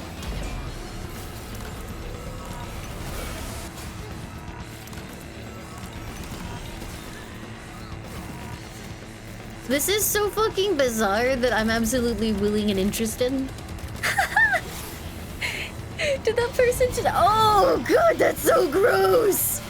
Is everyone just pulling out their bones and making them into mini guns and shit? It's fucking prototype. Now they are dog.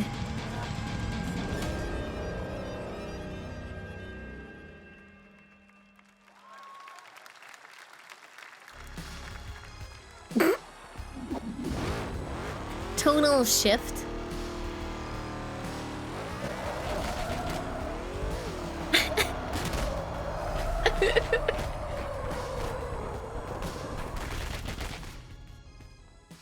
That's what I call a dramatic entrance.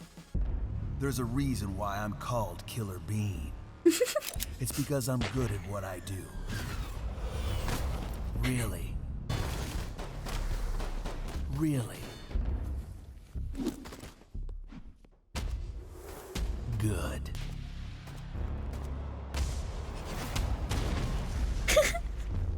I used to be an assassin for the Shadow Agency. An international organization powerful enough to shape the world. Until they lied to me and tried to kill me. Now, I'm gonna destroy them. You're the gosh darn idiot who wants to take down the Shadow Agency! Well, it is sure nice to meet you. Before you die...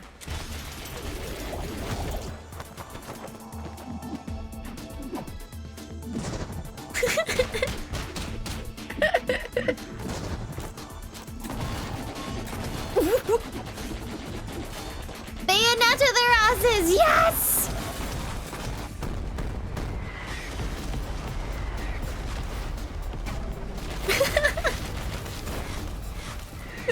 They made me who I am, and I will make them pay for it.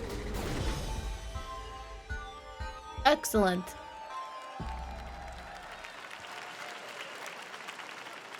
Glad you liked that one. That was Killer Bean, a third-person roguelike shooter made by another single developer, believe it or not, right here in Los Angeles, Jeff Liu, who previously worked as an animator on movies like The Matrix Reloaded. So fun. You think? Amazing what can happen in this industry. All right, to introduce their brand new game, please welcome from the Game Bakers, a small independent studio in Montpellier, France, Audrey Laprince and Emmerich Toa. Woo! Hello, Jeff, everyone. I'm very happy to be here. When we created our studio, Emmerich and I, we promised each other to always come up with something new. So after Fury and Haven, we're here to introduce our new game, Cairn, a survival climber. When I was a teenager, my dad prepared an expedition to Mount K2, but half of his team didn't come back. And I've always wondered, why do alpinists risk their lives in such extreme conditions? This is something we wanted to explore in Cairn. Is this the game where you... Oh, no, that already came out, so I don't know which one this is. It's a game about what it takes to go beyond your limits. You climb a mountain to reach a summit never reached before. And the climbing gameplay is the challenge. Yeah, I think I am, Chibi. It's very intense and realistic. It's a face-off between you and the mountain. And what you're going to see in the trailer is not from cutscenes. It's the actual climbing gameplay. You can see more later today during Day of the Devs, but now let's have a look.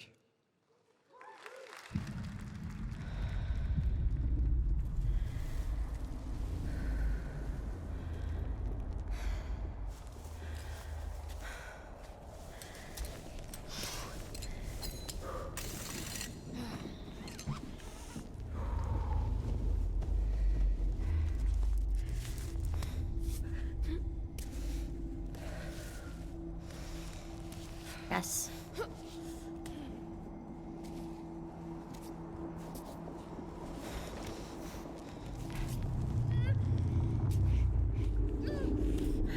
And they said none of this is cutscene? Nope, nope, nope, nope, nope. I understand.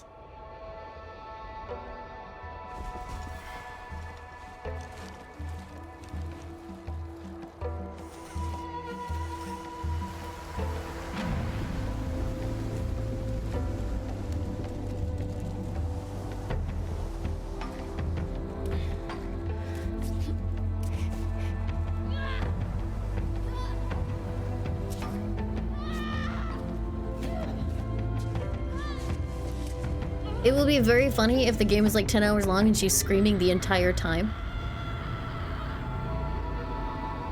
I'm sensing some frustration.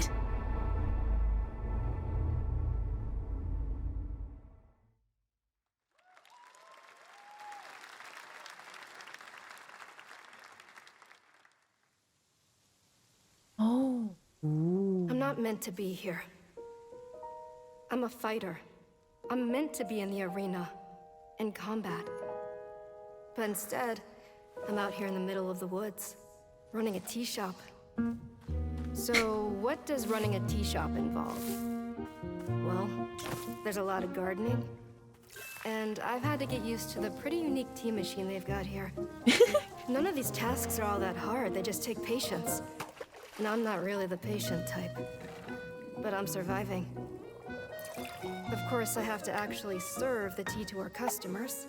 And once that's done, I'll usually check in with Boro, the guy who owns the shop, to see if my help is needed anywhere. And when all the chores are done, sometimes I'll just sit on a bench and do absolutely nothing. It's not fighting, but it's peaceful. And what's weird is that I actually feel good. Mr. Static, thank you for the year. Thank you very much. I can stop running now. I can stop. I can stop. I can stop running. This is good for me. I need to enjoy this. I feel good. I'm happy. I'm happy. I'm happy.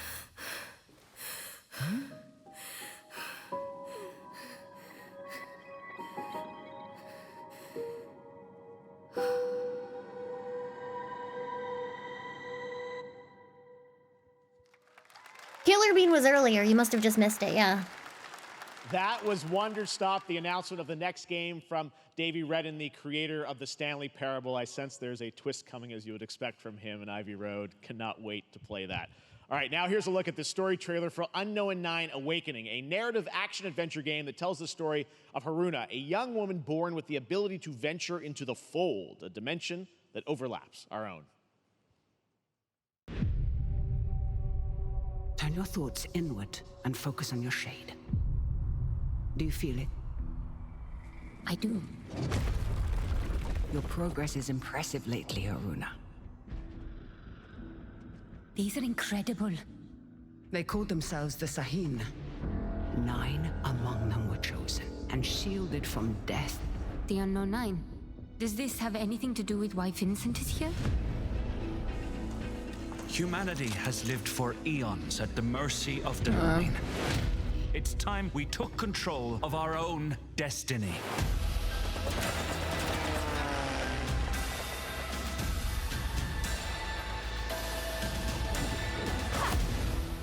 Why are you so interested in Vincent, anyhow? He killed someone I loved. Remember stepping.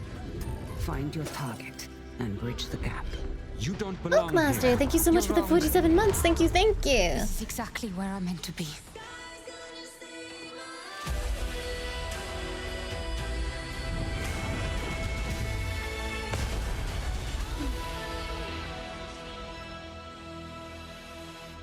The Fold is a strange place. Vincent found something down there.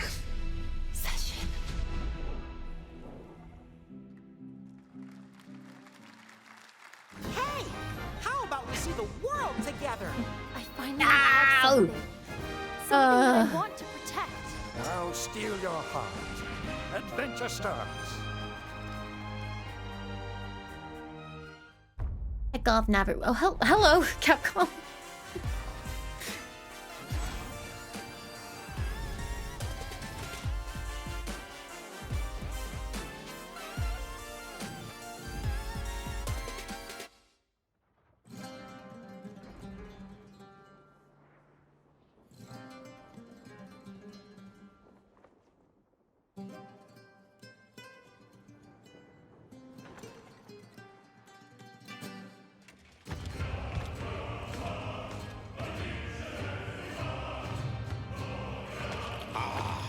Delusion taken form walks into my great hall.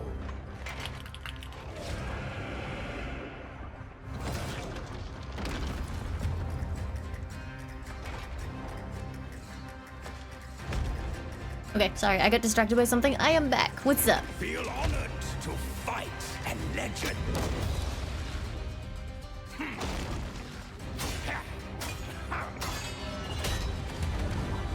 Italian Souls? Fantastic. To your greatest final chapter. Italian, isn't it set in Italy or it's made by Italian people? Looking Shaco.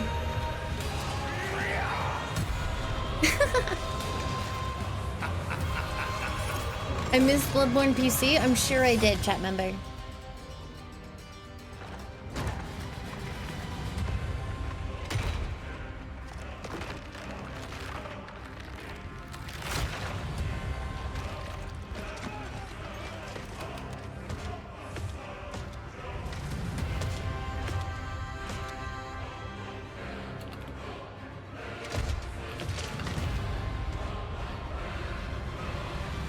There is but one certainty in the cosmos. Change.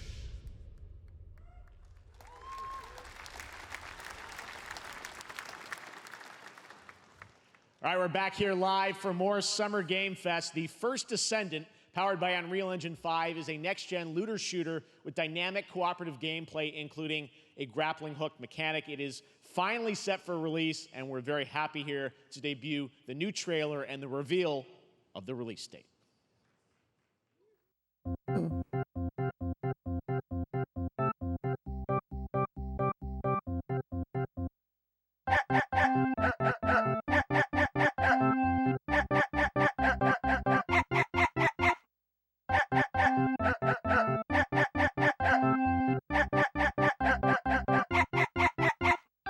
DMCA? It's okay, I have the audio track filtered.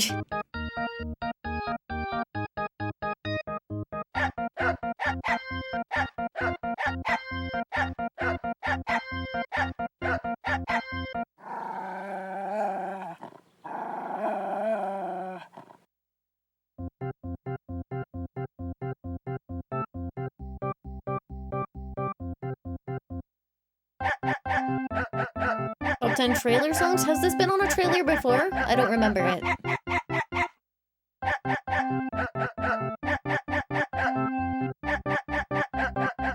Gotcha. I don't really remember music very well, apparently.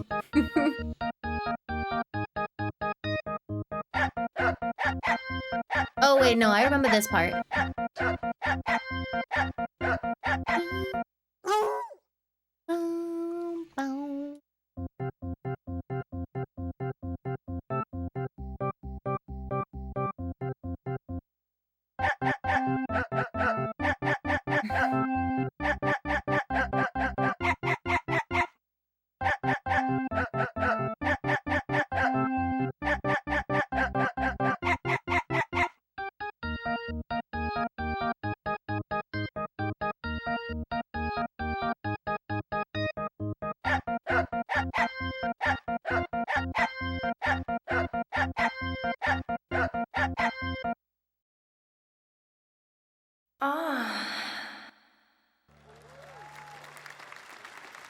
But where? That How does it looks play? Awesome. The first Descendant will be available across PlayStation, Xbox, and Steam. Wishlisted now and prepare for the release on July 2nd. And now, please welcome 2 developers whose hit indie game, Among Us, took the world by storm in a couple of game awards. From Inner Sloth, here are Victoria Tran and Forrest Willard.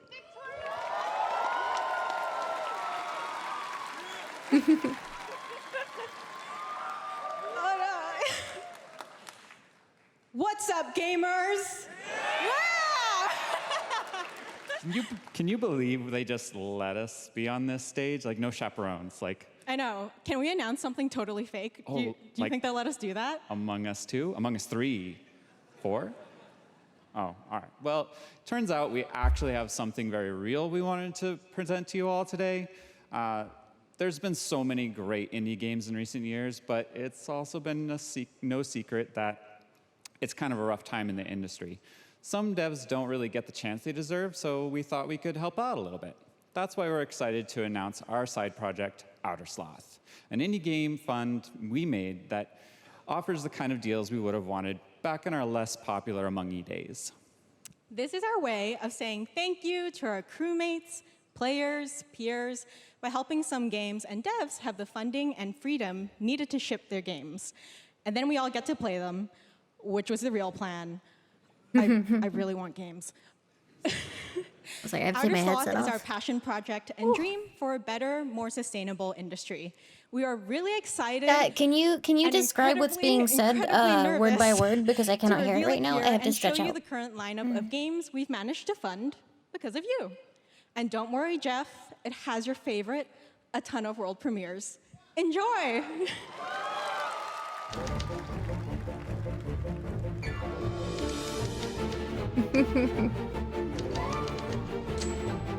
Okay, back on.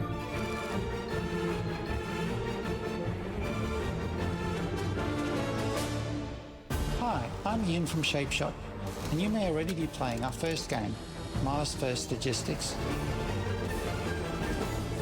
We are Trinket Studios, creators of Battle Chef Brigade, and this is our card battler RPG, Battle Suit Aces.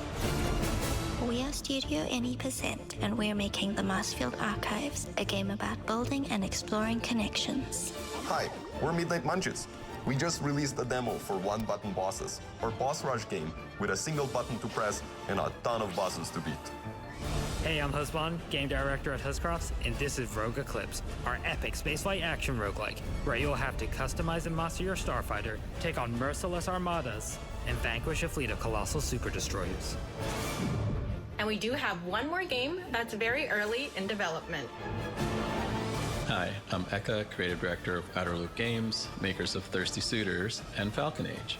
In our new game, what's in explore the early world development? in an upgradable mech and cook up tasty dishes for local communities. Fight off corpos, discover new dosa recipes, and reunite with your strange loved ones for one last meal. Project Dosa is a game about life, death, love, and food for the soul.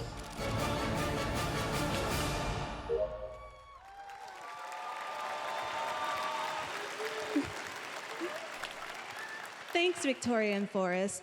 Those all look fantastic, and I cannot wait to play them. But all of those amazing indie games aren't the only thing coming out of Inner Sloth. Did you know that there's going to be an Among Us TV show? You said Among Us, Sounds like you and did. I was like, Yes, two? there's going to be an Among Us TV show. Check out this sneak peek. Wait, how does an Among Us TV show work? Is it gonna be like Teen Titans Go or something?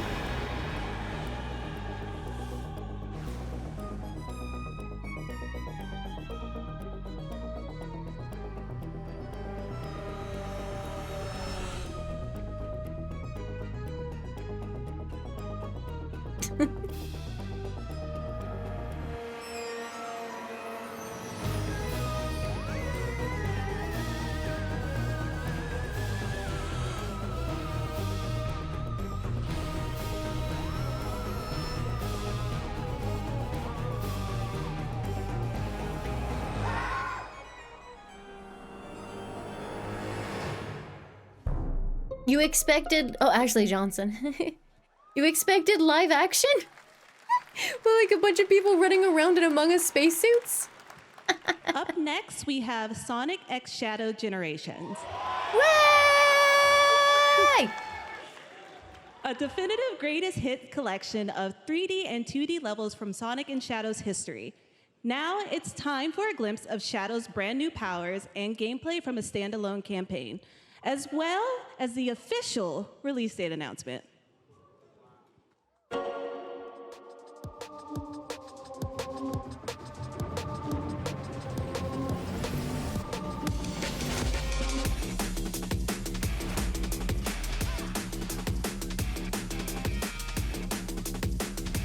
Man, what does it say about me that I just really want to play Generations again?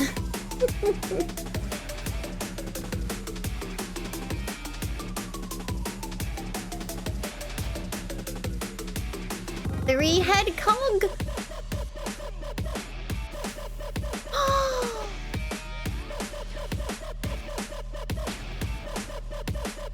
Yeah, it's Sonic, Shadow, and their love child.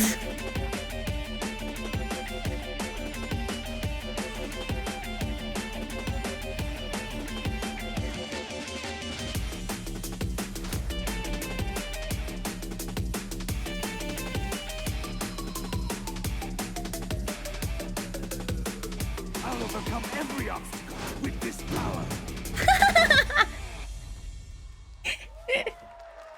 Okay.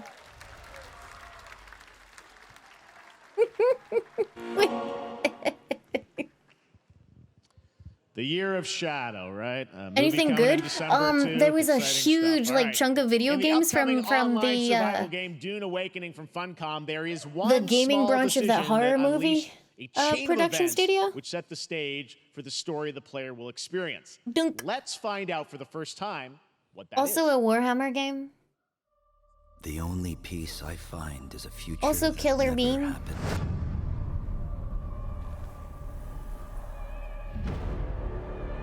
One where I, Paul Atreides, I know that name. Oh, Boy and Deer. Aneva, yes. Until it created me. But I see a narrow way. A path that might have been. What if my mother had obeyed her orders and given birth to a girl? Everything would change. Dr. Yue exposed before his betrayal. A world where my father lives. House Atreides Wait, survived. did they just say it's Dunk What If? Sardaukar deployed to protect the spice melange. A war of assassins spreading across the planet. Fremen exterminated. No Muad'Dib. No Lisan al-Gaib. No Kwisatz Haderach. All of my visions lead to horror. Except for this one. Bloodberry, thank you so much for the sub. Thank you and welcome.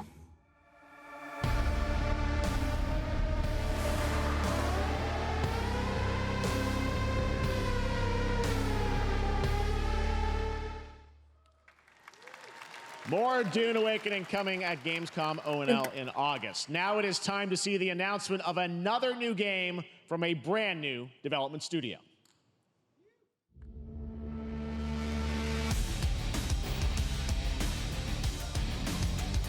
North Rivers, thank you for the 6 months. Thank you very, very much.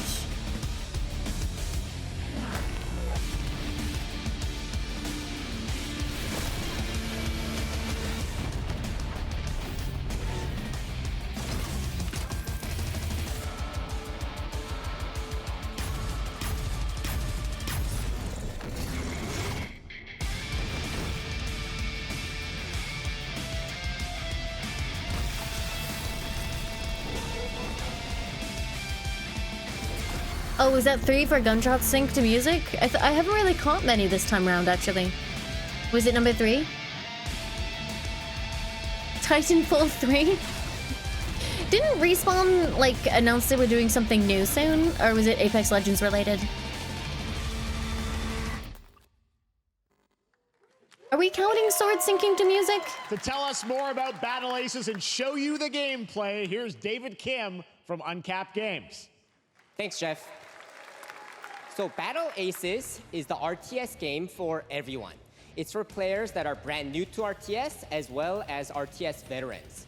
We really want to bring the core fun of RTS to everybody, kind of like how games such as World of Warcraft did for MMOs or Hearthstone did for card games.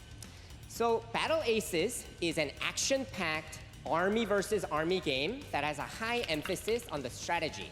We want to bring this type of very specific RTS fun to players in two major ways.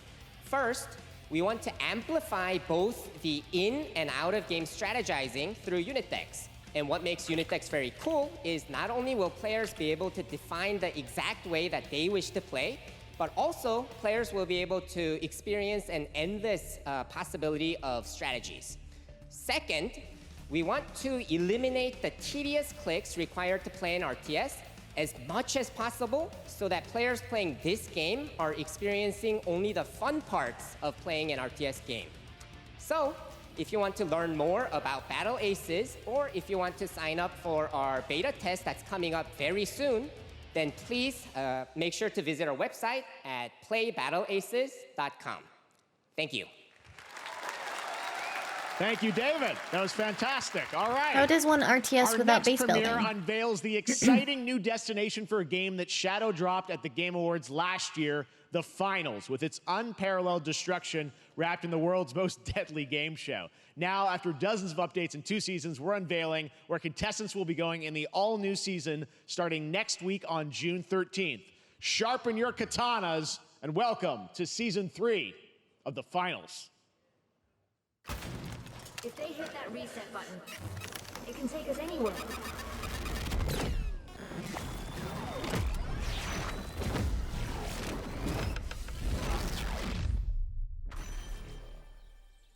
No, I think it's been out for a little bit.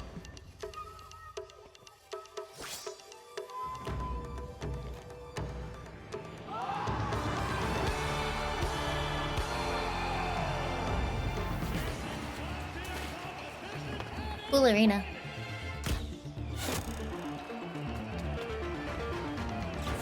It got clowned on for having AI voices. I mean, didn't it come out actually that it was like 2 consenting voice actors who knew exactly what they were getting into and got paid for it? Because what they used the voices for, they couldn't possibly have all of those lines like ready to go because they change moment to moment.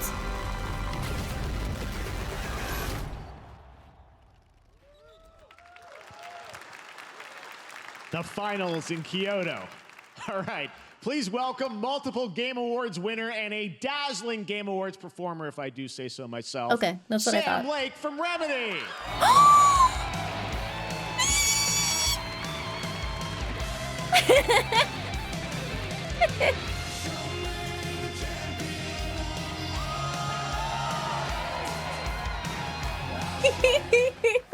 I think that's enough. Thank you. Never enough. Hi. Never. You see, this is now the only way they let me come on stage to tell you something exciting news about Alan Wake 2. Many of you have been posting your Remedy game collection pictures on your shelves with Alan Wake 2 so far digital only, sadly missing. Well, we are excited to announce physical deluxe editions and physical collector's editions for Alan Wake 2 coming this fall. You can lock in your copy starting tomorrow. Next, my money. We promised you Tomorrow. some expansion content for Alan Wake 2, right? I'm thrilled to introduce you all to Night Springs. Money gone. It contains 3 episodes with 3 I like his familiar, shirt. fan-favorite playable characters in mysterious, terrifying, and Fan-favorite? quirky what-if Barry? scenarios. Harry? It was a chance for us to really go out there, as if we already didn't. Night Springs will be playable. Don't you dare say now. In less than 24 hours. Okay, fine. Tomorrow. Fuck you, Sam. Thank you. Now, with this world premiere, I invite you. I was gonna say, it's step midnight, Sam. into Fuck off. Night Springs. Yay! Night Springs, a special place, a shifting space, existing in a countless number of parallel realities. Different every time we set upon the road that leads us there, and yet always familiar to us. Night Springs. Yay, it's the music! I'm in danger. Please, my #1 fan. You're the only one who can save me. And I will come back for you, my love. Yeah! Sean, I'm really happy. This is gonna get strange. Night Springs. Ba ba ba ba ba da ba ba da da da da. Literature.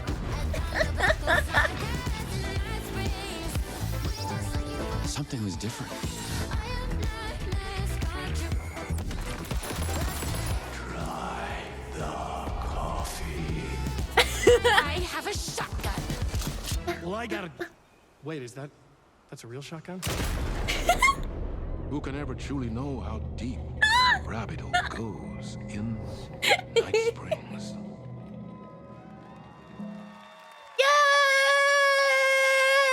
Yay! It looked like Nick Cage. I don't think it was Nick Cage, but it looked like Nick Cage. They've come to these mythical shores, seeking mastery. I guess I know what I'm doing tomorrow.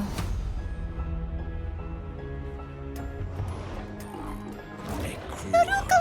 Thank you for gifting 10 subs. Thank you very, very much. Where primal forces clash.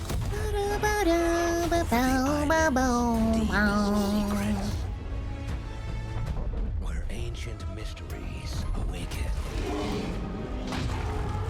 Where heroes are forged. And demons are born.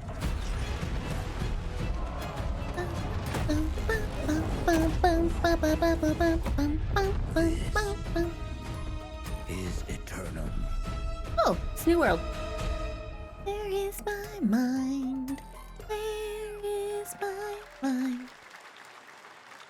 That's right, New World Eternum will launch on PS5, Xbox Series X and S, and PC on October 15th. I woke up. Did you see I woke up? They said I'll awake and I woke up. Solo player or play co-op I'm awake and now. use crossplay as well. If you're watching SGF on TikTok Live right now, you can comment HSR in the chat to claim a special in-game bundle for Honkai Star Rail of Stellar Jade from TikTok Game Rewards. I really want that. Honkai Star Rail, Hoyoverse's latest space fantasy RPG just concluded its version 2.3 special program a few hours ago. But there's Oh my more. god, they're A gonna sneak block my peek at the purchase of Alan Wake 2. upcoming You're not expedition fucking wrong. Featuring a beloved character who is clearly ready for the forthcoming journey. It's a business with her expense, brand new right? look. It's a business expense. I'm playing it on stream, it's a business expense. It's because they're afraid to wake up from the dream. You see, everything is possible in this land of dreams. Mish.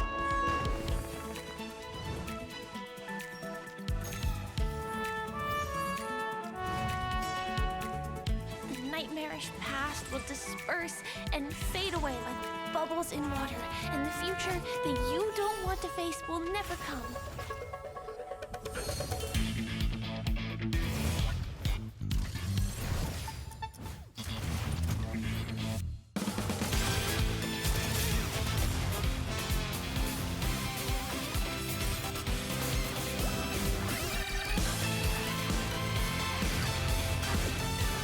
This is not my thing, but I'm absolutely happy for everyone that is a fan and enjoys these games, because clearly they make a lot of people happy, and who am I to judge? Remember, it's okay to not like things, etc., etc. Wake from our dreams.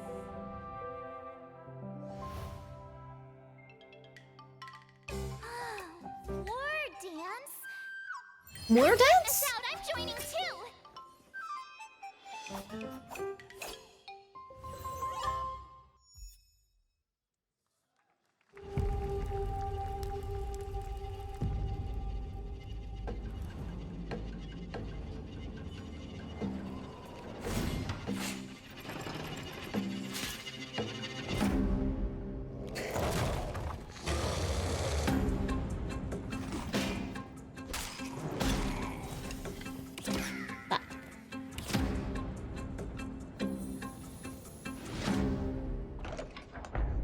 Does that mean they resolved? Didn't they have like some kind of issue or something legally?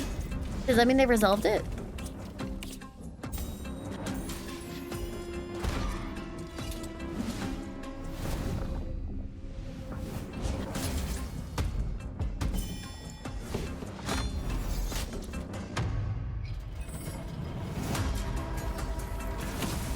You'd lose me to Honkai Star Rail if I played it. Genuinely, I will not touch games like that because I absolutely suffer from FOMO and I'm very competitive and need to have the best things. And that does not mesh very well with a gacha game, or I will say it meshes too well with a gacha game, so I do not get involved.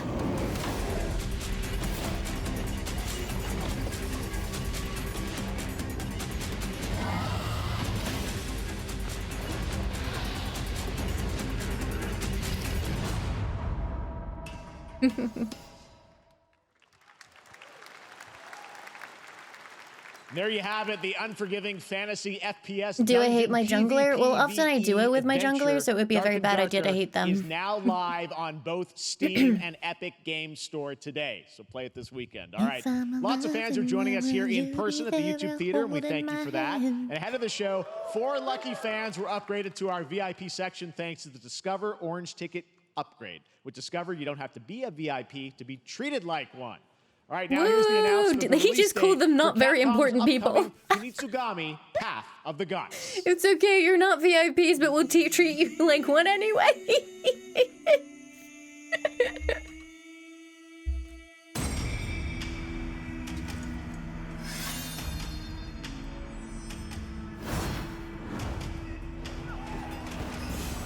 Thoughts on Night Springs? Incredibly happy. Very, very pleased. I'm really, really glad that, I can't remember the character's name. I keep wanting to call him Bobby Drake. Very happy that Bobby Drake is getting a larger role.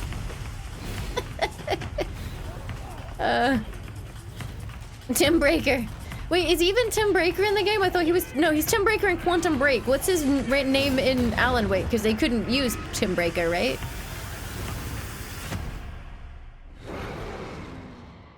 I don't remember what his name is in the game. It is his name in Alan Wake? What was his name in Quantum Break?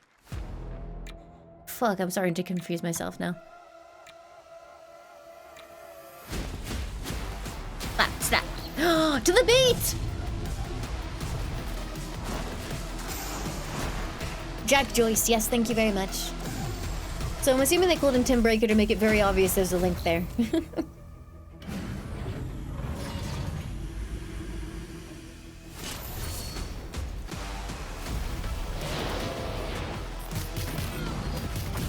Do we count it more than once if it's like repeated in the same trailer?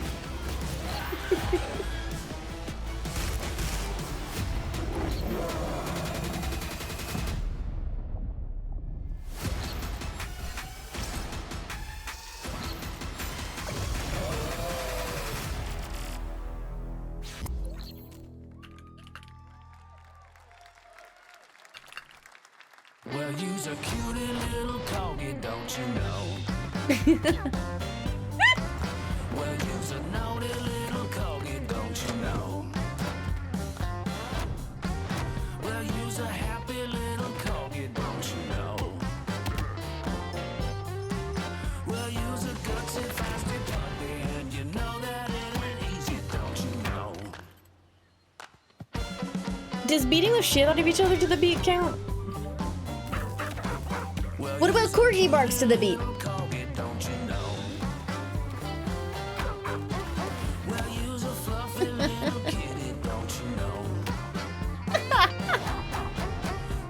was a crazy party animal, don't you know? No! Well, all the crazy party animals, as you know. I'm sorry, was that party animals with Uno? Oh god.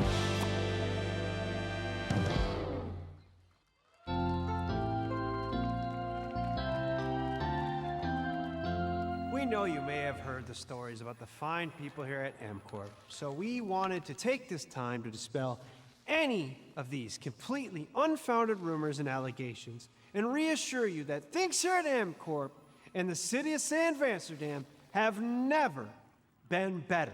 Things are going great here. We have absolutely nothing to hide from the citizens. Everybody here at MCorp loves this town. We think this town rules. Why would we hurt a town that rules? I can't stop thinking about how you're saying we're selling the city for scraps. That makes me sick. That makes my whole family sick to their stomachs. My wife hasn't been on the toilet for weeks because of what you're saying about what MCorp's doing to this town, all those lies. Everyone at MCorp is really good. Stop crying, all right? This is business. Look around, pal. This is how businesses are run. Now, you should have known that when you were hired on, okay? Jack, tissues. Come on, pal. Ah! Come on, faster. Let's get those moving. That's not about this. That's a father and son. That's actually a home issue. We love it here at MCorp, and we are not going anywhere. We'll be here a long time. Fine. Nobody panic.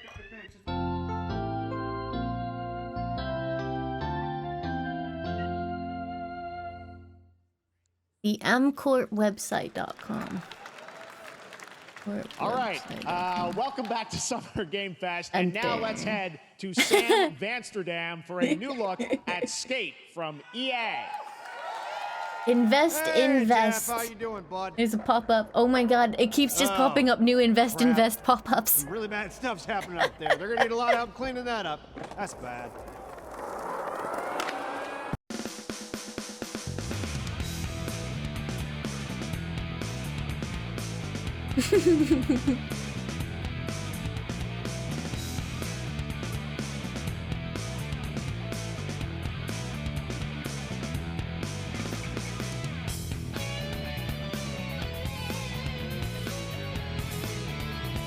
Was one person actually just doing fucking somersaults the whole way down? That person isn't on a skateboard at all!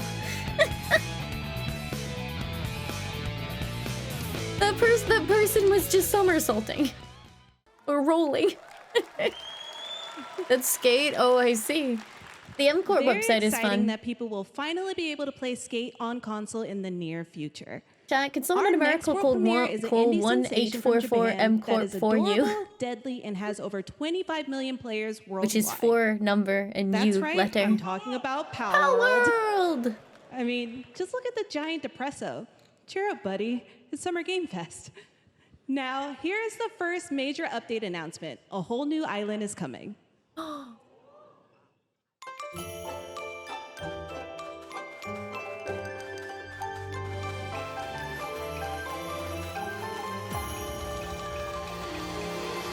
Yes, that's it.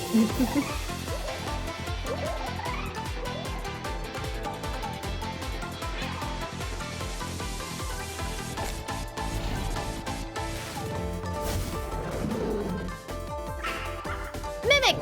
Mimic puppy!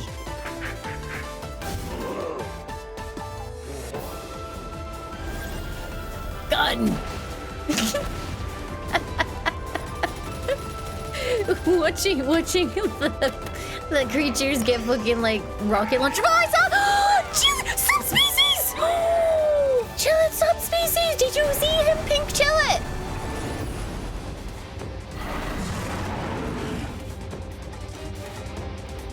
I love. But yeah, sorry, I find it incredibly funny watching these creatures get hit by like machine guns and rocket launchers. Rita, but you can still bring your gun. Oh, she cute.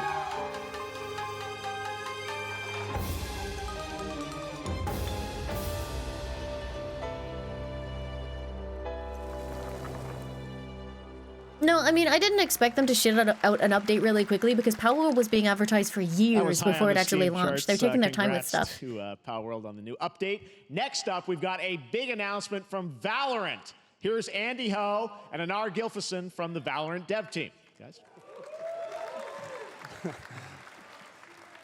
Thanks, Jeff. Hey, everyone.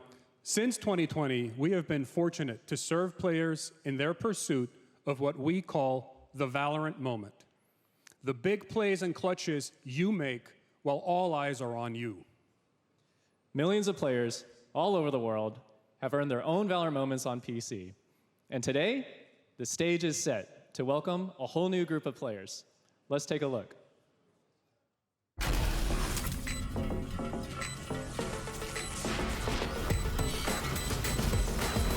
Give me those gunshots to the beat. Let's go.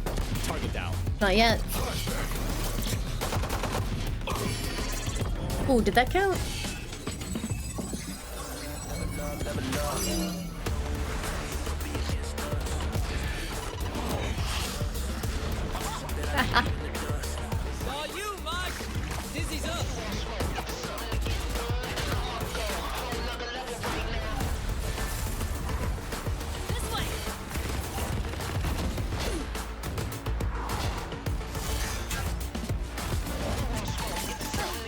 You lost 7 games in a row last night? I was hanging out with Ruben and we played some. And we had some truly cursed games. It was really funny. And it was like, yay, I'm super glad I stayed up until this time of night to gain 20% of a rank because we went like 6 and 7. We're gaming.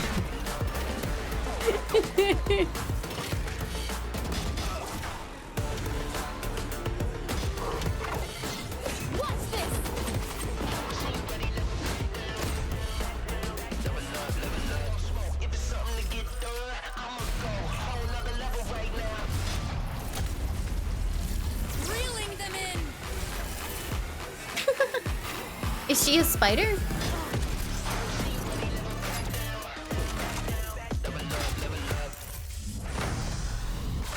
It's not Overwatch. It's more like Counter-Strike with abilities. It doesn't really play like Overwatch at all.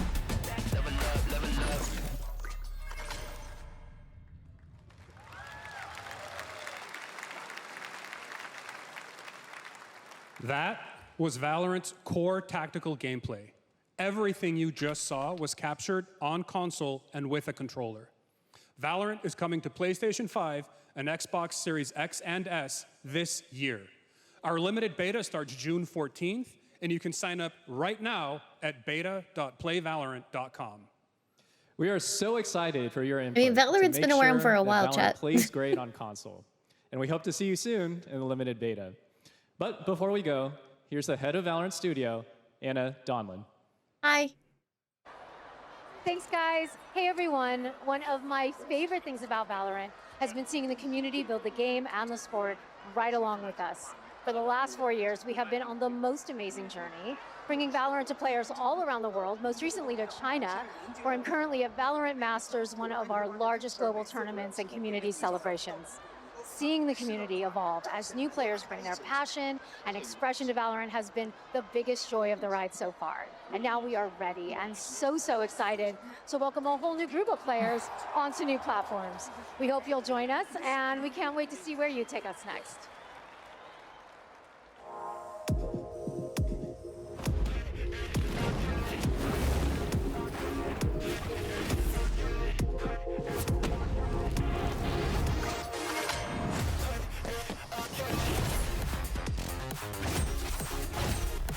I like some of the hero designs. I will never ever play this game, but I like some of the heroes, and I'm glad for people who enjoy. Does it have skins like Apex?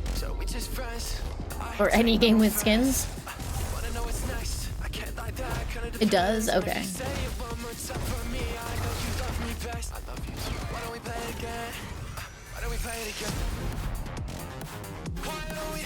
From Limited Run? Oh, so it's like a third-party collectible rather than a full release?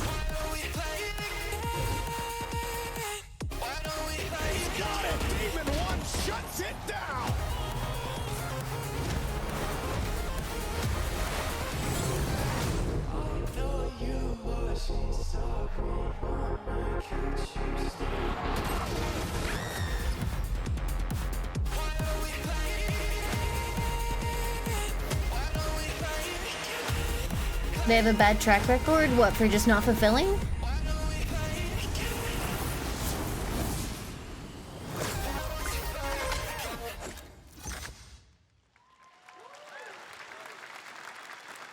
Oh, that's Exciting to have unfortunate. Riot on console with Valorant. Thanks to the team at Riot for sharing that with us here at SGF. Our next announcement is a big deal from our friends at DoorDash. 5 weeks of deals with Summer of Dash Pass. Sign up for Dash Pass now for $0 delivery fees and get 50% off your next DoorDash order. Now, here in the audience, we've got a guy who is normally co-streaming our shows. Well, I mean, Young Ya, who is also an amazing voice it's been out for 4 actor, years, maybe, who's been in Don. They're not countless really trying to, games like, such show as, you much Like a about it Dragon at and this God point. of War Ragnarok. Well, next week, Young is going to be voicing a character in a movie, Inside Out 2, where he plays a fictional video game character, Lance Slashblade. And we've got your exclusive first look. Check this out. Welcome to your eternal fate. Lance Slashblade? But he's a video game character. Why is he here? Yeah, I always thought Riley had a secret crush on him. I never saw the appeal. I long to be a hero, but darkness haunts my past. I'm in 100%. We were all banished here, deemed unfit, worthless. Don't you dare say that! You do not deserve to be thrown away! 1 second, Lance. Don't you remember his power move? I'm coming for you, Riley! Oh, yeah? Watch this! Come on! No one is totally worthless. But I am a warrior cursed with a feeble attack. Then you must make your curse your gift. Shield yourself, my friends, for I shall set you all free! The #1 gaming monitor brand in the US, Samsung, just released new 2024 monitors for gaming, work, and entertainment. Scan the QR code now to get up to $300 Samsung credit when you purchase through June 17th, plus a chance to win $5,000. Why are they in a jar? Samsung I have credit for no US idea. residents. Summer Game Fest 2024! Look at all of you cooped up watching video game announcements. Cooped. And yes, Chicken does look a lot like Ken Jeong. And today, Chicken is excited to share a new game that Chicken and Chicken's buddies are in called Squad Busters. You fight monsters, collect lots of shiny things, and Chicken has a big role. That's all that matters. And here is our big ad. Squad up. Oh, oh, I mean, cock-a-doodle-doo! Cock-a-doodle-doo! What's going on? Who are you? Look at your phone. I'm the chicken. We're here to make your life more fun. I'm fine. I drink right out of the carton. I don't think you know the definition of fun. Come on, get up. I am butt naked from the waist down, so... Get out of the f***ing bed, dude. Get out of the bed. All right. Tell me about yourself. I think I'm an excellent candidate for the job because...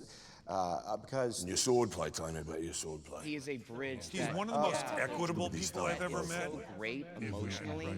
Also, I pillaged a few villages. I'm not a lawyer. Okay? I'm just a It's not actually Chris Hemsworth, is it?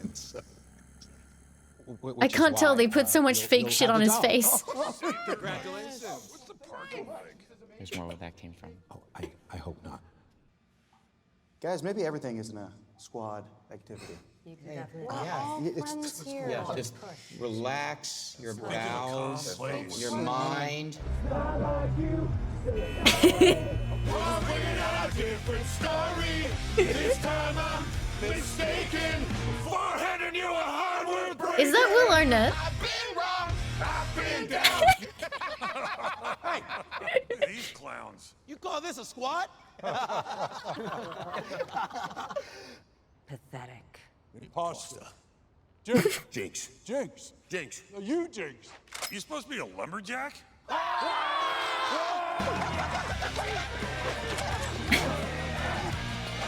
We having fun, yeah. Want to go chop some trees, would you? I'd be delighted.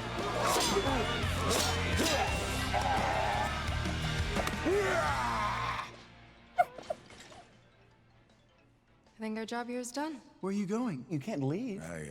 We ain't never leaving you. Goodbye. Here. That came from inside me.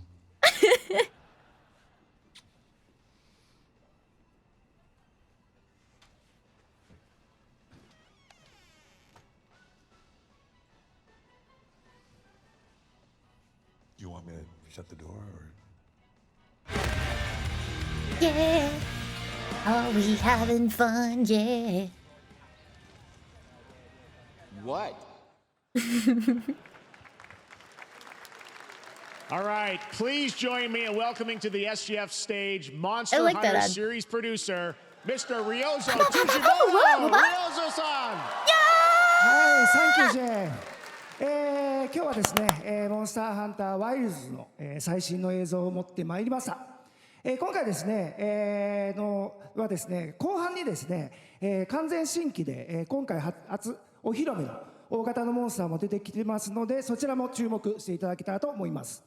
Thank you, Jeff. Hello, everyone. We've prepared a very special trailer today for Summer Game Fest.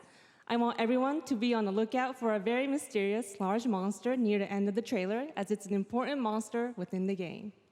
はい、I'm 本作 looking, ではですね I am perceiving, I am 没 paying 入感と attention. アクション、こちらの融合を目指して開発を進めております。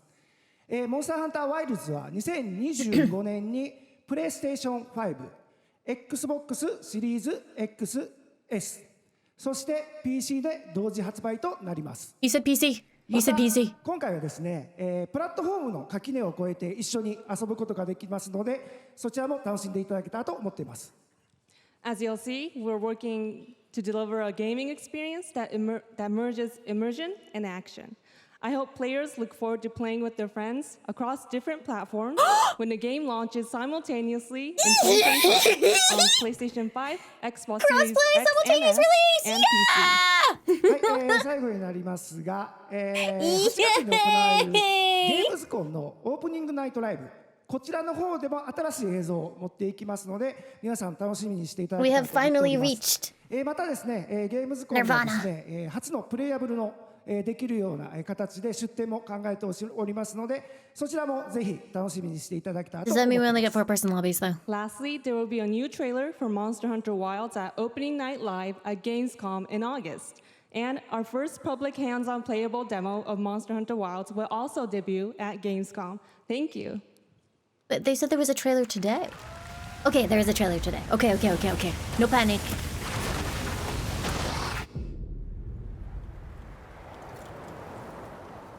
Over there!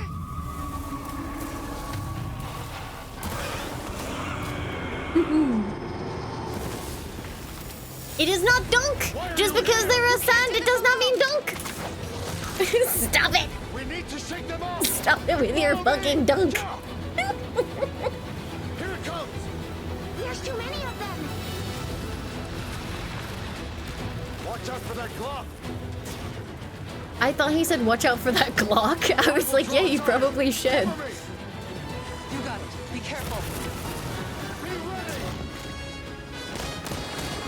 If we can make it to the rocks, we may lose them. Undies, thank you so much for the 69 months at tier 2. Nice. Thank you.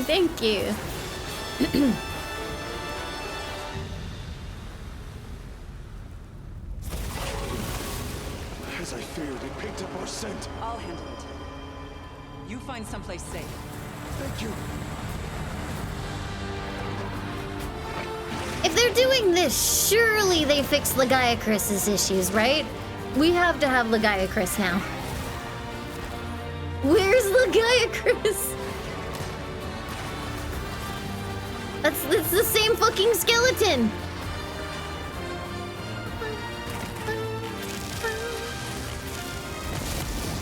There are a lot of monsters with like multi-mouths and weird creepy like faces instead of eyes. Just watch. You will see what hunting is all about.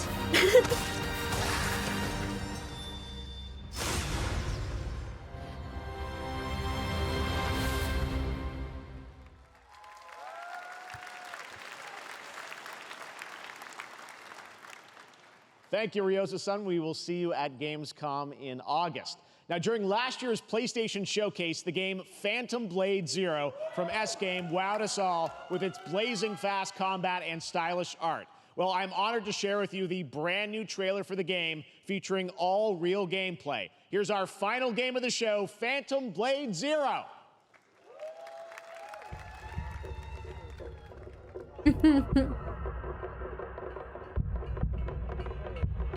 Ba-ba-da-ba. or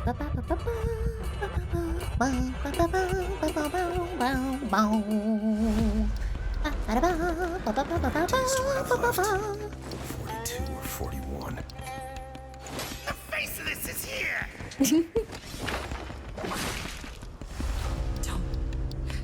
Don't go up there.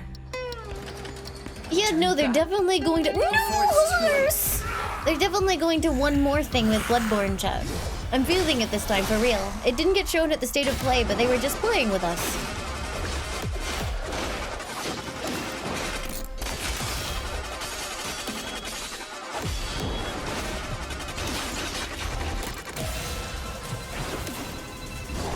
Did you just whip it around with your sword? That's cool.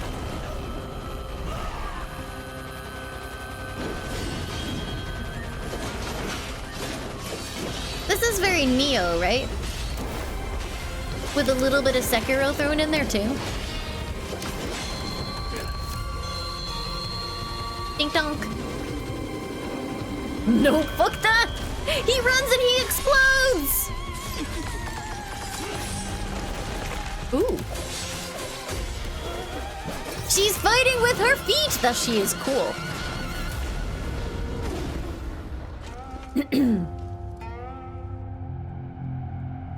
Honestly, that looked kind of cool.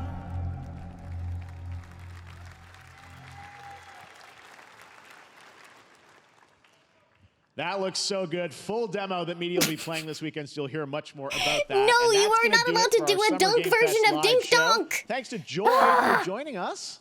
Thank you, Jeff. I had such an amazing time. Happy Summer Game Fest, everyone. Thanks, Joy. There's 5 we minutes have left. So much more, so stay tuned because Day of the Devs is coming up live right now on the stream, featuring an hour of indie game reveals, including the next game from Cappy, and that's followed by Devolver Direct. Now keep checking SummerGameFest.com for other event streams this weekend, and we'll see you again live this August 20th in Germany for Gamescom Opening Night Live. Thanks for watching, everyone. Remember, Day of the Devs starts right now.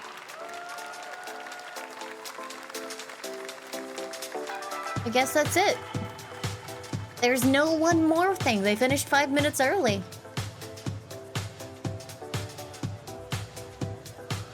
I'm suspicious. Okay, well, that's it.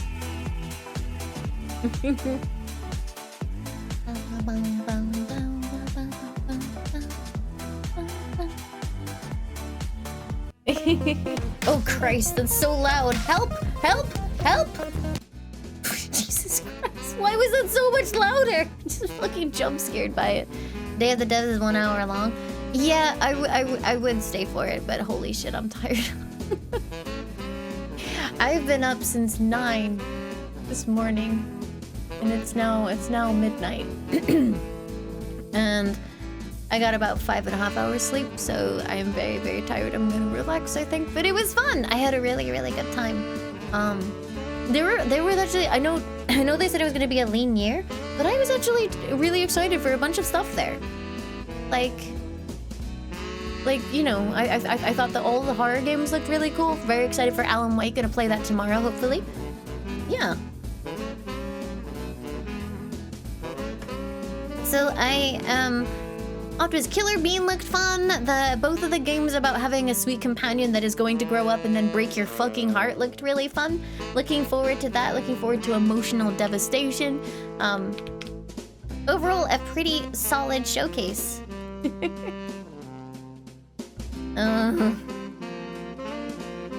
Yeah, no, it was good. I enjoyed all the indie stuff that they featured, so excited.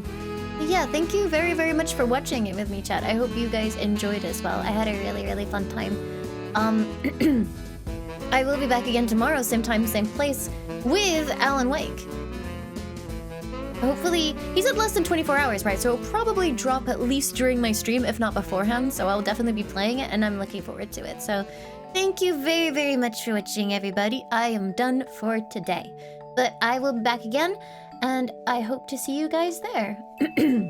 My throat is so fucked. Hold on.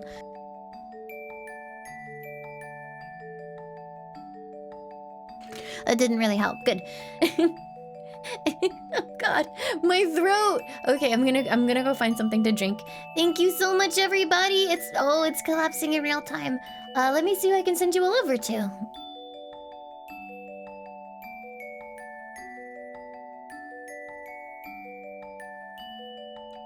Okay, that's a little bit better.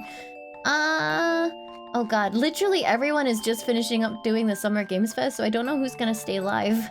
Like, genuinely, I have no idea. Let's see. I have no idea.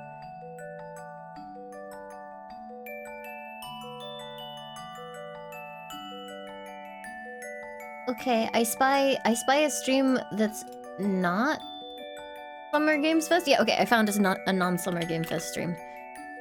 I'm gonna send you guys over to Ariel because they are not streaming Summer Games Fest. I know there's a bunch of other people live right now, but they were doing Summer Games Fest. So I don't know if they're continuing, so just to be safe, I'm going to raid into someone who's definitely not. So thank you very, very much for hanging out, everybody. It was an absolute pleasure. I hope wherever you are heading over to, you have a great night. Raid message is, you know what, fine. You can do Lime's Dance Dink Donk. There you go. This is the raid message, you bastards. Feel free to arrange the Limes dance however you like. Thank you so much for hanging out. I hope to see you guys again tomorrow for Alan Wake. And if not, I'll see you guys again next time. Thanks so much, everybody. Goodbye, everyone. Goodbye. Goodbye, goodbye, goodbye, goodbye, goodbye.